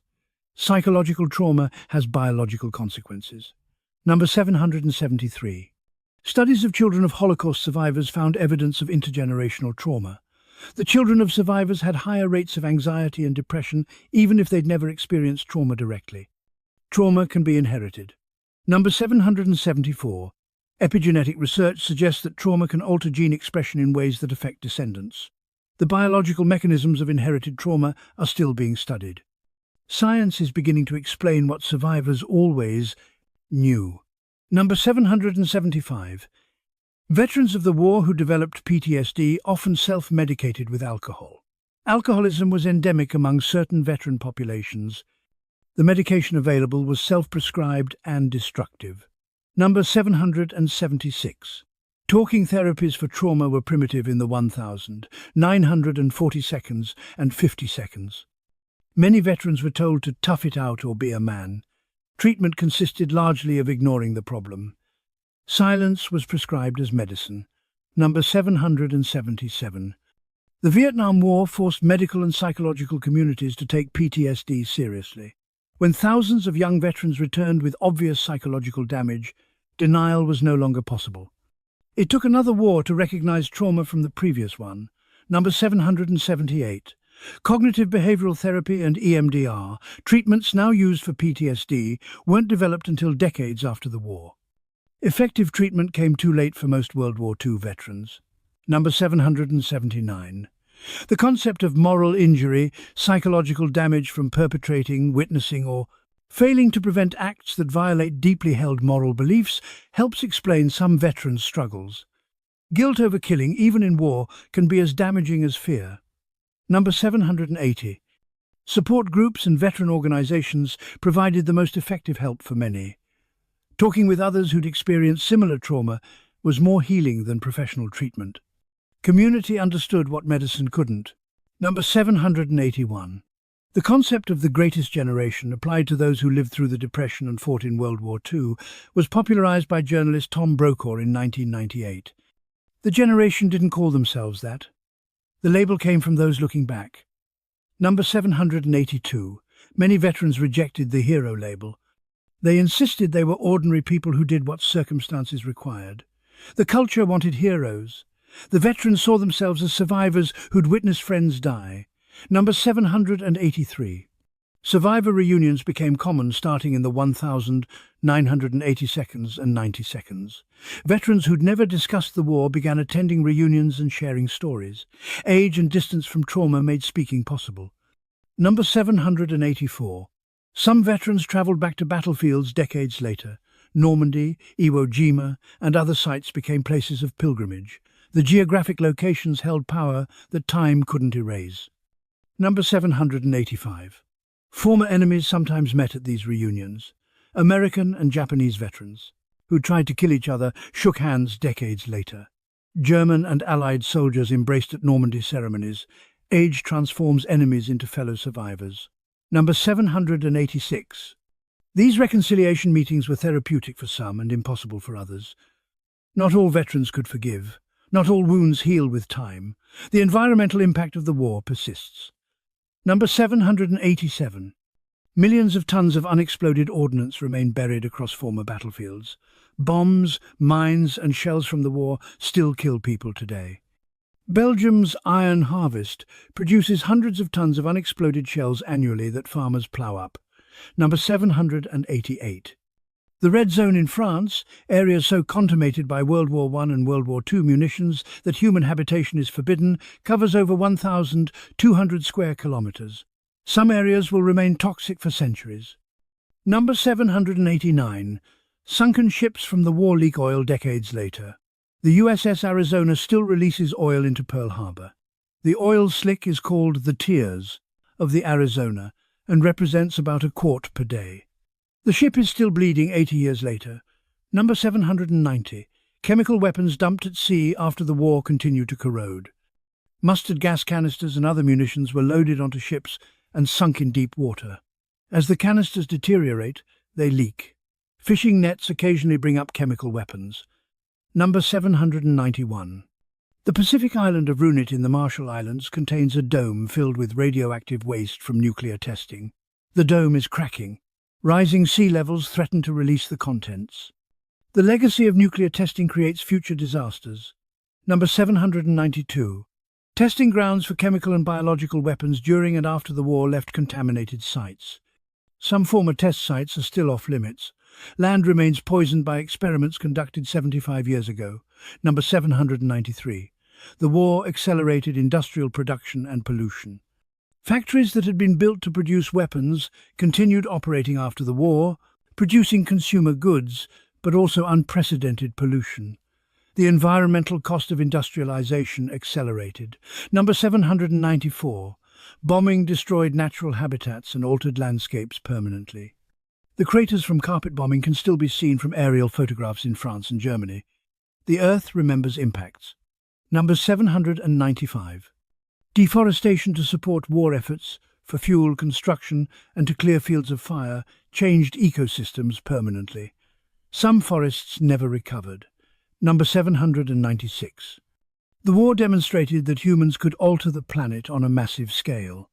The realization that human activity could change the world fundamentally would lead to environmental awareness decades later. Post-war migration reshaped populations. Number 797. Between 12 and 14 million ethnic Germans were expelled from Eastern Europe after the war. They were forced to leave lands their families had lived in for centuries. The expulsions were brutal. Hundreds of thousands died during forced marches and inadequate transportation. Number 798. Poland's borders shifted westward after the war. Land was taken from Germany and given to Poland while the Soviet Union took land from eastern Poland. Entire populations were moved. Borders redrawn on maps meant millions displaced. Number 799. The city of Breslau became Wrocław when Poland's borders shifted. The German population was expelled and replaced with Poles displaced from eastern territories taken by the Soviets. The city's entire population was exchanged. Number 800. Jewish survivors who tried to return to their homes in Poland and other Eastern European countries often faced violence. The Kielce pogrom in 1946 killed 42 Holocaust survivors. They survived the camps only to be murdered when they came home. Number 801. Most Jewish refugees ultimately emigrated to Israel, the United States, or other countries. They couldn't return to places where their families had been murdered and their property stolen. Number 802. The British Mandate of Palestine saw massive Jewish immigration after the war. Britain tried to limit immigration, leading to illegal immigration and conflict. The refugee crisis from the Holocaust created a new conflict in the Middle East. Number 803. The partition of India created the largest mass migration in history. Between 10 and 20 million people crossed the new borders between India and Pakistan. Communities that had lived together for centuries were divided by religion. Number 804. Many ethnic groups were repatriated to countries they'd never lived in. Ukrainians, Poles, Germans and others were sent to nations defined by ethnicity rather than residence. Nationalism trumped actual homes. Number 805. The Greek Civil War from 1946 to 1949 displaced hundreds of thousands and killed 158,000 people. The war was a direct consequence of World War II's power vacuum and communist-anti-communist tensions. Number 806. The Chinese Civil War resumed immediately after Japan's surrender. Millions died in fighting that lasted until 1949. World War II didn't end conflicts, it paused them. Number 807. Migration to America increased dramatically after immigration laws were reformed. People fleeing communism in Eastern Europe came to the United States throughout the Cold War. The war created refugee flows that lasted decades. Number 808. Australia accepted displaced persons from Europe under assisted migration schemes. Over 170,000 refugees came to Australia between 1947 and 1953. The war made Australia more ethnically diverse. Number 809. Canada accepted war brides, women who married Canadian soldiers overseas, and their children. Over 48,000 war brides came to Canada from Britain, Netherlands, and other countries. Marriage created permanent immigration. Number 810.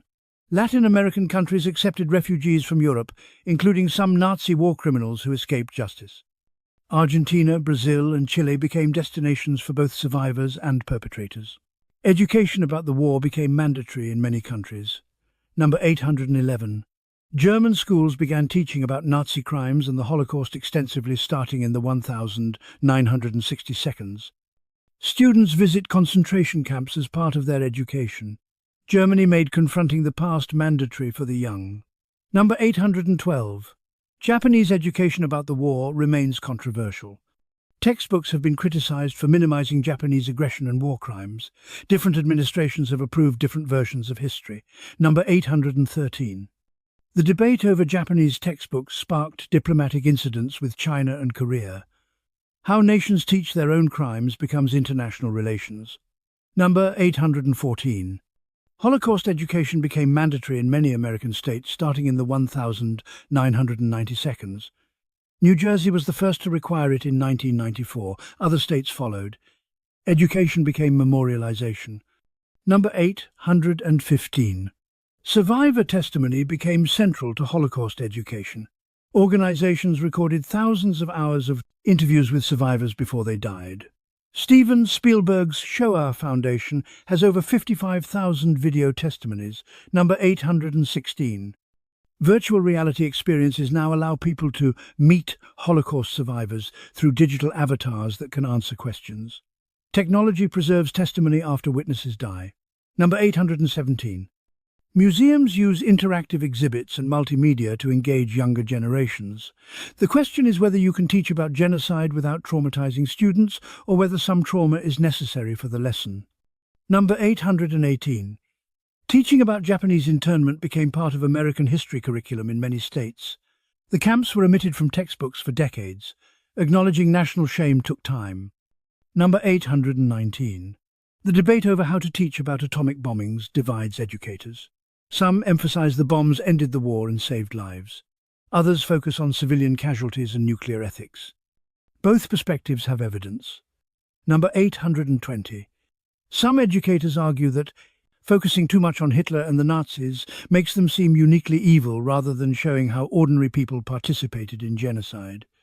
Understanding requires examining the majority who complied, not just the leadership. Economic lessons from the war-shaped policy for decades. Number 821. Keynesian economics, government intervention to manage the economy, gained credibility because military spending ended the Depression. The war proved governments could manage economies through deliberate policy. Number 822.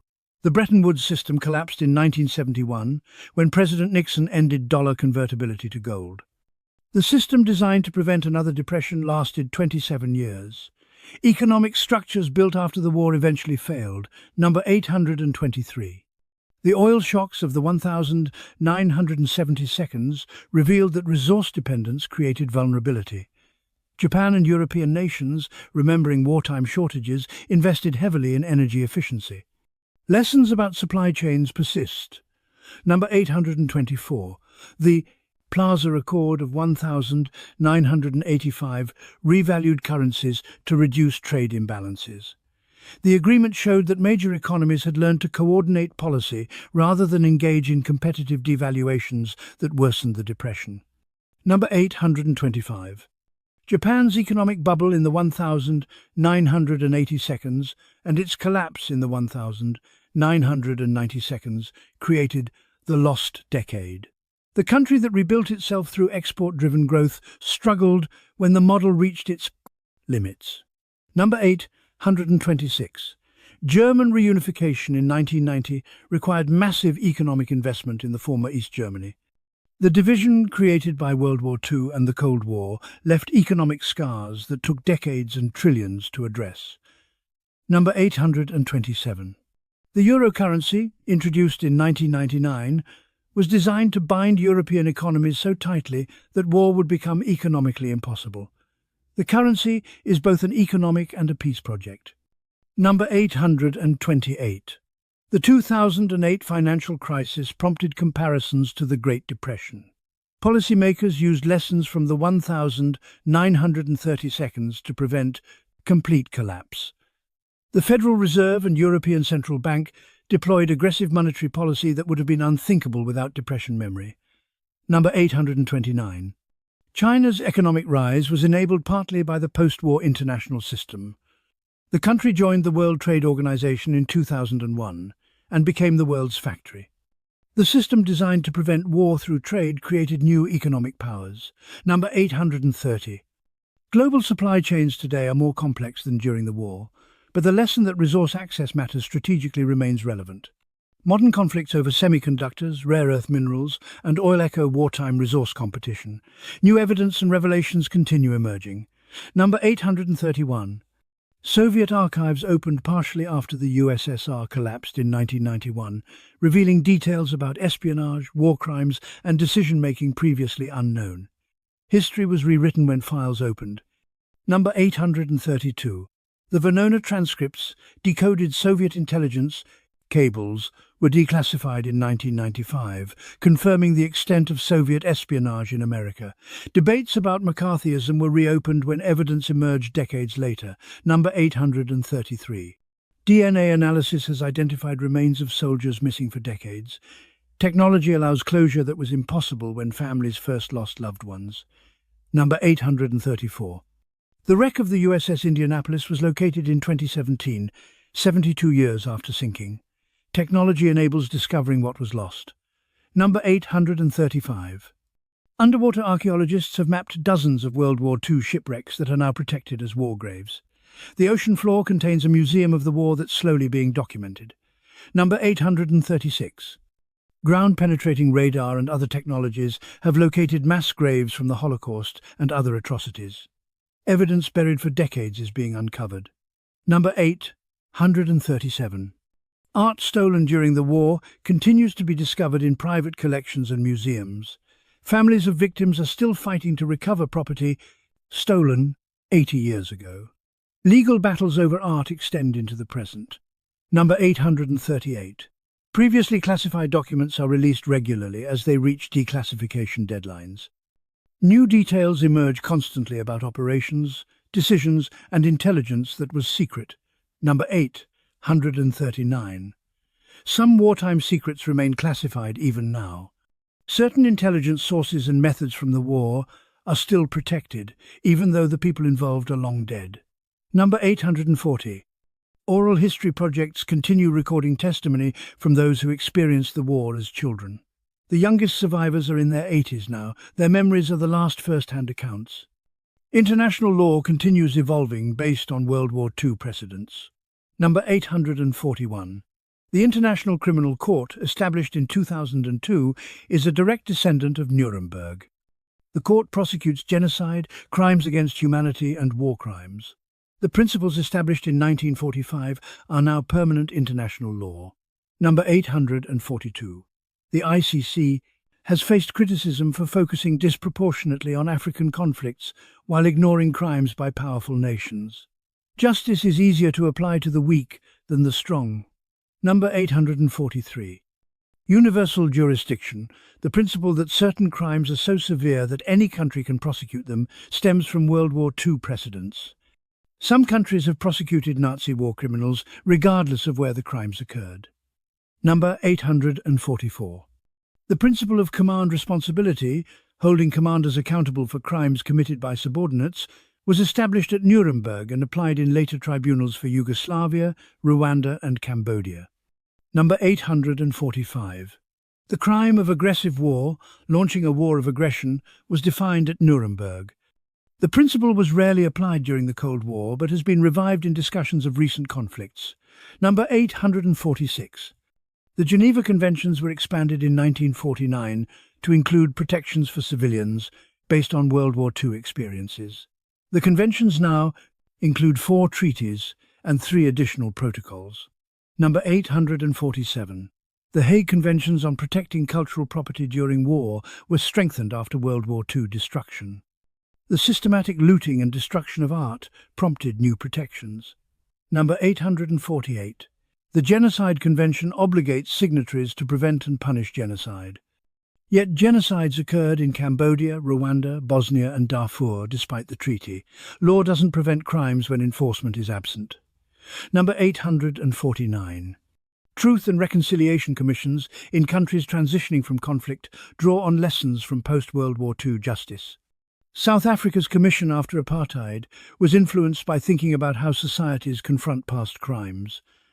Number 850. The debate continues about whether justice or reconciliation matters more after mass atrocity. Some argue prosecution is essential.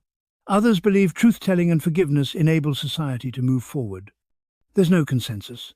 Modern technology raises new questions about remembering the war. Number 851. Colorized photographs and films of the war make history feel more immediate. Black and white footage created emotional distance. Color makes the past feel present. Number 852. AI has been used to animate photographs of Holocaust victims, making them appear to speak. The technology raises ethical questions about manipulating images of the dead. Number 853. Deepfake technology could theoretically create fake testimony from survivors. The tools that preserve memory could also falsify it. Distinguishing truth from manufactured images becomes harder. Number 854. Social media has enabled Holocaust deniers to spread misinformation more widely than ever before. Platforms struggle to balance free expression against preventing hatred. Technology makes both truth and lies spread faster. Number 855. Online archives have made primary sources accessible to anyone with internet access. Documents that once required visiting archives are now searchable online. Democracy of access to history is unprecedented. Number 856. Virtual reality recreations of concentration camps allow people to visit sites they might never see in person. The question is whether simulated experience teaches or trivializes. Number 857. Video games set in the war face criticism for making entertainment from tragedy. Defenders argue games teach history to audiences who wouldn't otherwise engage. The debate is unresolved. Number 858. Genealogy websites help people trace family members lost during the war. DNA testing reunites families separated for 75 years. Technology enables discoveries that memory couldn't preserve. Number 859. Digitization of records from the International Tracing Service has made searching for information about victims easier. The archive contains 30 million documents about 17.5 million people. Names that might have remained lost are now searchable. Number 860. Facial recognition applied to historical photographs has identified previously unknown individuals in archived images. Technology adds names to anonymous faces decades after photographs were taken. The psychology of genocide is better understood now. Number 861. The Stanford Prison Experiment in 1971 and the Milgram Experiment in 1961 explored how ordinary people commit atrocities. The experiments were designed to understand how the Holocaust happened. Both showed that normal people will harm others under certain conditions. Number 862.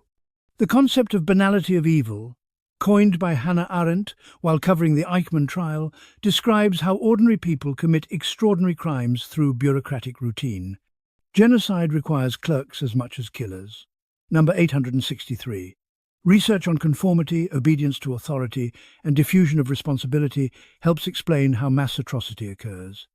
Understanding the psychology doesn't excuse the crimes, but explains how societies participate. Number 864.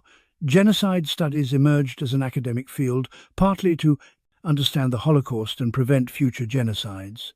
The field failed to prevent subsequent genocides, but documented them thoroughly. Number 865. The Hitler test is used to evaluate moral and political systems. If your system could enable someone like Hitler to take power, the system is flawed. Democracy's weakness is that it can vote itself out of existence. Number 866. The question of what makes someone resist versus conform has been studied extensively. Rescuers of Jews during the Holocaust often came from families that valued independence and had diverse social networks. Conformity is dangerous. Diversity provides resistance. Number 867. Dehumanization, portraying victims as less than human, is a consistent feature of genocide. The language used matters. Calling people vermin or cockroaches makes killing them psychologically easier. Number 868. Propaganda's power to shape reality was demonstrated by Nazi Germany and is studied as a warning. Modern misinformation. Campaigns use similar techniques. Repetition, emotional appeals, scapegoating, and creating alternative realities. Number 869. The slippery slope from discrimination to genocide is well documented. Genocide doesn't begin with death camps. It begins with excluding groups from public life, then legal rights, then physical spaces, then existence. Number 870. Bystander behavior has been studied extensively. Most people are neither heroes nor villains, but bystanders who do nothing. Inaction enables atrocity. Neutrality supports the oppressor. Cultural memory is transmitted through generations differently. Number 871. Each generation has different relationship with World War II. Those who lived through it remember deprivation and loss. Baby boomers grew up in the war's shadow. Subsequent generations know it primarily through media. Number 872. The greatest generation framing celebrates sacrifice but can obscure complexity. Not all veterans were heroes. Not all civilians supported the war effort willingly. Heroic narratives simplify messy reality. Number 873. Nostalgia for the war exists among people who never experienced it. The 1,940 seconds are romanticized in fashion, music and culture. The aesthetics are appealing. The reality was horror. Number 874. Historical reenactment of the war creates communities dedicated to preservation. Reenactors spend thousands on authentic gear and dedicate weekends to recreating battles. The question is whether this honors history or plays at war. Number 875. Museums face challenges in engaging younger visitors who have no family connection to the war. Institutions created to preserve memory must adapt as memory fades. Number 876. Some descendants of perpetrators struggle with inherited guilt. German youth especially have grappled with their grandparents' roles. You can inherit shame for crimes you didn't commit. Number 877. Descendants of victims often feel obligated to remember and educate. The burden of memory falls disproportionately on those whose families suffered. Number 878. Family secrets about the war are still being revealed. Children discover their parents were in camps, or collaborated, or committed crimes. Secrets kept for 70 years emerge as people die and papers are found. Number 879. The question of when to stop teaching about the war is debated. Some argue the war receives disproportionate attention compared to other atrocities. Others insist the scale and documentation make it uniquely important. Number 880. Comparing current events to World War II is common and controversial. This is like Hitler, or that's like appeasement, are frequent analogies. The comparisons can illuminate or trivialize depending on how they're made. Ongoing debates shape how we understand the war. Number 881. Historians continue debating whether the atomic bombs were necessary to end the war. Some argue Japan was ready to surrender. Others maintain invasion would have cost millions of lives. Evidence exists for both positions. Number 882. The question of whether strategic bombing was effective remains contested. Did destroying cities hasten victory or waste resources better spent elsewhere? The moral question is separate from the strategic one. Number 883.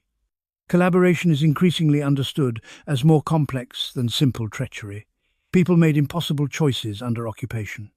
The line between survival and collaboration was often unclear. Judgment from safety is easy. Number 884. The role of ordinary Germans in the Holocaust is better understood now. Daniel Goldhagen's Hitler's Willing Executioners argued ordinary Germans were enthusiastic participants. Critics argued he overstated the case. The truth is, somewhere between willing participation and forced compliance. Number 885. The question of whether the Allies could have bombed Auschwitz remains controversial. Some argue it would have saved lives. Others note that bombing concentration camps would have killed prisoners and diverted resources from ending the war. Number 886. Whether the Allies did enough to rescue Jews is debated. Immigration restrictions, blocked rescue plans, and focus on military victory over refugee rescue are criticized. The counter-argument is that winning the war as quickly as possible was the best way to save lives. Number 887. Stalin's role in victory is complicated. The Soviet Union bore the brunt of defeating Germany but was itself a totalitarian state. Celebrating Soviet sacrifice means acknowledging a regime that murdered millions of its own people. Number 888. The question of whether dropping the second atomic bomb on Nagasaki was necessary is particularly controversial. Japan hadn't yet responded to Hiroshima. Was 3 days enough time? The decision remains debated. Number 889. Churchill's reputation has become more complicated as his racism and his role in the Bengal famine receive more attention. Great war leaders can simultaneously commit or enable atrocities. Heroism and villainy coexist. Number 890. The firebombing of Tokyo killed more people in one night than either atomic bomb, but receives far less attention.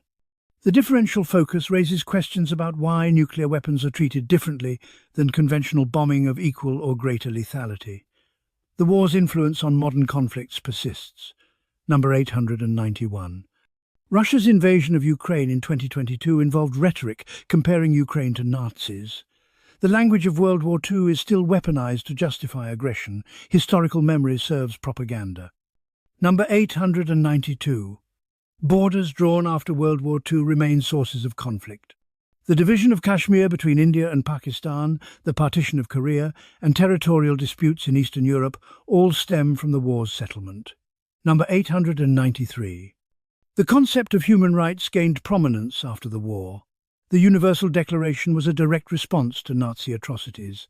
The idea that individuals have rights regardless of government became international norm. Number 894. NATO expansion after the Cold War has been justified as preventing another war in Europe. Critics argue it provoked Russia. The debate involves directly invoking World War II lessons about appeasement versus provocation. Number 895. The European Union's expansion eastward was meant to prevent the kind of instability that led to the world wars. Whether the project succeeded is still being determined. Number 896. Nationalism has resurged in many countries despite the lesson that nationalism contributed to both world wars. The EU and international institutions designed to constrain nationalism face populist challenges. Number 897. The rise of far-right parties in Europe echoes the 1,930 seconds for many observers. Whether the comparison is apt or alarmist is debated. The question is whether democracies are vulnerable to the same failures that enabled fascism. Number 898. Misinformation and propaganda techniques used by authoritarian regimes today echo Nazi methods. The technology is different, but the psychology is similar, creating alternate realities, scapegoating minorities, and undermining truth. Number 899. The lesson that appeasing aggression encourages more aggression shapes foreign policy. But the opposite lesson, that confrontation can escalate to catastrophe, also influences decisions. World War II provides contradictory lessons. Number 900. The concept of a just war is still debated using World War II as the paradigm. If any war was justified, it was the fight against Nazi Germany. But even that war involved atrocities by the Allied side. Purity is impossible even in necessary wars. Number 901. The war demonstrated that industrial societies could mobilize totally for conflict. Every aspect of life could be subordinated to war aims. This capacity hasn't disappeared. Nations still possess the ability to mobilize completely, which makes the prospect of future total war terrifying. Number 902. The draft ended in America in 1973, creating an all-volunteer military. The change meant wars could be fought without most citizens directly affected. Distance from military service changed how societies relate to warfare. Number 903. Military spending as a percentage of GDP remains high in many countries because the war established that security requires permanent military readiness. The concept of completely demobilizing after war ended in 1945. Number 904. Nuclear deterrence strategy assumes rational actors who fear mutual destruction. The doctrine worked during the Cold War, but assumes all nuclear powers will remain rational. The assumption may not hold forever. Number 905. 9 countries now possess nuclear weapons. More countries have the technical capacity to build them but choose not to. The restraint shown by most nations is the only reason nuclear war hasn't occurred since 1945. Number 906. The Non-Proliferation Treaty, signed in 1968, attempted to prevent nuclear weapons spread. It largely succeeded. Dozens of countries chose not to pursue nuclear weapons. But North Korea, India, Pakistan and Israel developed weapons anyway. Treaties work only when nations choose to follow them.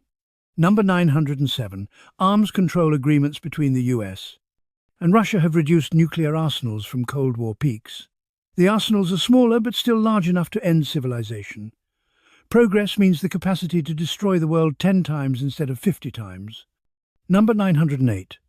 The Doomsday Clock, created in 1947 to represent how close humanity is to self-destruction, has been as close as 90 seconds to midnight in recent years. Scientists who monitor existential risks believe we're as close to catastrophe as we've been since nuclear weapons were invented. Number 909. Cyber warfare represents new forms of conflict that didn't exist during World War II. But the strategic logic, attacking infrastructure, spreading propaganda, targeting civilian morale, echoes the total war of 1939 to 1945. Number 910. Autonomous weapons and artificial intelligence in warfare raise ethical questions similar to those posed by atomic bombs. Technology advances faster than ethics. Military innovation outpaces moral consideration. The war's lessons are taught but not always learned. Number 911. Genocide has occurred multiple times since the Holocaust in Cambodia, Rwanda, Bosnia, Darfur and elsewhere. The promise of never again has been broken repeatedly. Knowledge of past atrocities doesn't prevent future ones. Number 912. The Cambodian genocide killed an estimated 1.7 to 2 million people between 1975 and 1979, Pol Pot and the Khmer Rouge murdered a quarter of their own population. The international community did nothing until Vietnam invaded. Number 913. The Rwandan genocide killed 800,000 people in 100 days in 1994. The United Nations and Western powers knew it was happening but chose not to intervene. Preventing genocide requires will, not just knowledge. Number 914. The Srebrenica massacre in 1995 killed 8,000 Bosnian Muslims under the watch of UN peacekeepers. It was the worst atrocity in Europe since World War II. Geographic proximity to Holocaust memorials didn't prevent genocide. Number 915. The International Criminal Tribunal for the former Yugoslavia prosecuted war criminals from the Balkans conflicts. The trials used precedents from Nuremberg. Justice was slow but eventually came for some perpetrators. Number 916. Radovan Karadzic and Ratko Mladic, leaders responsible for Srebrenica, weren't arrested until the 2000s and convicted in the 2010 seconds and 2020 seconds. They lived free for decades after their crimes. Delayed justice is partial. Justice. Number 917. Syria's civil war has involved chemical weapons use, barrel bombs dropped on civilians, and siege tactics that deliberately starve populations. The international response has been minimal. The lessons of World War II don't prevent similar tactics today. Number 918. China's treatment of Uyghurs in Xinjiang, including mass detention, forced labor, and cultural suppression, has been labeled genocide by some governments. The response has been largely diplomatic statements. Economic ties complicate moral positions. Number 919. The debate over intervention to prevent atrocities remains unresolved. The responsibility to protect conflicts with national sovereignty. Nations invoke World War II lessons to support both intervention and non-intervention. Number 920. Refugee crises in the 21st century echo those from World War II. Syrian refugees fleeing civil war, Rohingya fleeing Myanmar, migrants from Central America, all seeking safety in countries reluctant to accept them. The pattern repeats. Commemoration evolves as living memory fades. Number 921. May 8 is celebrated as VE Day in Western nations. May 9 is Victory Day in Russia and former Soviet states. Even the date of victory is contested based on time zones and politics. Memory has geography. Number 922. Victory Day in Russia features massive military parades in Red Square. The celebration emphasizes Soviet sacrifice, 27 million dead, but often ignores the Stalin regime's crimes. National myth-making shapes memory. Number 923. The last surviving veterans of World War II are now over 95 years old. Within the next few years, the last person who fought in the war will die.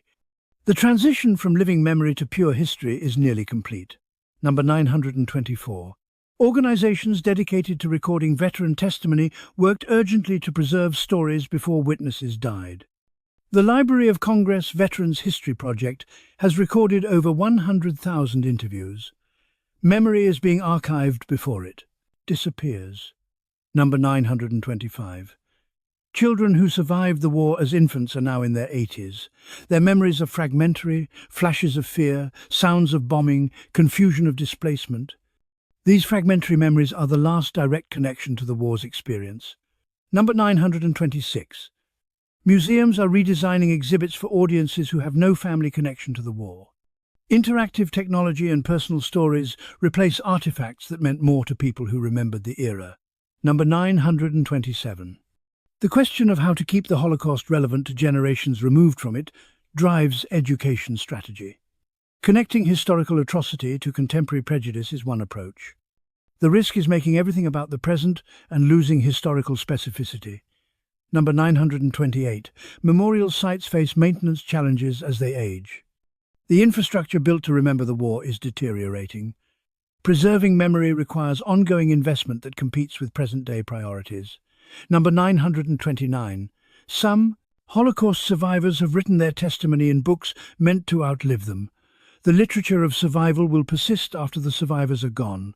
Written words carry memory forward. Number 930.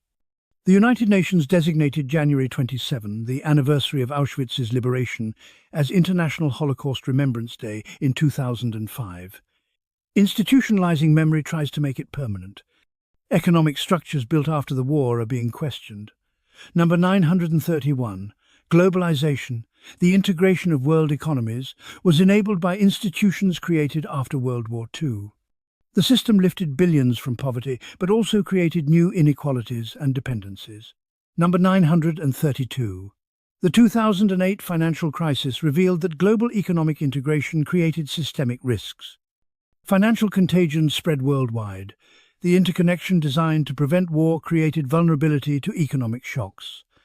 Number 933. Populist movements in many countries criticize international institutions created after the war. The World Bank, IMF, WTO, and UN face accusations of serving elite interests. Institutions built to prevent conflict face legitimacy challenges. Number 934. Brexit, Britain's exit from the EU, was partly driven by desires to reclaim national sovereignty from international institutions. The project designed to prevent European war by binding nations together faces fragmentation.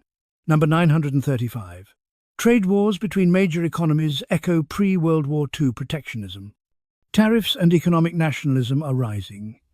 The lessons about how economic conflict can escalate are being forgotten or ignored. Number 936. Climate change creates security threats similar to resource competition that contributed to World War II. Water scarcity, agricultural disruption, and mass migration will strain international systems. New pressures test structures built for old problems. Number 937. The shift from industrial to information economies changes how nations compete.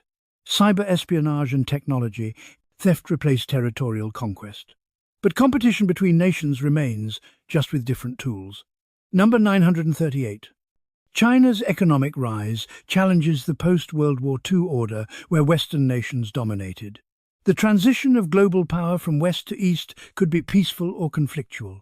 History suggests power transitions are dangerous moments. Number 939. The Belt and Road Initiative, China's infrastructure investment across dozens of countries, is building economic influence that may rival American power established after World War II. Economic systems shape geopolitical influence. Number 940. Discussions of a Thucydides trap. When a rising power threatens an established power, war becomes likely, invoke World War II parallels. Whether China and America can avoid conflict that rising divided by declining power dynamics historically produce is uncertain. Technology raises questions the war's generation couldn't imagine. Number 941. Genetic engineering and CRISPR technology could theoretically be used for purposes similar to Nazi eugenics. The science that was pseudoscience in the 1940 seconds is becoming real. Ethical guardrails matter more as capability increases. Number 942. Surveillance technology far exceeds what totalitarian states of the 1940 seconds could deploy. Facial recognition, metadata analysis, and digital tracking enable control that the Gestapo couldn't achieve. Democratic societies possess tools that dictatorships would have envied. Number 943. Social media enables propaganda at scales impossible during World War II. Misinformation spreads instantly to billions. The tools for manipulation have been democratized. Anyone can run a propaganda campaign now. Number 944. Artificial intelligence could make autonomous killing decisions without human involvement. The ethical questions raised by this capability echo debates about strategic bombing and nuclear weapons. New technology raises old moral questions in new forms. Number 945. Biotechnology could enable pandemics worse than anything nature produces. The same science that creates vaccines could create weapons. Dual-use technology means progress in health could enable new ways to kill. Number 946. Space militarization is proceeding despite treaties intended to prevent it. Satellites can be destroyed, creating debris that threatens other satellites in cascading destruction. A new domain of warfare is opening. Number 947. The question of whether humans can be trusted with technologies that could end civilization was raised by atomic weapons. Every new technology, bioweapons, AI, nanotech, makes the question more urgent. Wisdom hasn't kept pace with capability. Philosophical questions from the war remain unresolved. Number 948. The problem of evil, how to explain the existence of moral horror, was raised acutely by the Holocaust. Theological and philosophical frameworks struggled to explain industrialized genocide. Some said God died at Auschwitz. Number 949. The question of whether humans are fundamentally good, evil, or blank slates shaped by circumstance was tested by the war. Evidence exists for all positions. The answer affects how we structure society and law. Number 950. Whether individuals have moral responsibility when acting within systems is unresolved. The following order's defense was rejected at Nuremberg, but complicity in large systems remains a philosophical problem. We're all part of systems that do harm. Number 951. The paradox of the atomic bomb, that the weapon designed to kill became a deterrent that may have prevented World War III, challenges simple moral frameworks. The most dangerous weapons may prevent the wars they make possible. Number 952. Whether violence can ever be fully eliminated from human society is questioned by the war.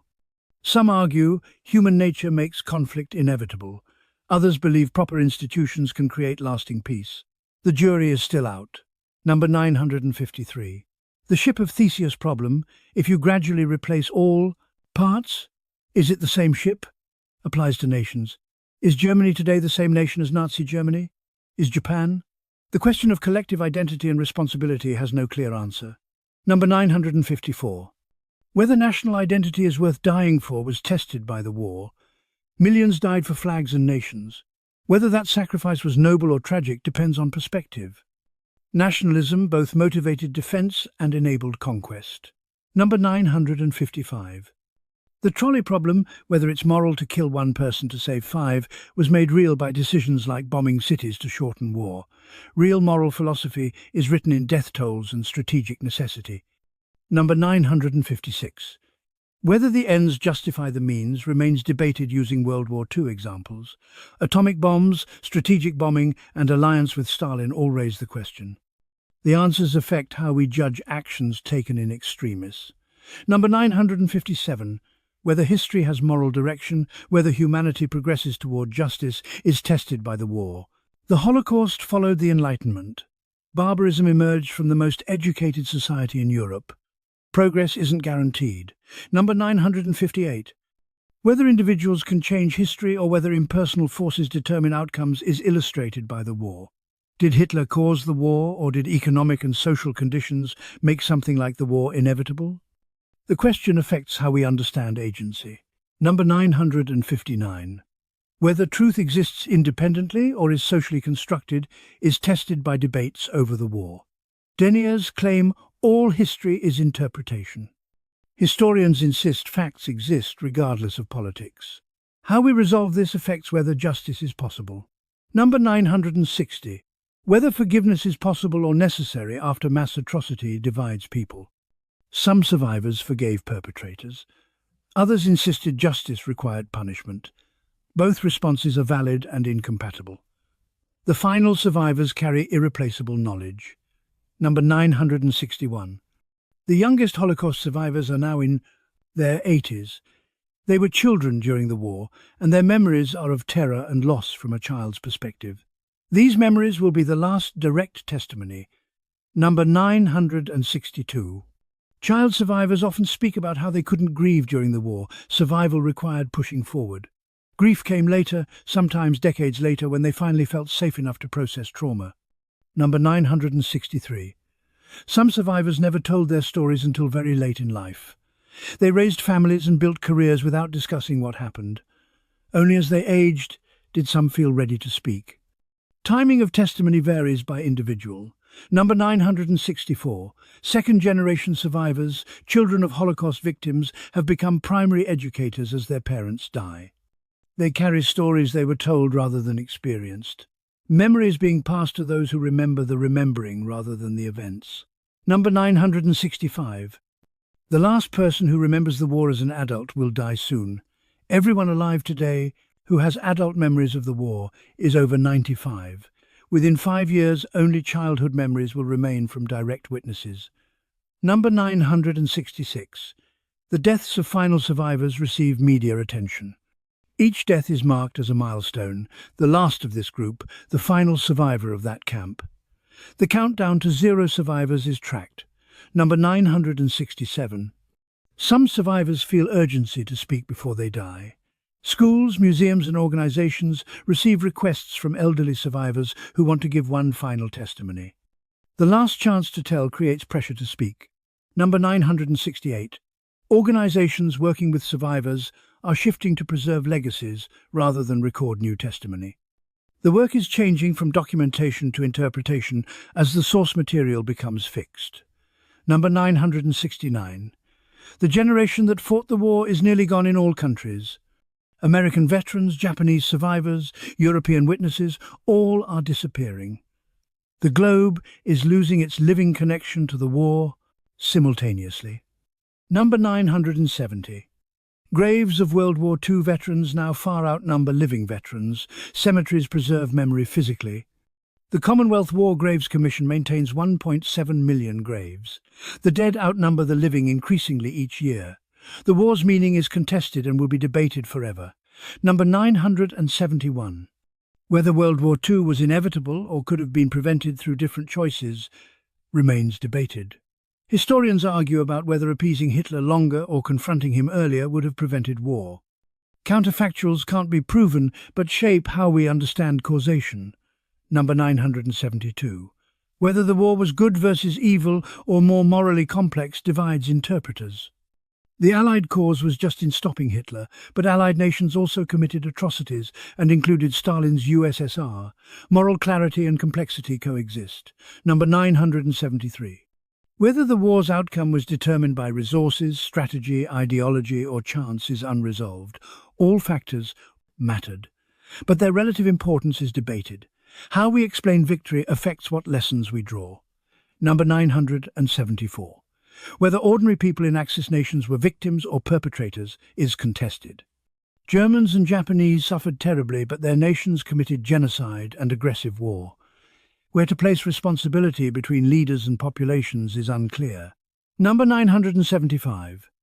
Whether strategic bombing was militarily effective or primarily terror remains debated by historians and military theorists.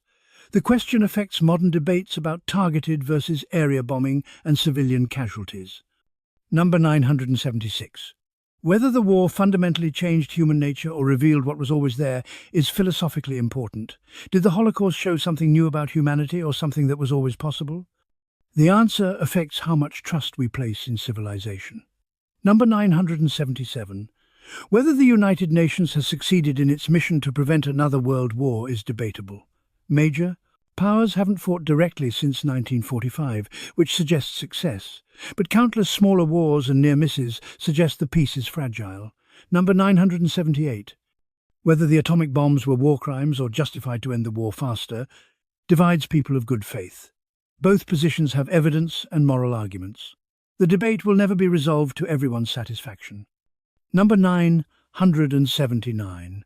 Whether we should study the war primarily for moral lessons or historical understanding shapes education. Teaching the war to prevent repetition is different from teaching it to understand what happened. Both goals are valid, but sometimes conflict. Number 980. Whether comparing modern events to World War II is illuminating or cheap rhetoric depends on the comparison. Some analogies help us recognize danger patterns. Others trivialize both the present and the past. Distinguishing good from bad comparisons requires judgment. The war changed civilization permanently in ways we're still discovering. Number 981. The war demonstrated that technology could advance faster than ethics or institutions to control it. The atomic bomb proved this definitively. The pattern has continued. Capability outpaces wisdom. Number 982. The war showed that civilization is fragile and can collapse rapidly. Germany went from democracy to genocide in 12 years. The Enlightenment didn't prevent barbarism. Progress can reverse. Number 983. The war proved that industrial societies could mobilize completely for destruction. The same systems that produce prosperity can be turned to annihilation. Economic development creates capacity for both good and evil. Number 984. The war established that international law can prosecute individuals for crimes against humanity. The principle that sovereignty doesn't protect leaders who commit atrocities is now established, if imperfectly enforced. Number 985. The war demonstrated that democracies could defeat totalitarian states. But it also showed democracies allied with totalitarian regimes when necessary. Ideological purity yielded to pragmatic survival. Number 986. The war revealed that atrocity requires ordinary people's participation. The minority who actively resist cannot stop the majority who comply. Systems of evil require many participants with diffuse responsibility. Number 987. The war showed that historical trauma can be inherited across generations. The descendants of both victims and perpetrators carry psychological burdens from events they didn't experience. History lives in bodies. Number 988. The war established that genocide is possible in modern states. The combination of bureaucracy, technology, and ideology can produce systematic murder at industrial scales. Civilization enables barbarism. Number 989. The war proved that even overwhelming evidence doesn't prevent denial. Despite documentation, photographs, testimony, and confessions, some people deny the Holocaust. Truth doesn't automatically defeat lies. Number 990. The war showed that preventing atrocity requires action, not just knowledge. Leaders in the 1942 knew about the Holocaust and chose not to prioritize rescue. Information without will to act accomplishes nothing. Final reflections as living memory becomes history. Number 991. Within a decade, no one alive will remember World War II from adult experience. The war will become entirely historical rather than remembered. The transition from memory to history is happening now. Number 992. The recorded testimony, artifacts and documents will remain long after witnesses die. Museums, archives and memorials will preserve what memory cannot. Material culture carries forward what living memory cannot. Number 993. The debates about the war's meaning will continue long after the last veteran dies. Each generation will interpret the war through their own present concerns. History is constantly rewritten by the living. Number 994. The war will remain a reference point for human capability, for both evil and heroism. It represents the extremes of human behavior: genocide and rescue, conquest and liberation, hatred and sacrifice. Number 995. The lessons of the war are simple to state but difficult to apply. Appeasement encourages aggression. Nationalism can lead to catastrophe. Ordinary people can commit extraordinary evil. Individuals can choose resistance, yet knowing these lessons doesn't prevent their violation. Number 996.